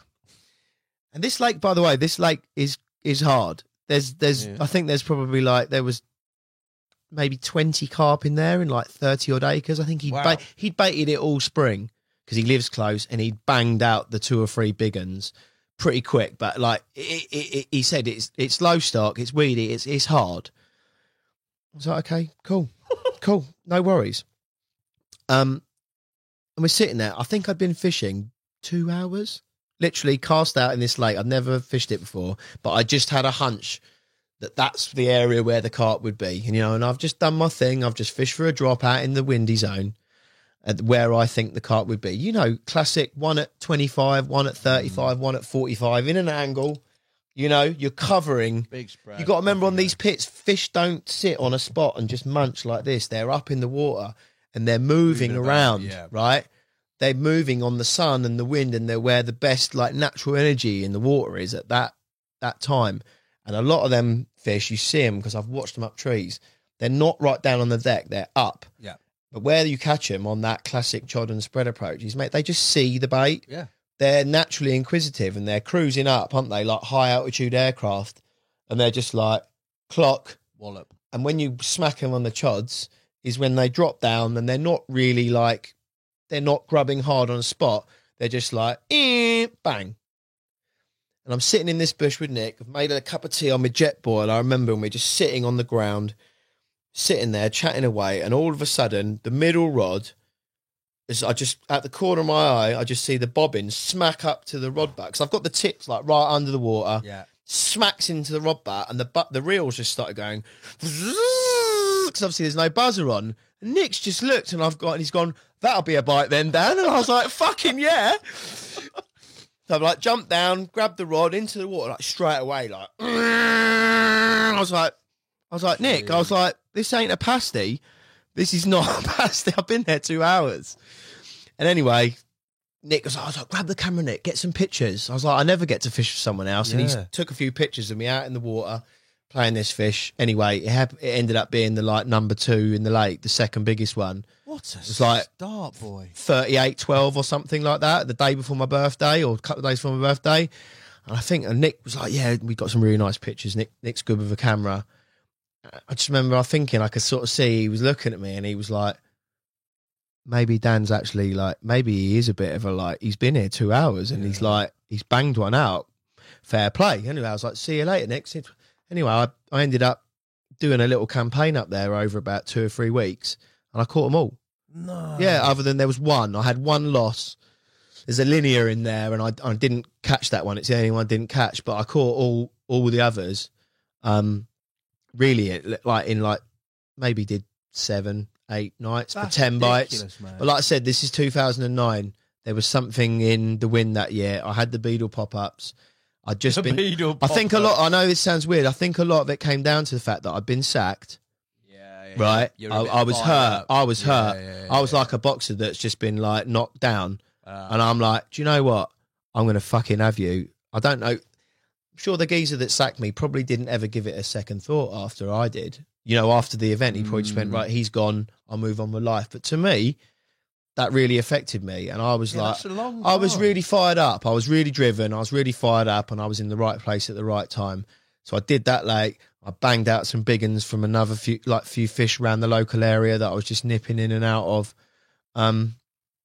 And it was just like, you know, a total change in my fishing. I'd gone from fishing like on these nice syndicates to having to go and all of a sudden I'm like, mate, I don't need ticket lakes anymore. And this is in 2009 this was. And that was like the last time, other than a couple of small club tickets, that I've been a member of a syndicate or anything like that. The next 15 years I was just off. Yeah. Until again, where did we go back to? When I caught Daisy in, I think, 2019. Jeez. So that was 4 years ago now. And in the last 4 years, I haven't particularly targeted a carp. I haven't fished with that obsession. Funnily enough, I got the dog, obviously, not that long after that, which takes up a lot of my time. You got family stuff. The business started up. That's a big thing. You know, and that's a really big thing. We haven't even really touched on that, Hassan. Talk to me. Big dogs. Yeah, big dogs. I first saw it, and this is where my reference point is for it. Al, Ollie, Samir, Gaz, I've all seen reference to your particles. I've seen the tiger nut stewing. They look mega. The fact that those guys use it, there was no outwardly sort of commercial marketing of it at all. Yeah. But those boys are using it. They ain't going to use anything. Do you know what I mean? Sure. Obviously, now we've got our own particle range. It's a bit different. Yeah, of course. But, mate, Gaz, those guys, the top echelons of our angling, when we look at reference point, subsurface, we talk about all that. That brigade to choose to use your gear, that's saying something. Yeah, I'm pretty lucky, ain't I? Really? Well, it must be good. Save me a lot of money on marketing budget, Hassan. If I was starting out as a, should we say, as a fresh, a fresh point, mate, we could go as deep into this as you want. I mean, the way I look at it now is that, yes, I'm very lucky that I've got those names that you mentioned using it, but I'll still refer back to about making your own luck. That I've been in the game, should we say, 20 years. I've put a lot of work into my angling and learning how to bait and use baits and make baits, but also building relationships with these people that I've met along the way. And I think just it fell into place. It wasn't something that I ever planned to do. I'd like to put that on record. I never wanted to start a bait company. It wasn't like I didn't sort of sit there with a plan and go, yeah, I know what I'm going to do. I'm going to start a bait firm. I really wanted to write a book. And I realised I needed somewhere to keep my fishing tackle. I live in a small terrace house. I've got a tiny shed. It was all pugged up in cupboards and all over the place. It was just a hassle. And then my fishing changed, and I started adding boats and boat engines and different styles of tackle. I needed somewhere to keep it, and I wanted somewhere to, my bait freezers. I've always had a chest freezer, somewhere where I can keep my fishing gear. I can maintain my fishing gear if you need, and I wanted somewhere to write a book, which is kind of like my pension plan, really. When I retire from the fire service, that was my goal, that one day I might do that if I'm brave enough. Have you put pen to paper at all? I've got some bits, like I've got some ideas, and I've got in that notebook there. It's something I've been thinking about for like 10 years, Hassan, and it's just whether I've got the balls and the bravery to do it, because I think I'm very nervous about how it might be accepted by my immediate peers in the angling community who don't like any form of publicity whatsoever. So there's a few fish, I know it sounds weird, there's a few fish that have got to die before I'd even think about doing that, because if they're dead, like, someone can't ever accuse me of blowing it up, adding more traffic to it or anything like that. So anyway, I basically started rebuilding my garden. I think I had an ISA with like £2,000 in it. Okay. I'm skint. I'm overdrawn to the hilt. I've been in my overdraft for like 15 years. And I needed to make a change. It was affecting my health. It was affecting my family. I needed to make a change. Is this when you had a nipper? Yeah, got a nipper. Right, okay. Got a nipper. I was doing a lot of overtime at work to make ends meet. I was working another job, which I had done 14, 15 years, doing furniture removal. Right. Okay. And this is actually, it is quite part of a crux for the bait thing. This guy, he taught me about, should we call it the side hustle? He had a furniture business, but he also in the spring and summer used to grow plants. And he had a setup in his garden of all these like legal, legit plants. I might like to add. No. We ain't going down that hole. No, legal, legit plants that he used to cultivate the seed saplings or whatever over the winter. Okay. And he would multiply them by breeding them. And him and his wife would do like an hour before work in the morning. He'd get up at like 5:30, do a couple of hours for his full-time job. And in the evenings, he would do a bit. And then they'd sell these plants at car boot sales and things like that. And because I worked with him on the van, he taught me that, like, well, look, if I'm going to go and do a delivery over here, right, if we're going past the compost shop, so I don't have to do it in my own time, right, we're going to quickly nip in and... Bubble. Yeah. So he taught me kind of like the dark arts of, should we say, how to have a side hustle and how to maximise your time. If you already have one job, but you've got a seasonal, because this is a really seasonal business, what he's doing, isn't it? It's the same as mine. Mine's a very seasonal business. Which wouldn't lead it to me to being a good idea to do it as a full-time salary, because I need that 12 months of the year. Whereas obviously it helps provide extra money during the spring, summer, autumn months by making the bait, selling the bait. He taught me a little bit about that, about how to hustle, things like that. And I needed to get out of this financial hole. It was really, really affecting me. And I'd really struggled for a long time to, should we say, find a second job. A lot of people in the fire service have got like a second career, whether they're like electricians, plumbers, window cleaners. And I was thinking about doing the window cleaning because it is quite flexible with your time. It's a good one to do if you're a fisherman, because someone don't care what time you clean their windows. You just got to turn up, do it once every 6 weeks, take the money. I was like, mate, if I'm going to do this when I retire for the fire service, it's got to be something that interests me, okay? I don't want to be window cleaning when I'm 65, and I think I'll get bored of it. I just know my own mental makeup, right? I was having loads of ideas about things to do. I was thinking about doing like tuitions, fishing tuitions or something like that. I'm interested in teaching. I get to mentor the young guys at work now, and I really enjoy that development with people, taking their skill level from a 6 and breaking down what they need to learn and taking them to a 9 and a 10. Yeah. Okay. The goal focused approach that we keep coming back to, right? It's very effective it's the same. It's about with the dog training. Yeah. You know, you've got to build it up incrementally to get the standard. So I started building my shed, and I wanted to have somewhere to write a book, but my building costs went through the roof. I'd spent this £2,000 on, I bought some tools, started watching YouTube, started teaching. I'm not a chippy, by the way, Hassan. Started teaching myself how to like make a few bits. I made a smaller shed in my garden to hold my bikes and chest freezers in, so that I could, when I built the proper cabin, I wouldn't have to have all that shit in there. I wanted it to be my man cave, which has got nice space for all the racking and that.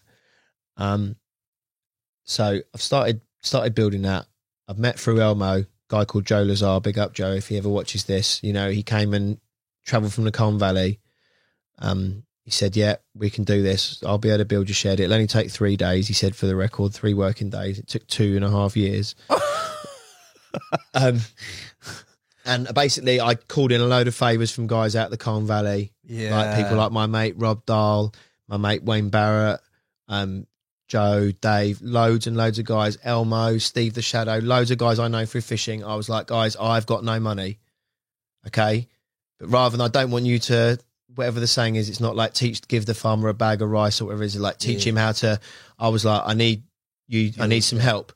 You're an electrician, you're a plumber, you're a chippy, you know, I will pay you back in any way I can, but right now I have no money. Can you help me like give up a Saturday or a Sunday? And fair play to the lads, a lot of them really, really helped me. At this particular point in time, when I started building the shed, I was baiting a lake that's a 2.5 hour drive away from my house. So, and I was going up once a week for a 7-hour round trip. So as you can imagine, I wasn't taking 5 key with me. No, right? lots. I was cooking up every week. We were taking up like 120 to 160 key a gear. So I started having, while I'm building my garden and coming up with all these ideas for the business, I'm cooking these particles in the daytime and tigers and stuff. And my chippy was like, that looks really good, that stuff, Dan. He goes, I'm quite happy to work. Rather than you paying me for my labour, I'll take the day rate in bait. It works for me. Yeah. And he's like, while we're working on the roof, and then he's like, there's a lake that I'm fishing. It's got this amount of fish. There's a 40-odd pound common in there that hasn't been out. I've got no idea how to. And I was like, Joe, I'll talk you through that. You teach me how to be a chippy. I was like, you follow my program and just trust me on this. And I told him, and I said, you want 2 buckets a week. And I said, you want to bait like this way, and you want to pick your spots in the edge, blah, blah, blah. I taught him my method, and I gave him the tools that I use. And fair play to him. He stuck with it, and he did the baiting, and he didn't fish the spots. He kept checking them, and I think he fished or baited for about 6 weeks. Then he did 2 or 3 nights, and then bang, I get a phone call. He's like, Dan, I've caught it. My dream is to catch the 40-pound common, and like I've had the big one. I've had it on your bait, exactly how you said. Sick. And I was like, that was a big buzz. I can assure you, right? So yes, initially when I thought about it, obviously it was great because I was making some bait to pay for my chipping for my shed. I thought, okay, well, I'm making a bit more. I'll just mention it to a few lads. And I mentioned it to like 3 or 4 people. And I started with like 4 people. And the only reason I was doing it was to pay for the timber and the materials to finish my shed, to write a book and store my fishing gear. I did not have no plan to write a bait company. But straight away, I'm like, guys were catching, Matt. They were catching really well. Why is that? These are the baits that I'm making. They're not baits that I've just made up like to create my business. They're the way that I've prepared my particles, done my tigers, edges that I've learnt through my 20-year journey. You know, loads of people help me.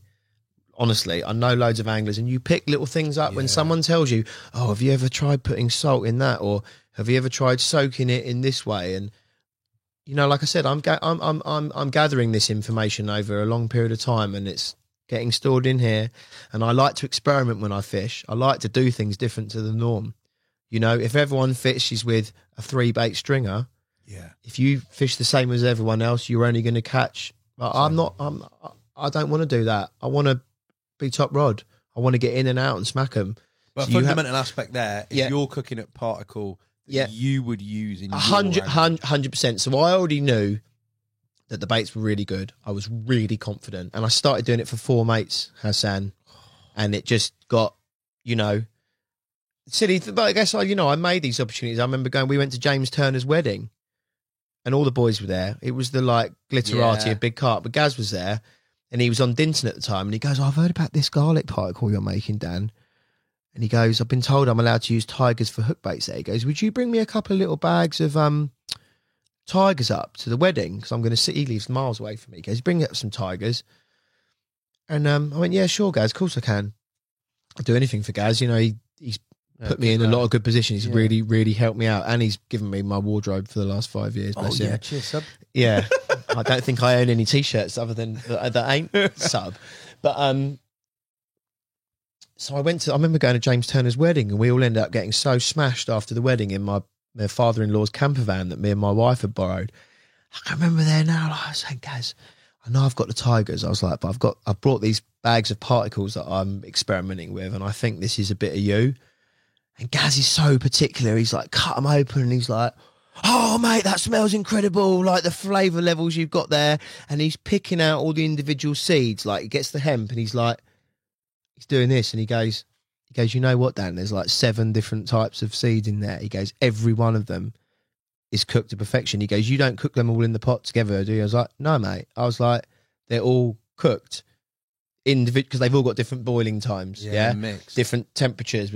I'm like, I cook them individually and then I'm blending them like by hand with a shovel in big, like, and he's like, mate, yeah, I'm taking that to Dinton next week. You're not going to believe it, Dan. First night on the garlic, bang, he'd had one out of Dinton. Let's face it, you could have made it an awfully lot more commercial and run it for profitability. Yeah.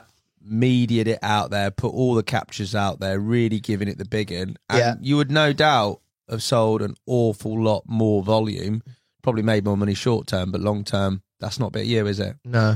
Do you mean like the England boys winning the World Championships, Hassan? We can put that on tape. Did they win it on I'm allowed to say about it now. At the time, they were being very secretive. What's the plan with it then?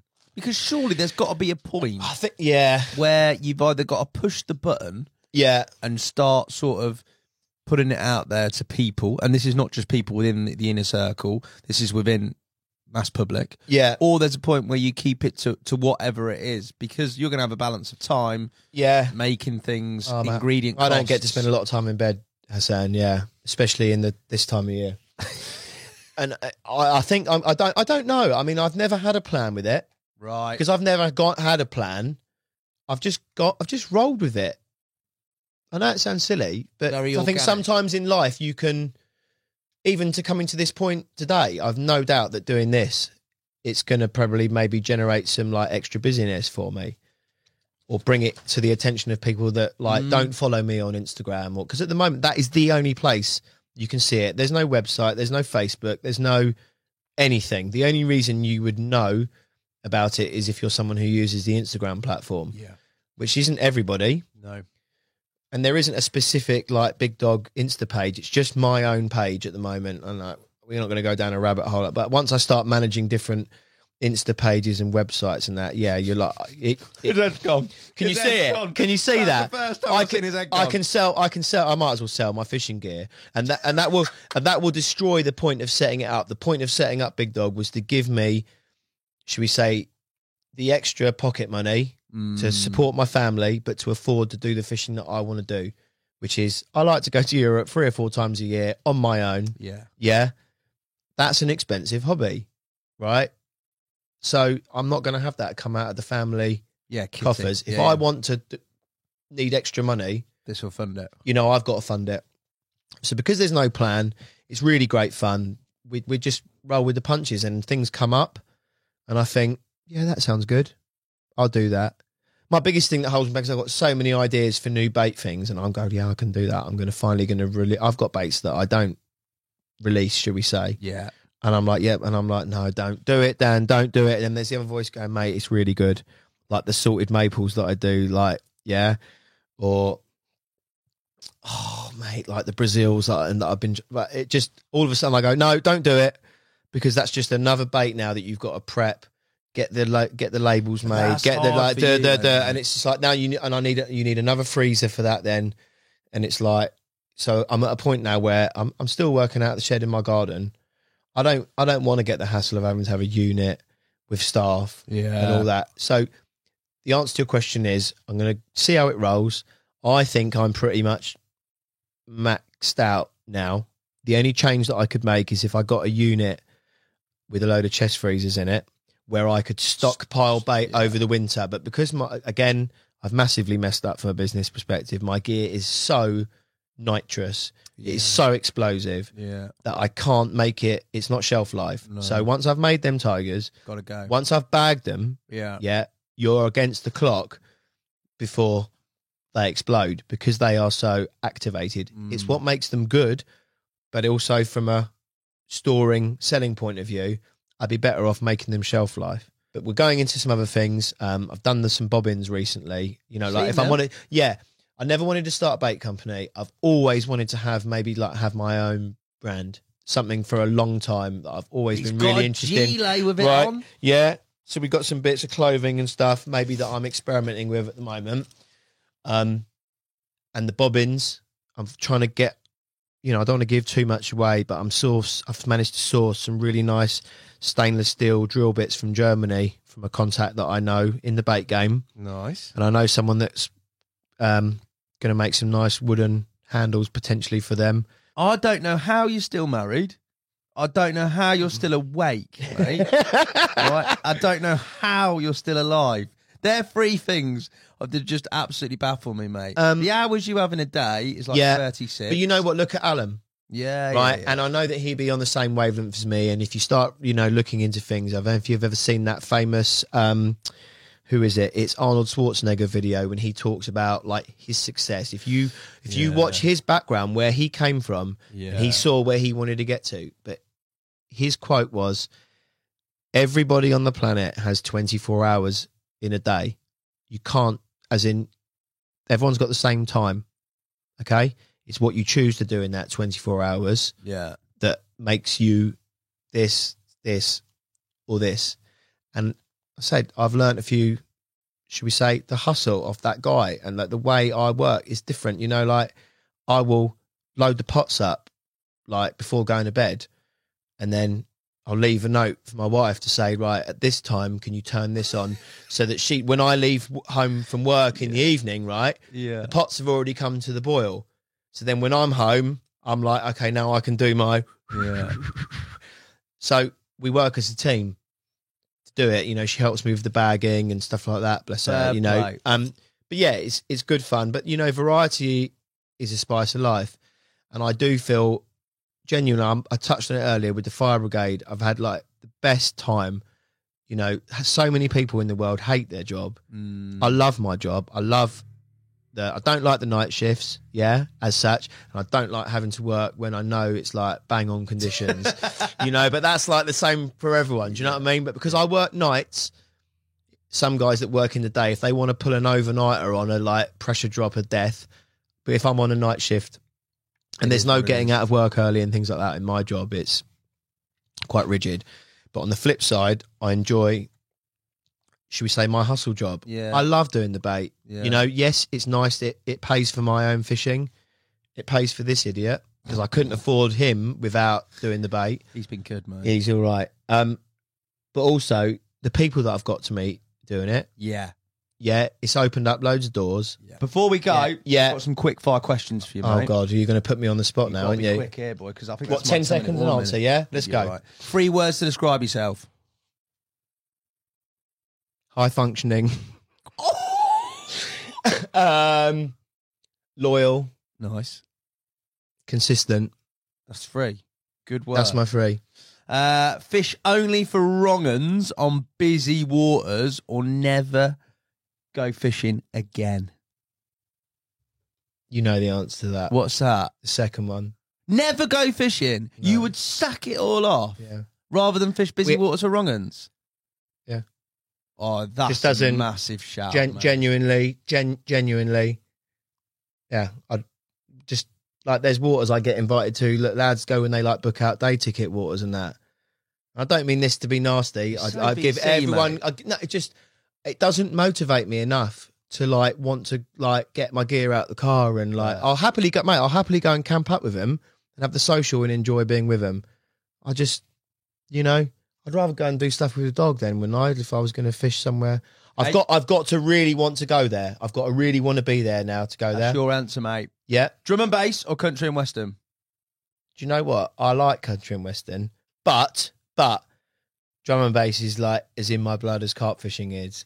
Yeah, I've been into it since I was 11 years old, Hassan, and I'm 44. I grew up. You got to remember that when 1991 came around. That's when All I heard was drum being and bass, mate. and I 100% switched off. drum and bass. Unknown UK 60 or foreign unknown 80? What do they look like? Okay, UK, of course, UK. 3 celebs you'd take fishing.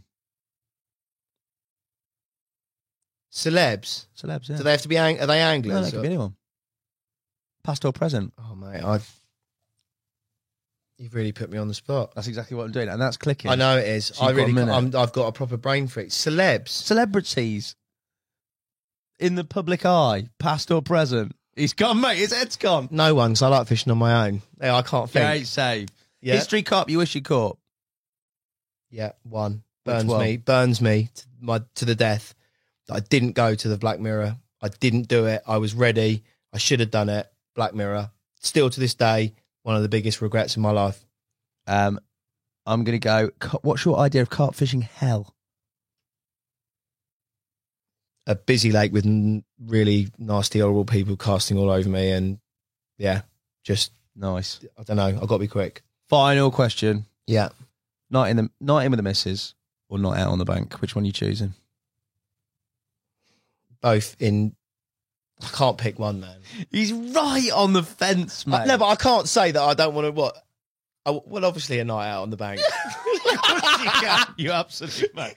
Dan, you've been an absolute legend. Make sure you follow Big Dogs and Dan on Instagram. I've thoroughly enjoyed it, mate. It's been a brilliant insight into you, how different you are and how extreme you are. Thank you guys for watching and listening. Thank this man for coming in. And hopefully, Dan, we'll get out on the bank sometime soon, mate. Cheers for coming in. All right, Hassan. Thanks a lot.